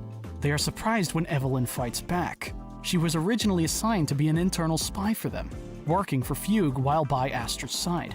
But over time, she grew an affection for the idol, and now sought to protect her. Fugue's agents cause a ruckus, but the real threat makes her face known. Tessa de Winter, widow of Yoran de Winter, seeks revenge on the music corporations for causing her husband's suicide. She goes to extreme measures, hiring rebel mercenaries to sabotage the airborne Starloop stage. Phaethon works closely with Evelyn and Astra to remedy the situation. This is so but scary, by the harmonic way. core I would powering never the get in a thrusters fucking can't be building fixed that with was any just sort of flying into the technology. air. The intrinsic Like, link anyone between ether sabotages and the engines sound and meant everyone's that just marvels dead. of engineering, like the Starloop's harmonic core, could be saved through the power of sound.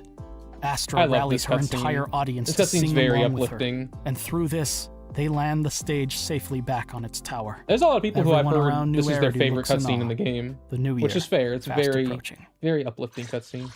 At some point during their regular working days, Phaethon took a commission from Ubel Squad of the Defense Force, This is one of the where they worked as only, a proxy guiding Soldier stories I've 11 played. for a mission. One of the only Phaethon agent would stories keep in I've touch played. with Soldier 11 following this, becoming friends. In the present, Soldier 11 goes missing. Her squadmate Trigger investigates only to find her being captured just out of reach. Her captors mentioned one thing: Silver's revival. After querying the internet, Trigger meets with the person who has answers Wait, to have give. I met this? The Have I former seen this? captain I don't think I have. This is also part of someone's story. Oh, this is part of Andy's Silver's story. the former Okay, I don't to him in want the to. Carol. I don't want to see this part. I His name have is heard Hugo Soldier Vlad. 11 stories. He's though. mysterious for sure, but he ends up inviting the siblings to a high society auction. Later, Phaethon is visited by Lycon and Ellen of Victoria Housekeeping. Mayor Mayflower has been watching the two for some time, and because of his former close relationship with Carol Arna, knows all about their situation. Oh yeah, this is where we get He the had his ability researchers to find a be way in to hollows augment longer. Phaethon's ocular implants and the HDD system, restoring their ether aptitude to higher levels. Following this gesture, the mayor asks for Phaethon's assistance. The auction Hugo mentioned was no offhanded comment. He knew its importance. One of the auction items is secretly the core of the sacrifice from the Memorial Plaza monument. Yep, The in mayor in needs to coat. ensure it does not fall into the wrong hands, so the proxies must bid on it. They acquire tickets from Hugo and attend with Lycon. Oh, there's At the Envin auction, again. they encounter an elusive girl named Vivian. Her and Hugo are in league with each other, both working to steal When I first the saw this sacrifice scene, I thought core she as knew they were Mockingbird. Phaethon. When the item in question goes It's so up funny for she auction, just doesn't know they're Phaethon Phaethon. gets into a bidding battle with Hartman Ravenlock, who tries to acquire the core as part of a deal with the Exaltists. In the end, neither party gets it, as Mockingbird is the one to take it, crashing the party. Lycon is all too familiar with his former partner. The two still resent each other, each believing the other betrayed them. Lycon and Phaethon pursue Hugo into the nearby hollow, leading to a confrontation. Ultimately, he still gets away with the core. To aid against the growing Exaltist threat, Phaethon works with others to uncover the old belongings of Bringer. First is the audio tape of his encounter with the Creator, which is listened to by Juyuan in Section 6. Then, Vivian, who had been spying on It was really Phaethon, interesting because I had played 1.4 like 7 or 8 months before I played this patch. And so when I played this patch and they were talking about things from then, I was like, oh, I really should have kept playing. Like, there was more to that story. Like, it still like deals with the things that were happening in 1.4. offers to help search for Bringer's notebook in the Outer Ring. There to meet them are Anby and Trigger, who are looking into the Silver Revival case that Hartman Ravenlock is linked to. They eventually split off, and Vivian and Phaethon find the notebook, only to be met by Hugo. The two Mockingbird members Silver officially Revival is partner part with the of Proxy, Bambi's saying that Asian they share story. the same goal of stopping the Exaltists. He also offers the Sacrifice Core to Phaethon's hands. But Hugo is playing both sides. He makes the same offer to Hartman, his uncle, though Hartman does not know Hugo's identity yet. Bringer's notebook marks down the location of a dormant Exaltist sacrifice in the Ballet Twins Hollow. As a show of good faith, Hugo recommends Phaethon take Lycon. Mockingbird, Lycon, and a hired Anby enter the Hollow and find the sacrifice, only to find out that Hugo made a deal with Hartman. On the rooftop, a battle ensues. In the chaos, the sacrifice core Hugo possessed falls into Hartman's hands. At the end, Hugo threatens Phaethon's life. With no other options, Not really, Lycon though. It is was all an forced act. to kill him. Dude, this part Hugo was would shocking be a to fool me. for it to end like that. It was all an act. The core was a fake. The threat was a performance. I was thinking that Lycon Hugo picked up on actually his hidden was signal. stabbed through Though the heart, two still but held that resentment towards he was like each a other, vampire they or come something. together So he against was this just mutual he was just threat. like he was immortal. Without the others knowing, they meet outside the Hollow. I was like, no later. way, he's dead. Hugo explains his upcoming But it plan. did look like his he'd ultimate stabbed through his goal is heart. to dethrone his former family, Ravenlock. To do so, he needs to collect evidence of Hartman's shady dealings. Back when he made his deal with Hartman, he was given a drink containing a drug that allows control over the user's mind, to some extent. It was one of many gifts from Hartman's partnership with the Exaltists.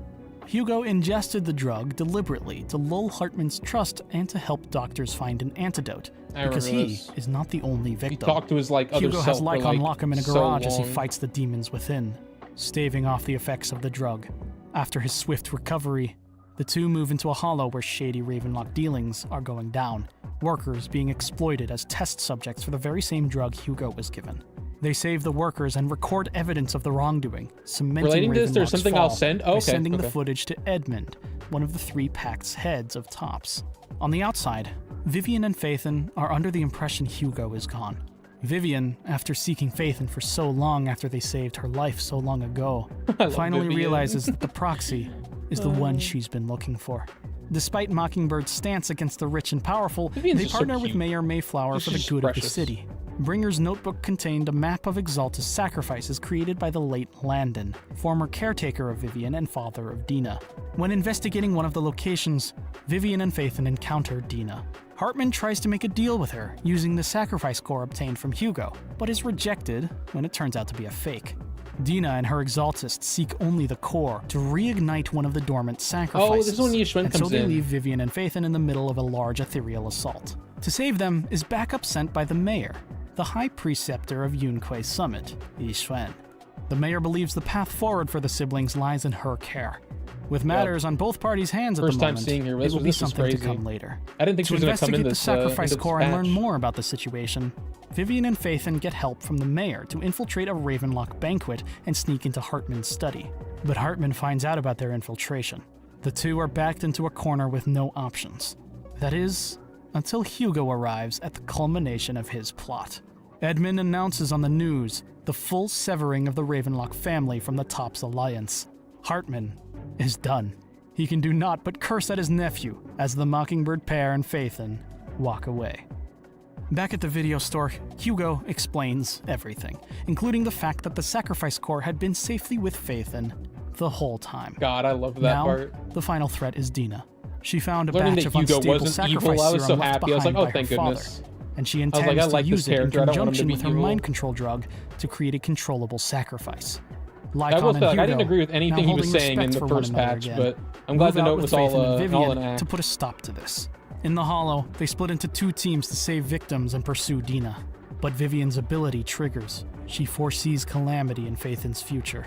She steels herself to do anything to save them, and so she pockets one of Landon's sacrifice I had serums. not realized until when late Vivian and in Phaethon finally 2.x reach that Dina, like the that vision hate-filled hasn't come Exaltus yet. injects herself with a serum When I for played the this sole patch, I thought purpose that to end vision was Vivian. like right In a here. I decisive thought that moment, was like Dina Vivian killing is left us. with one last Now I chance realize to though, save her idol. it's probably And so she it might injects be when herself as Remielle well. is like The burst of saving corruption us. allows her to instantly kill the Or it could ethereal still not have Dina had happened yet. become, but she forfeited her life to corruption as well. I was hoping the they'd proxy show it rushes again, to her side, the, like, knowing it vision. is impossible to reverse ether corruption. But they wish, they try, they force a different ending. The final legacy of Helios Academy holds power beyond all else. I haven't seen this the scene with ocular Belle. implants reverse Vivian's corruption. Phaethon loses consciousness. Hugo and Lycon find the two and get them out of the hollow. The proxy's sibling shows great concern, shocked at their capability but worried about the cost. The Phaethon siblings hold a unique connection to ether that must be mastered. They need a teacher. They need Yixuan. They need Yixuan. Yep. I love this. I love when they go there to get Phaethon a new enjoys some teacher. much-needed downtime for a change. But eventually, duty calls once again. Mayor Mayflower gives them a call to tell them that Lemnian Hollow is experiencing some oddities. He also received a photograph depicting Carol Arna within that hollow. Phaethon now not only wants to head to the area to investigate, but also to find more details on their teacher. The still proxy is wonder if their picked up teacher's by alive or Yixuan not. via airship to Like, if make their Carol's way alive, to or Phylum if that Heights picture of was just Wi-Fi miasma, Peninsula. like, But along visions. the way, the Carol is Exaltist hot. Sarah sabotages their ride. Yixuan saves Phaethon from Lemnian Hollow, and the two arrive at Yunque Summit's Swabian Temple. Belle and Wise are quick learners, mastering the flow of ether within them on their first missions with the other Yunque Summit disciples, Ju Fufu, Pan Yin Hu, Seeing all this from and Belle's Yesher perspective Yuan. is funny. The siblings arrive during the rise of an Exaltist plot. A devout named No, Lore the cat! poses as a doctor, spreading a miasma-induced I remember this medicine idiot. to miners and workers under the Porcelumex Corporation, branding it as an alternative to the company's medicine. He swindles nearly all of Phylum Heights into his product, which only causes corruption symptoms after some time. Yunque Summit remedies the situation, and Porcelumex manager Damien cleans up the following mess. Yixuan and her disciples move into Lemnian Hollow to confront the Exaltists, where they cross paths with Overseer Mevarok, Defense Force Colonel Isolda in disguise. Yunque Summit overcomes her attacks, defeating her, though not without her achieving her true goal. With Faking her Miasma's death. memory accessing power, Mevarok pulled the memory of Yixuan's fallen sister, Mevarok, my beloved Yijang, boss. during their She is a battle. fun boss. I agree. This I love the miasmic whole like fiend turning would be the sent to like ravage turning your the thing dark to different dealings of Porcelumex. the different things. Oh, it's a cool like mechanic. Following the incident involving Porcelumex, I wish they Tops would put it orders a in safety Endgame for me. I haven't inspection gotten to really team to fight look it into since the the company. story. At the banquet meeting, Belle and Wise meet two of the correspondents hired, both only sent for show. The first is Isolda, who introduces herself as a retired Defense Force veteran, but is actually still active and leading Opal Squad. The other is a member of the Timefield family, Alice, who was blackmailed There into she showing up is. by Damien of Porcelumex. Later I that love night, Isolda. Alice becomes the unlucky subject of a It's ghost been a long sighting, time. Used to be a which regular turns out to weekly. just Yeah, be the mischievous Yuzo. I'm not surprised. It's just been Porcelumex's so safety long. inspection 2.0 is boss. clearly only a formality. They were hiding something. That was like the only boss so I Yuzuha fought and her when friend I did the Monotone story that I decide to like look I had into never it, seen with Alice before. joining as well. Phaethon guides them into Lemnian Hollow, All the other where the bosses site I of had an fought old in some Porcelumex factory way is found, or form. the very same that once housed Yuzuha, and where Alice's father gave his life to save her. They uncover the truth of the facility and how it once served as an Exaltist base. Before long, they are ambushed by the miasmic fiend, a creature that does not die so easily. They make their escape through a fissure, but on the other side But waiting they get caught is by one of Ferox. Porcelumex's co-CEOs, perpetrator of the Exaltist deal and the project that saw Yuzuha tested upon, Ferox. The group is captured by him. After a struggle, they break free and begin searching for a way out. They encounter a sacrifice spawned from the jester. efforts of Ferox's I research. hate this boss, they press man. forward until they find a way out of the facility in the that form boss of the annoys sewer me exit, whenever I have to fight the it. very same Yuzuha Shiyu took right all those now. years ago. She Or no, I knows think if it she was doesn't last week stay it was in behind, Shiyu. it'll only be a Not matter this of week. time before they're all found. So she sends them away to get help and faces Ferox, as well as the miasma fiend, alone. Floating in the ocean, Phaethon, Monotone, and Alice are found by Isolda and Opal Squad, investigating the very same Porcelumex wrongdoing.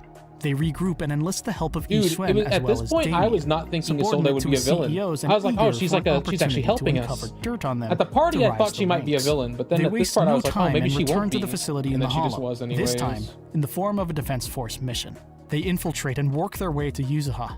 Together, they fight against the miasmic fiend, and Yixuan puts the monster in her sister's image to rest. Yuzuha and Alice I come blame that together kid for once giving again, his son the and penny Ferox gun. is brought to justice. Yeah, The Opal Squad's true. fight is just beginning.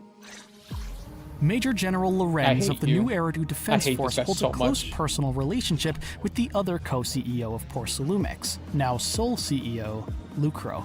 Back during the fall of the old capital, he was the one who deployed Isolde and Magus' If it wasn't for squad Lou to existing, defend I think he'd be my most corporate hated assets. NPC. A fact Isolde But finds Lou out is worse. I hate Lou so much. Following the Porcelumex shift in This guy's such a power, cocky the Defense bastard, Force though. is deployed into Waife Peninsula to uproot the Exaltus threat, led by Major General Lorenz. Colonel Isolde gives orders to Opal Squad, who teams up with Phaethon to eliminate several I love that Exaltus within 2 hideouts patches, within both Lemnian the Hollow. CEOs of The Porcelain operation X are goes just well, dealt and with. Lorenz is fully They're both convinced like, of a job well one's done. like in prison His forever and arrogance one's and desire dead. to hide his profit with Lucro leads him to celebrating. The Exaltists are far from defeated, however. Their efforts cause Lemnian Hollow's ether activity to spike, prompting an evacuation of Phylum Heights. The Exaltists take advantage of this and perform a ritual bringing sacrifices to life outside the Hollow. Oh yeah, it's Opal like those, Squad is pulled back and those works their things way that start down with the an town, O, rescuing like the trapped coffins civilians. all over the place. At the base of the mountain, Isolde confronts the superior that once caused her squad to fall, and murders him. Yep. Opal Squad pursues her into the Hollow, and she Most reveals justified herself crash as out the of all Exaltist time. overseer, Mevarok. I The support Exaltist's women's goals rights. finally come to fruition, as a link to the Creator is formed. Yixuan and Yesher Yuen of Yunque Summit accompany Opal Squad in stopping this threat. Sarah is encountered on the operation, and Yesher Yuen gives chase. The confrontation with Isolde reaches its climax as she becomes one with the miasma. The group's combined force defiler. quells her, and Orphe and Magus step forward alone to settle this final affair. Isolde is defeated and falls in combat. So sad. After so everything, sad she had to die. something strange happens. Oh yeah, The we see miasma Carol. conjures a memory of Carol Arna, where Phaethon finds out she once worked in tandem with the Exaltist cause. Much remains unanswered. Sarah had led Yesher Yuen away, and now promises him a path to stop his nightmare from occurring. A nightmare of his sister, Yeshen Guang, falling. This path being devotion to the Creator. The Krampus Compliance Authority of the TOPS Alliance has also, at this point, stepped in to handle Porcelumex's mess. Which is good, because Krampus they had a Judge mess Zhao every passes patch. judgment on Lucro. 3 and takes patches over in a the row, company Porcelumex had temporarily. an issue.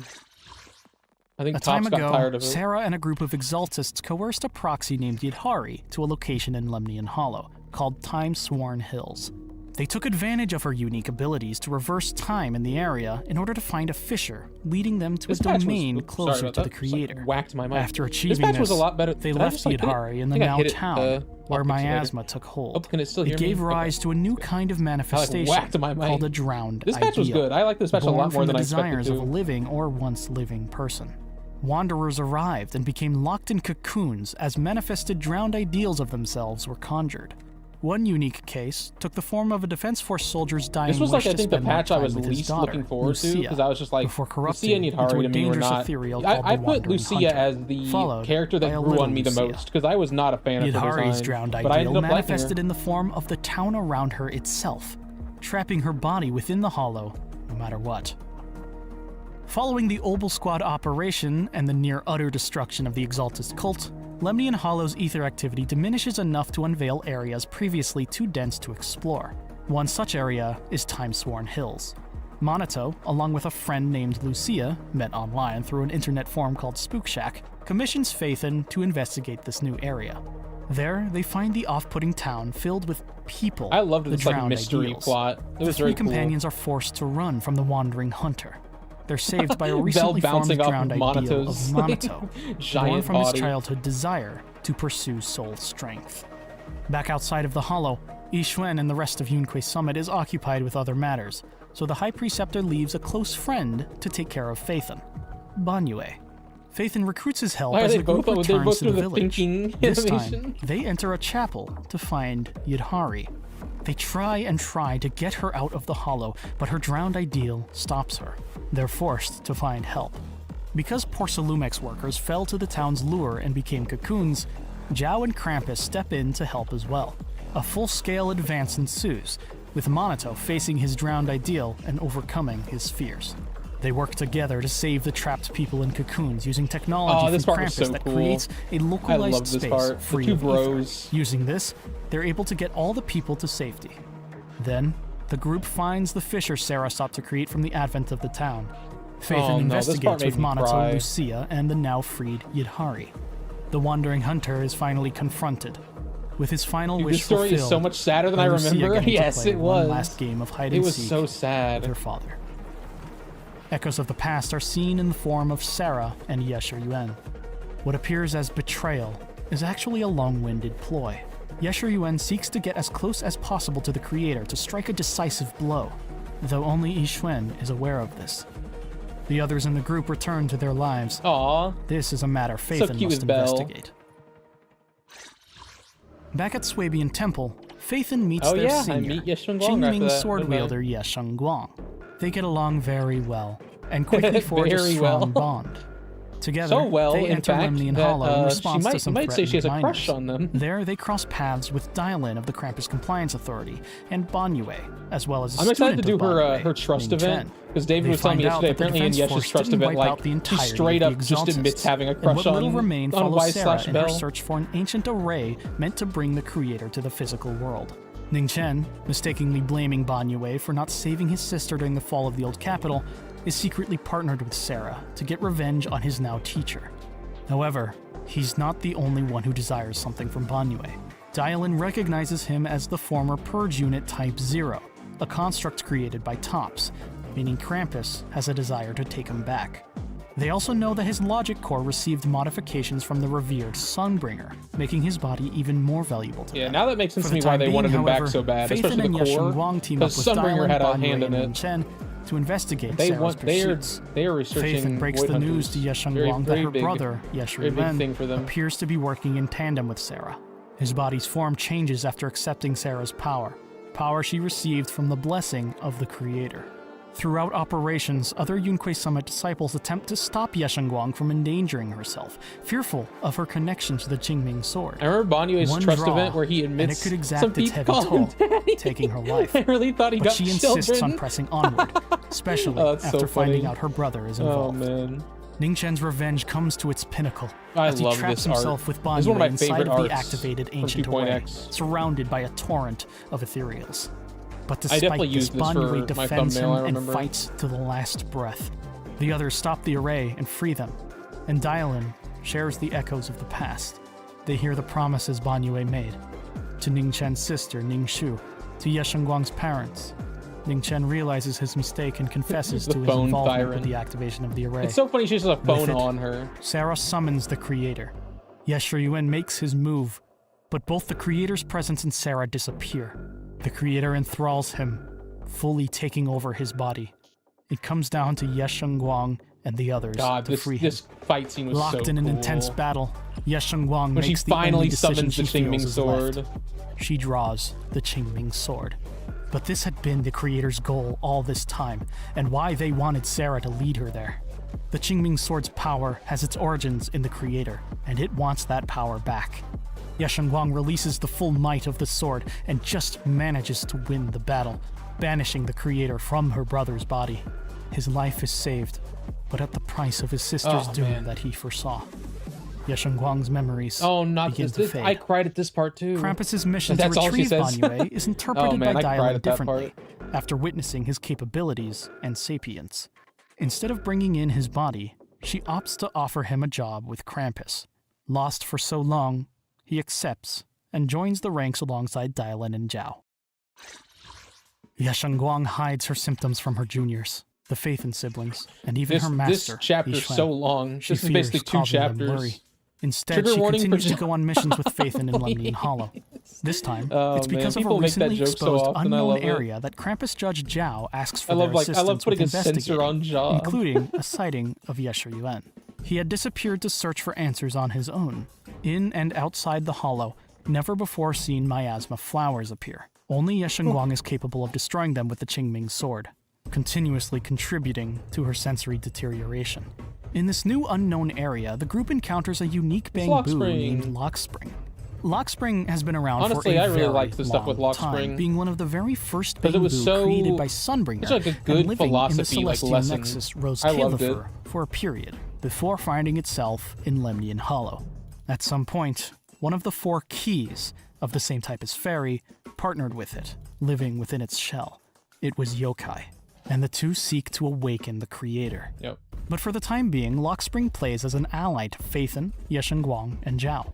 When investigating further into the miasma flower outbreak, seeking a means of stopping the threat, Phaethon is ambushed by a massive ethereal.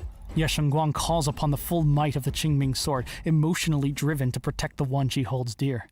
This would finally prove too much. Yeah. With the ethereal slain, Ye Guang looks into the proxy's eyes one last time, as her vision I cried at this and all part other too. senses give out. Left with no means of helping, it takes Yeshurun's return to discover a plan of action. After being controlled by the creator previously, he connected to their consciousness and learned of the connection between them and the Qingming sword. He wastes no time in taking Phaethon and his sister to an object imbued with the creator's power, allowing Phaethon to enter Ye Guang's mind and help her recover from her curse. I went to block my mind. Can hide no longer. On his travels, he discovered you'd be the a truth you'd be a great behind Sarah. how his sister was chosen. The creator as would definitely Qingming choose sword you, I wielder. think. An elder mystic named Lu Hongzhou this guy, forced man. it to happen. In front of the rest of Yunkui's summit, he calls out this elder for his misconduct and accuses Yixuan of negligence.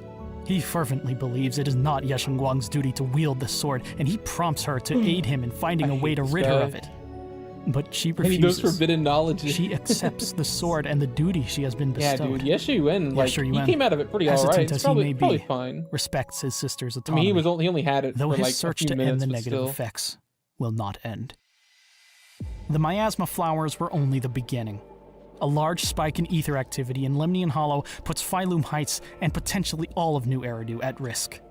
Its source is the creator, and only the Qingming sword has the power to seal it. Various factions mobilize to quell the threat and protect the city, including the Defense Force, Oh, this is Krampus, where and even Lockspring reveals civilians. himself. Phaethon, Ye Guang, Zhao, and Lockspring move to find the creator's source to seal it. Right when they think they've succeeded, Lockspring unveils its true self. The group is forced to defeat it, prompting yokai to escape its shell to find new hosts. Ye Guang has no choice but to unleash the sword in full force, God, doing this everything cutscene, in her man. power to eliminate the creator's cocoon before things escalate. But out of it comes a messenger of their will. Bearing Sarah's body and Sunbringer's eyes, it siphons all the miasmic energy throughout Lemnian Hollow to empower itself. It takes the unfettered might of the Qingming sword as only a scratch. With external support from the surrounding teams targeting the messenger's objects of just- we have power, to Ye destroy the, Guang and the Zhao spheres. finally bring it to the ground. In a final effort, it tries to steal back the power of the sword. In the decisive strike, Ye Guang unleashes everything. Oh my god, just like obliterating ragdolls the her. messenger. Lemnian Hollow's activity reduces and shrinks, saving the city and everyone in it. In this moment, she also conquers the Qingming sword's will. Just as it chose her, she chooses it. Yep. And the side effects miraculously subside. Following the battle, Phaethon witnesses another vision of their teacher, conjured by the miasma. This time they find out about her involvement in the fall of the old capital, that she actually played a part in orchestrating it. Even with answers, only more questions arise. After matters don't know settle, why she Mayor did. Mayflower recognizes Ye Guang's heroic I actions still think there's and gonna be a officially twist where appoints she her was as a doing it for void a good hunter. reason. The creator is quelled, and the Exaltists are finally wiped out. New Eridu may rest. Can we though? Can New Eridu rest? Doesn't ever feel like New Eridu can rest.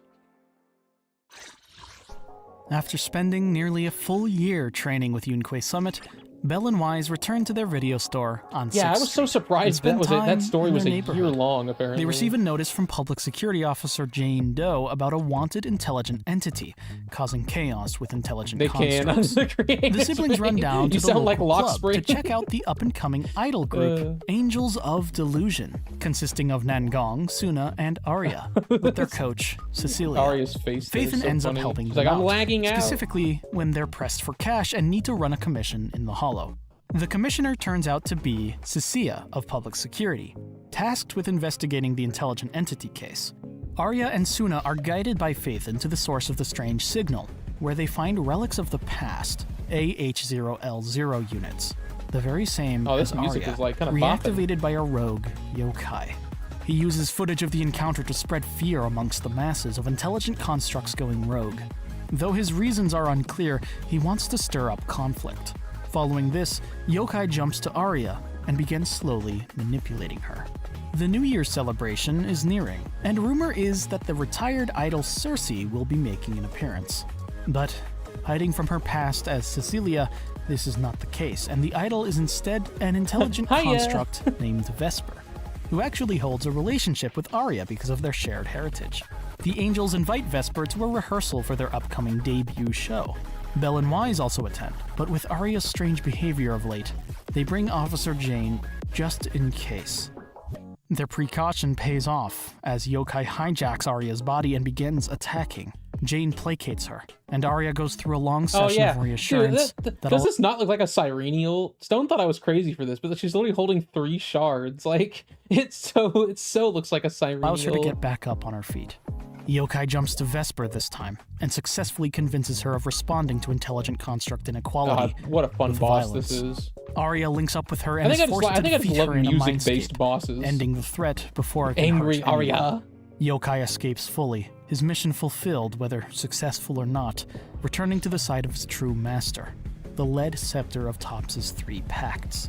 Yep. The Angels of Delusion have a heartfelt talk with their coach Cecilia, and she assents to perform for the New Year's celebration, with the Angels performing their debut concert at the same time. Oh god, here we go. At the sight of the battle between Yeshun Wong and the Creator's Messenger, 2 members of the External Strategy Department of Rose Califer discover shards of a rare material. I'm like getting excited, like I'm seeing her for the first time. Because of a working relationship with Mayor Mayflower, they know about Phaethon's involvement and pay them a visit. Valina and Norma hand them an object made of flint porcelain, and instantly the proxy feels relief from a painful sensation. Ever since the encounter with the Creator's Messenger, their ocular implants had begun acting up, and as of recent, the pain was getting worse.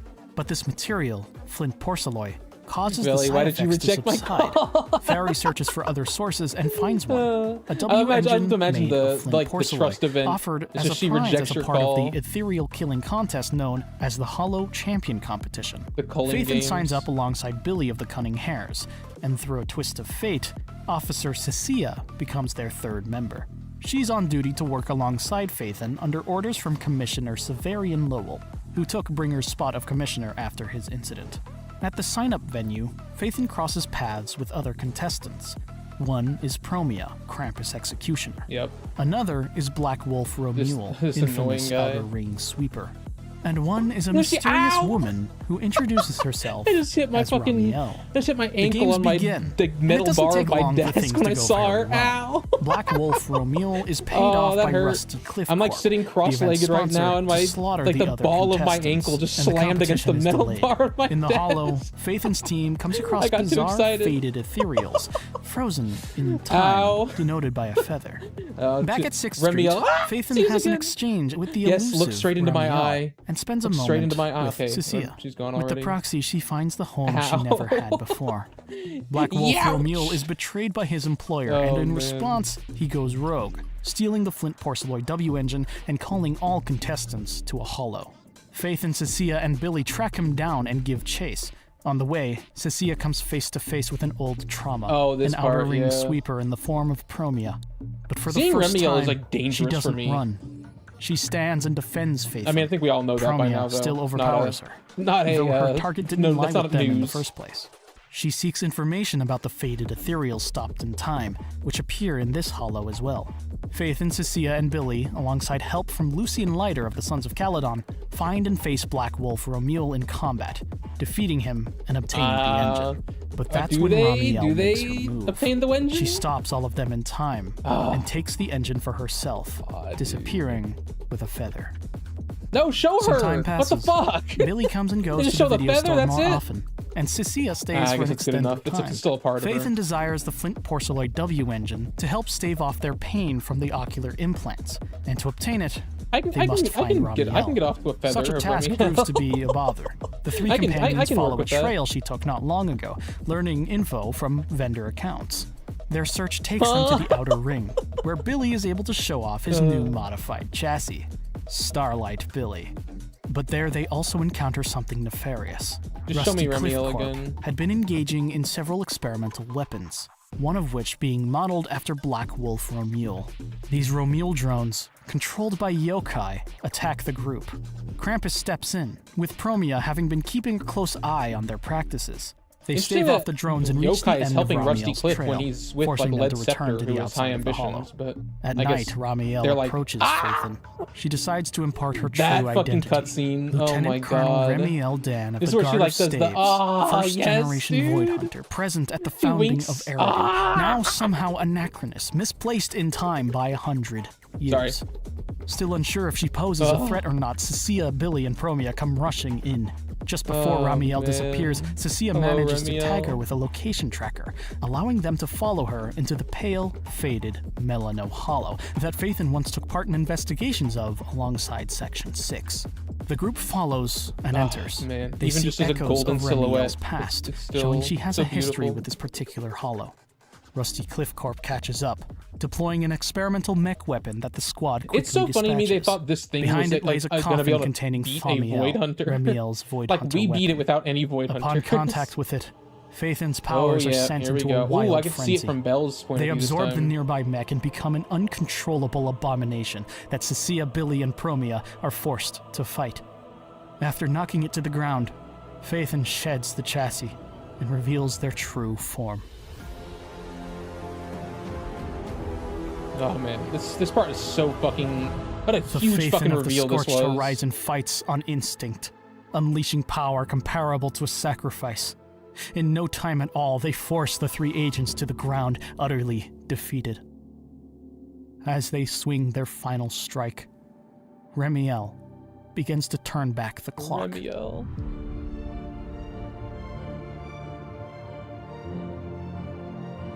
She This is where pulls she hugs Phaethon me. back to their human state, preventing It should have been further me, not calamity. him. Or her. She sheds her makeshift appearance and lets free her true form. God, which is like She one of the most tells beautiful Phaethon forms about ever. the road ahead. That if they are to seek treatment for their eyes and themselves, they need to find the doctor. God, dude. They need Sunbringer, Best fucking design as ever. does Remiel, though the why is uncertain. Holy fuck. She leaves the Flint Porceloid W engine with Phaethon and disappears. Remember when I used to talk about Remiel like it was like a call option before I like played that story? I think my Phaethon call settles option down was back like at the paid video off store. in spades. Cecilia and Billy are now almost like roommates. I'm like glad I was in on this Valina and character Norma beforehand, because even if return I with a wasn't, I formal think I would have invitation to Rose lost my mind to Kalifer, her when I as met they her. and the mayor have determined treatment is necessary. But I like had a feeling. I like knew she was When going to be Phaethon one of my mentions favorites. Remiel thought the same, the two flinch. Remiel Dan is wanted in Rose Kalifer for the attempted assassination of Lady Sunbringer.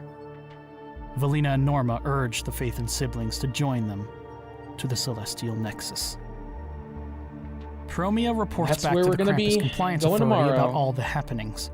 Her boss assents that it's time to set their sights on Rose Yeah, Kalifer true, as well. profitable. Promia Yes. is told to notify another Yes. member, Phoenix. If that I they actually move had to their invested new in it, objective. I would be rich right now. In a time of change and turmoil in the city, TOPS continues to exert its control. The three pacts decide on their next this is course literally of the action. cinematic or the teaser I Lead saw Scepter, earlier. in possession of Yokai, rigs the vote in his favor. Yeah, I was right. Okay, Their he does next rig it. objective is the same as so many It seemed like others. Yokai was rigging it.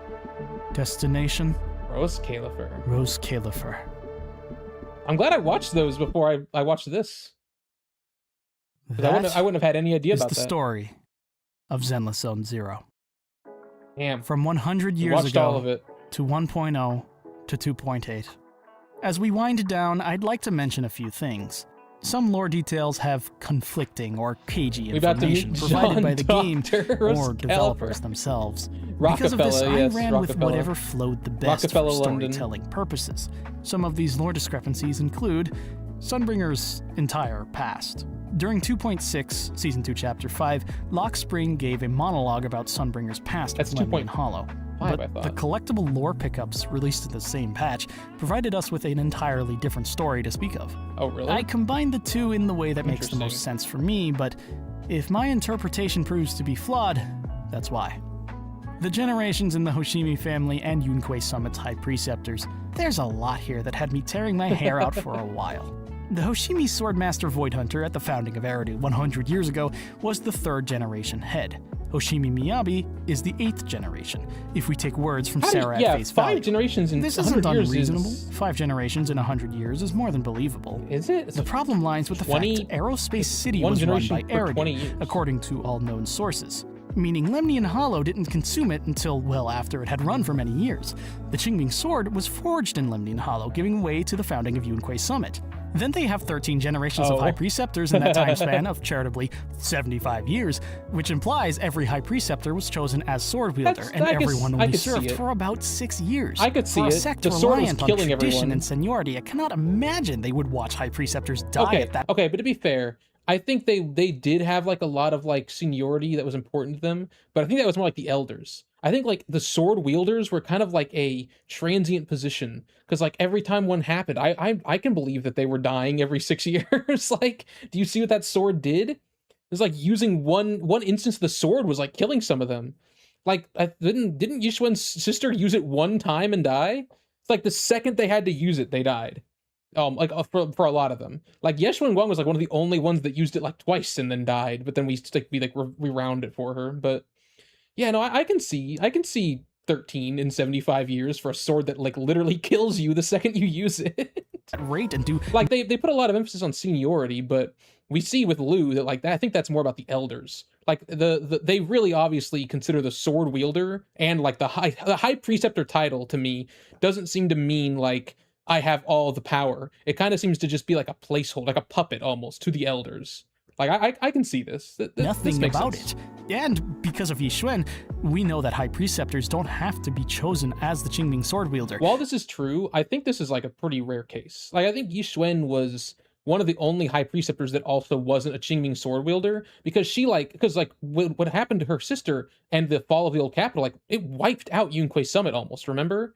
Like she basically had no one left. Like Jufufu was like one of her first people in like bringing back Yunquei Summit. Like it was basically nothing at that point.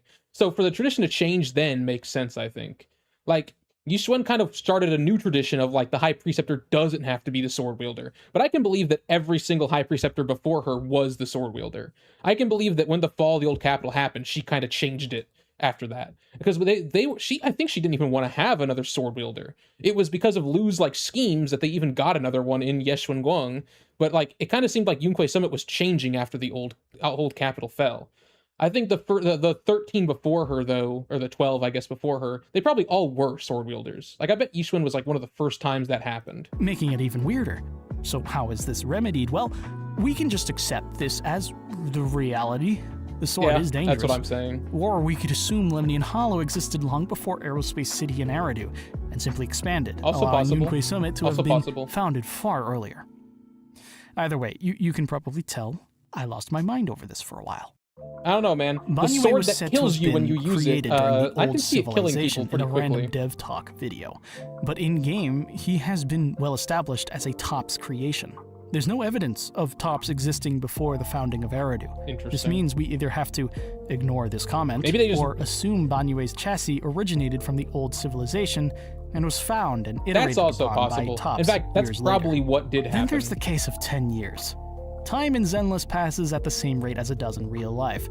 Astra Yao celebrates the New Year, then 1 year later, the Angels of Delusion celebrate the New Year. This means at the start of Season 1, we are 10 years from the fall of the old capital. 11, yeah. During Season 2, we are 11. When Ning Chen gets his revenge on Banyue, he is very adamant about what Banyue did 10 years ago. He consistently says 10 years, as if specifying not 11. But it made no sense for me to have Banyue respond to a major outbreak just a year after the old capital's fall, when it seems like all other evidence suggests the events being linked. So I just had to assume Ning Chen was rounding. That's a safe assumption. The 4 keys are about as unexplained as they can be. In the lore teaser on Zenless' channel, 2 unknown individuals upload the keys into a database, which is how Fairy ends up in Phaethon's hands. It's made very clear that this happens years after the fall of the old capital, during the time of New Eridu. So then, how was Fairy activated early to serve the AH0L0 units?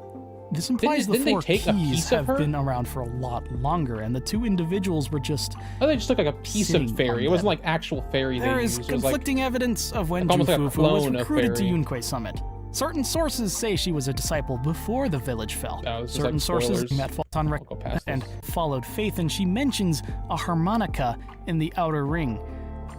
This never happens? What? A harmonica is only ever played by Phaethon in Port Elpis, so I just went with that story. But I still have no idea what the intention was with that line. I will say, in stories as big as scale, sometimes you just have inconsistencies, but... Mostly research and scripting, as is the case with most of my videos.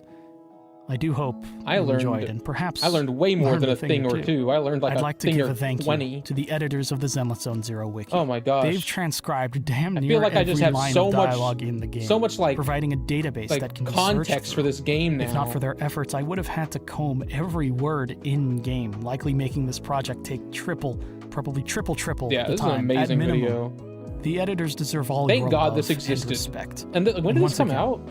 Thank you for running the wiki. Wow, this couldn't have come I'd out also at a like perfect to thank time, the at a YouTube more channel, perfect time 2 Sujin days Fano ago. for uploading the full 1.0 story gameplay, and Streetwise Rhapsody for uploading each patch's story after that.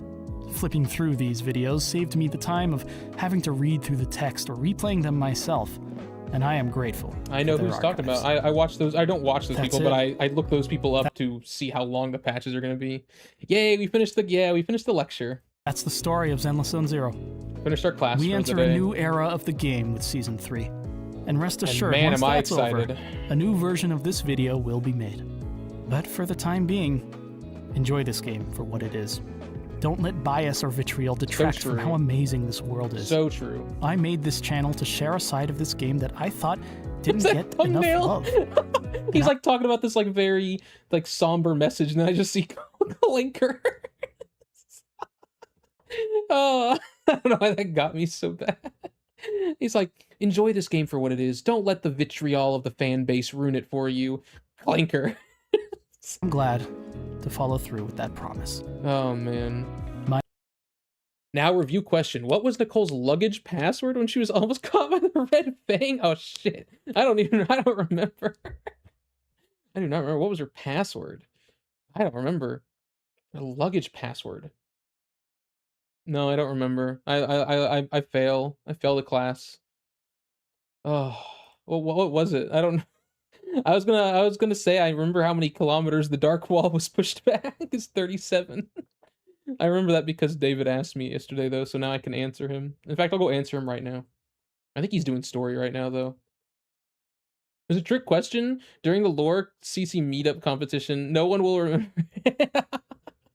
Oh, okay. Hang on. Okay. Oh, yeah. You wanted to send something. To make the scene any better, a Japanese commenter said the frame looks like Hugo has...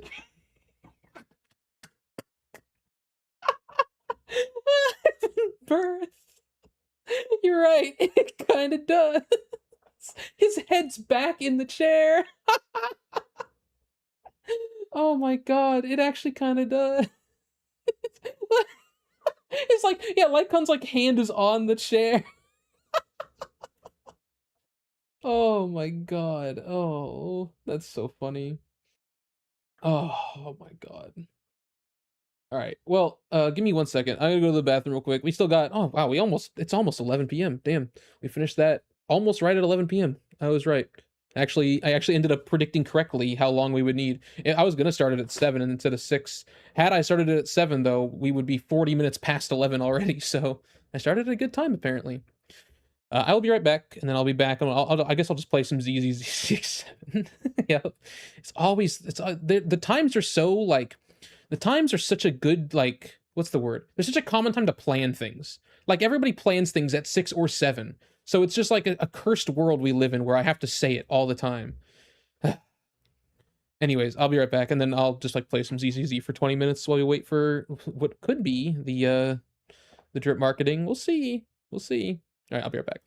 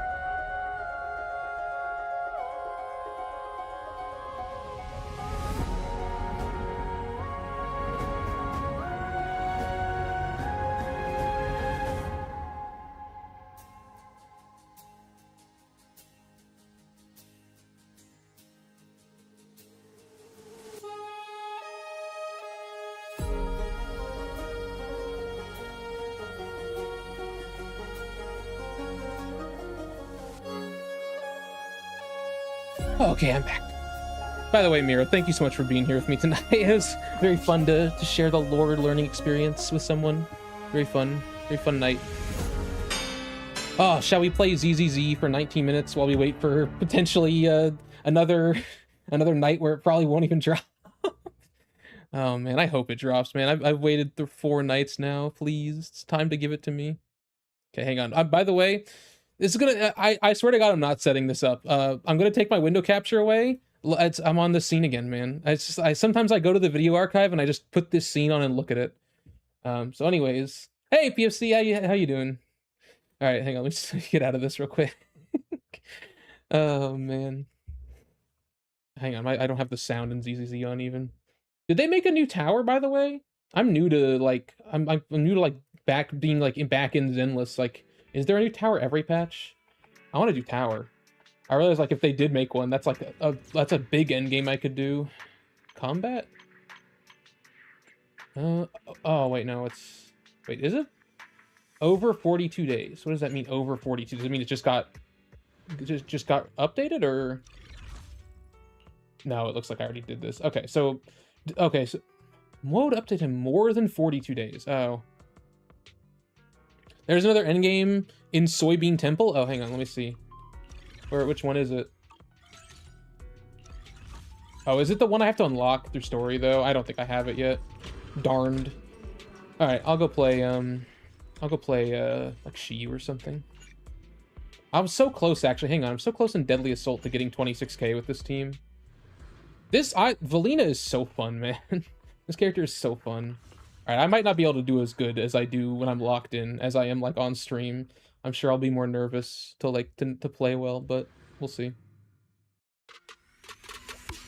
Also, it's so funny because like, yeah, I was telling you yesterday, Mira, like everyone tells me like Miyabi is her worst teammate, and yet it's like the better score than I've ever seen in my life with Miyabi. I see it. Here.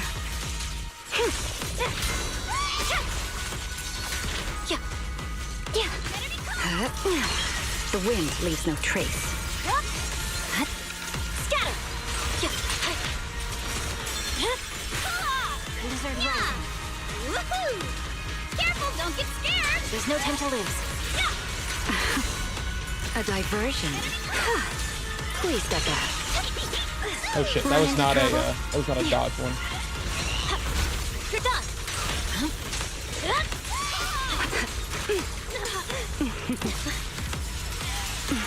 Feeling cold?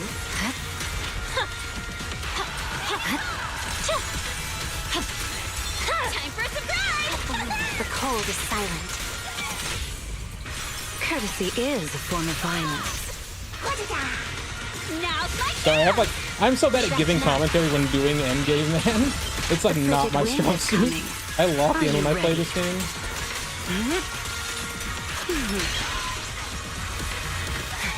Don't get scared. I have to do this before he activate his thing. There's no time to lose. Okay, I might have just wasted this actually. I did waste it. Oh no, that's bad. Okay, I'm just gonna start over. Big poly? Oh, that's good to know. Lots of polys. How much polys do you get from the new one? What time is it? 44. Okay, we got time. We got time.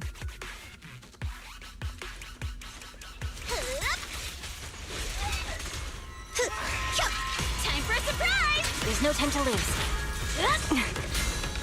A diversion. Please step back.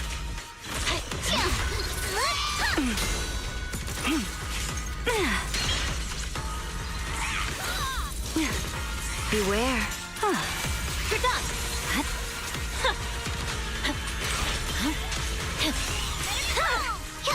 Instant wonder. Break time. I see it. Sweet. How about that? Red camellia Waste of one stack, falls in but oh snow. Feeling cold?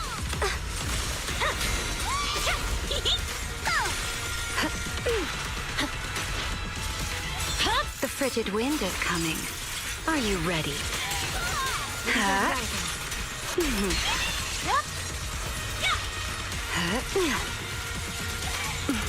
Bone chilling wind.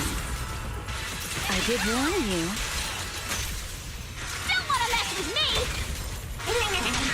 No forgiveness. Come on. Don't be nervous.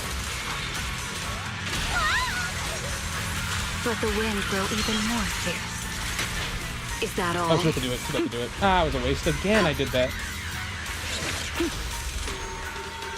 He's gonna waste Miyabi's ult this time.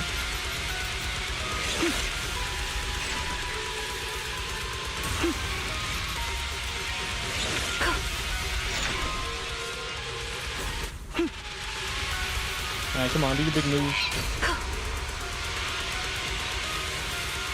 Oh shit, I didn't even walk back into it. Here. Careful, don't get scared. I see it.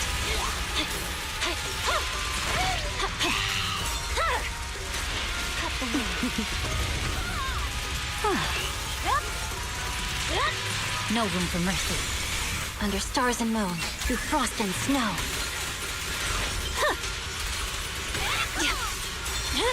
Please step back. The wind leaves no trace. There's no time to lose. Oh, I got an achievement.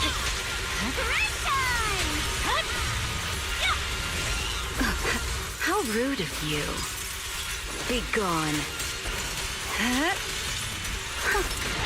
I see it.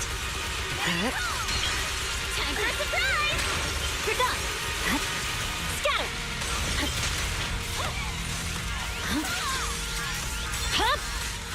Blizzard rising. Take this. There we go. I almost missed the sun window. We're good, we got it. Courtesy is a form of violence. No forgiveness. Oh, your luck's run out. Go, Kama! There's no time to lose.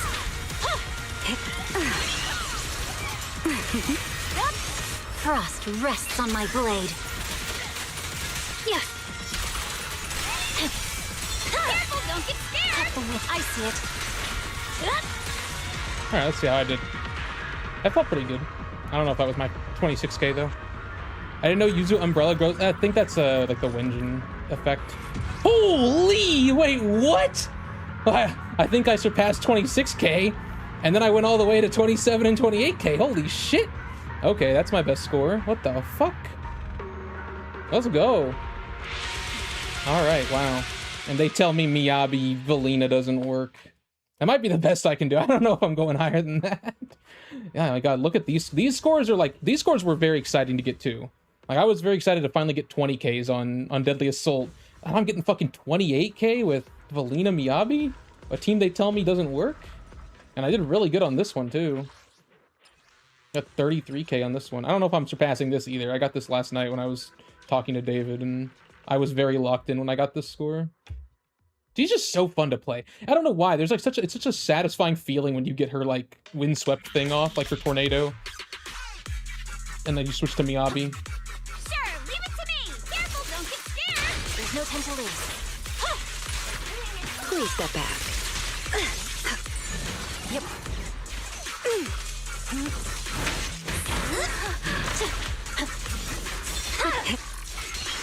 Is that all? Scout is itching to jump in. Ooh, time for a surprise. Yeah, I think the glow on her umbrella you're talking about. Oh, what the hell? Where are you going? Why are you over here all of a sudden? Here. Oh, what the fuck? Yeah, I think it's from her engine.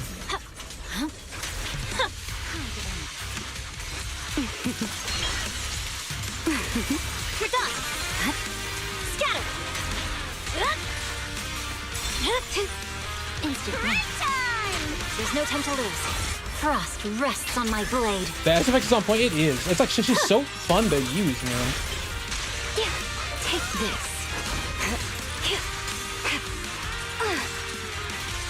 Come on, use an attack. Oh, this is not the good time. Beware. This guy's not attacking. How rude of you. Be gone. I see it. Time for a surprise. Don't get scared. I didn't really use EX momentum for it, but I will. Please step back. Quick, before you embarrass yourself. Before you Bone chilling wind.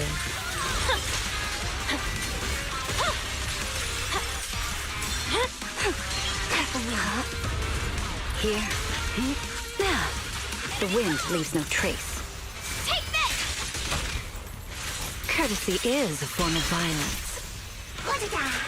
No forgiveness. Stay focused. Great time.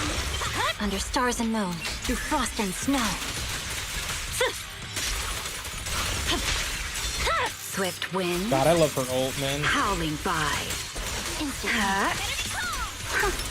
I see it. Oh, fuck you, Monaco? What the hell, man? Time for a surprise. Don't cross the line. Feeling cold. Your luck's run out. Go, come on. There's no time to lose. Take this. Lizard rising. Great time.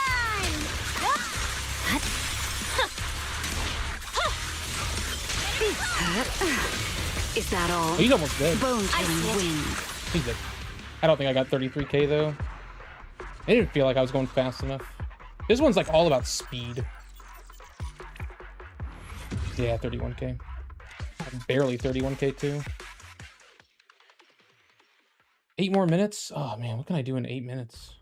I guess I could just keep playing and keep doing it. I don't know, I feel like it's boring to just do the same one over and over again. I wish I had like more content to do. I guess I will once I get that new mode unlocked. That'll be fun. I guess I could do like Hollow Zero, but that's like a whole run. What can I play? I guess I could just play Deadly Assault again. Why not? This boss is fun, I will say. This boss is more fun than fighting Monato and Shiyu. It's kind of boring though. I don't have much. It's just like you're not gonna see anything new here. Also, I have a feeling I won't be getting a higher score than I already got last time. Great time. I see it. Here. Scatter. You're done. Wasn't too bad. Cut the wind. Bone chilling wind.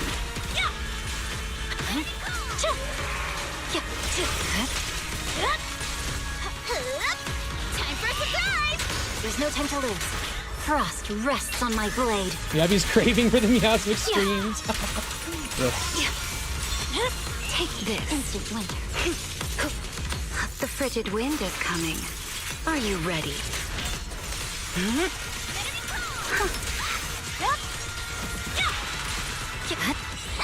Your luck's run out! Go! Mama! I see it. Scatter! Run into trouble? Beware. Whatever. Take this! Courtesy is a form of violence. No forgiveness!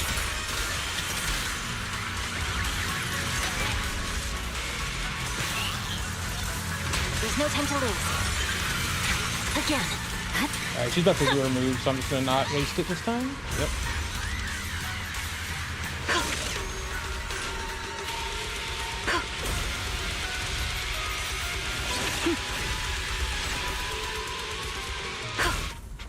Discipline is in order. Oh, I thought I got hit there.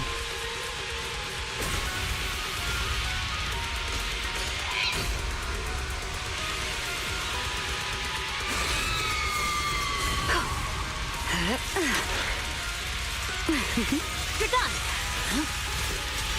Careful, don't get scared! I see it. Under stars and moon, through frost and snow.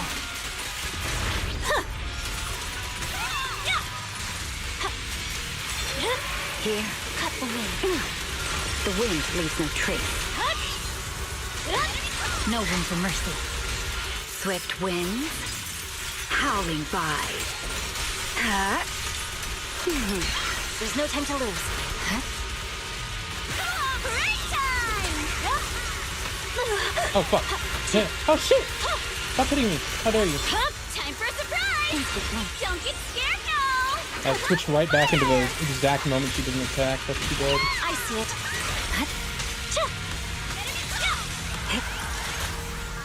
Enough talk! Let's go! Etiquette is a way to mask violence. No forgiveness! Let the wind grow even more fierce. We should act now. Red camellia falls in snow. I'll do it again. Blizzard rising. Break time! There's no time to lose. Please step back. Is that all? You're done! I'm gonna get another enhanced, unfortunately. Alright, so I like 26,000, right? 26,000 is still good. That's what I was aiming for earlier. I think, honestly, last time what got me to 28k was I got like one... No, never mind. It was 28k. I can't read. Never mind. I got another 28k. Wow. Apparently, I wasn't reaching my full potential yesterday. Damn, man. This team is so fun. Oh, God. Oh, I just want more content to play with them. I just want like more in-game. I guess I'll get it tomorrow. Okay, I got like 200 off of my top score just now. All right, hang on. Let's switch over to the Twitter. All right. My heart's like starting to beat fast, man. I'm so excited. All right, hang on. Let me put the window capture back on. Oh my God. Oh, I'm gonna die, dude.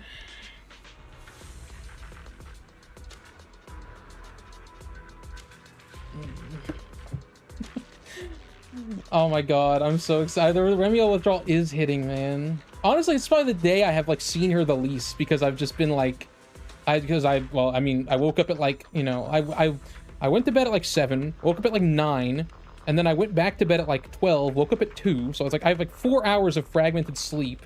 And then from 2 to like 6, I was just like doing the things I need to do in the day, like shower and stuff. And then at 6, I did the stream. It's like, I haven't seen her much today, man. Like the only times I've seen her like today on the stream pretty much. And I sent a bunch of gifts earlier in my Discord that got me in trouble. But besides that, I like how like all that is like all I'm saying that's all I've had. And it's like a ton still. When it's up to like 2 hours tonight, I feel like I would feel like shit too, man. Get some good sleep tonight. I will also be trying to get some good sleep tonight. I say as I definitely am going to go watch more Apothecary Diaries after this. Great anime. Like not related to ZZZ at all. I'm just really enjoying that anime. So I really want to go watch some more episodes of it. Like I can I can feel my heart beating. Hang on, I can check my heart rate. Hang on. Oh, my watch is at 8%. Uh-oh. I'm gonna have to charge it after this. Well, it says it was 90 BPM 9 minutes ago, but that's probably because I was playing DA or something. Oh, it's at 111 BPM. Only 41 above my, like, normal resting. Oh, man. At the last time you watched anime series? Yeah, I've also been kind of out of it. You know what's funny? I haven't watched much anime lately either. It's really my sisters that, like, get me to watch stuff. So, like, they were really into My Hero, and so they got me to rewatch the whole thing. I watched it back in college, but I never finished it, so I rewatched the whole thing. Then I got out of it again, and then, like, yesterday, randomly, my sister came in, she was like, have you seen Apothecary Diaries? I was like, no, I haven't. It's 11? Shit, what the fuck? Ugh, nothing. All right, hang on, let's refresh again. Oh, why? Why? Why must you do this to me? This is the 4th night in a row where you haven't given it to me. Well, I'll definitely be streaming tomorrow because I'll be doing story, so nothing to worry about there, but...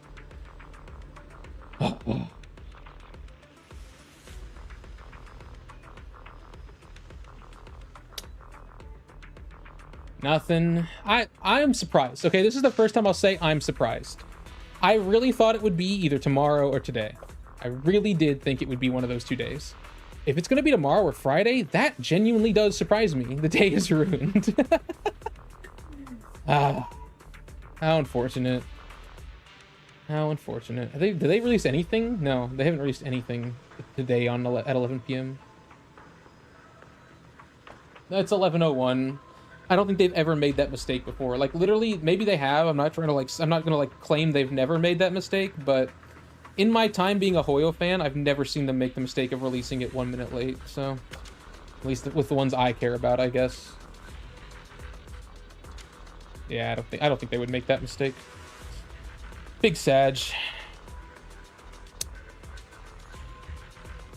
Well, I need to go now. No, thank you so much, Miro. It was such a blast having you here tonight and learning all the lore. Please get some good sleep tonight too. You need to get some sleep. Don't you got to make up for the 2 hours. But yeah, no, have a good time, Miro. Have a good time. Oh man, I think I will also end it soon here. I'm gonna cope around for like a few minutes just to see, but I don't think they've ever made this mistake, so I doubt they're gonna make it tonight. Plus, I don't think they would make that mistake with someone as important and big as Remielle. Oh, well, you know what? Hopefully tomorrow. You know what? Hopefully it's tomorrow, because if it's tomorrow, that'd be a great way to wrap up the story patch stream, like the 3.0 story stream that I'm gonna do tomorrow. I'm just gonna keep refreshing it. Yep. See you tomorrow, Miro. See you tomorrow. Man, I really did think it would be tonight. So much so that I was like, I have to think of something to stream tonight, because I was like, there's no way it's not tonight. I was like, if it's not Tuesday, it's gotta be tonight. It's either gonna be the night of 3.0 with all the hype, or it's gonna be the night after, like after people have had a day to digest it. It's so interesting that they would do it 2 days after, or even 3 if it's not tomorrow. Which if it's not tomorrow, I've got to think of something to stream Friday. Huh, that's gonna be fun. Oh, brother. Yeah, I don't think it's happening. What a shame. What a shame. Alright. Well, PFC, Apples, Miro, Stone for the one message Stone came in and left, but I still appreciate it. Everybody, it was fun. It's fun to see you, fun to talk to you. I do think I'll be going though. I think I've reached my limit, honestly. I've been live for 5 hours on 4 hours of sleep, which is a lot more than I'm honestly probably capable of. Thankfully, the stream was just watching a 3-hour video, so it wasn't too horrible for me. By the way, I'm gonna go ahead and copy this link and go add it to the description of my YouTube VOD, so I'm giving credit to Glastic, because like 4 hours of this 5-hour stream was me watching his video. This video is amazing. I highly recommend everyone watch it themselves who hasn't watched it. Like, amazing video. The production value is insane. It really did feel like watching a movie. Oh, all right. Well, everyone, it was great to see you. and I'll see you tomorrow for a very hype stream, 3.0 story. I'm extremely excited to see my beloved Remiel once more. But until then, goodbye. Bye-bye.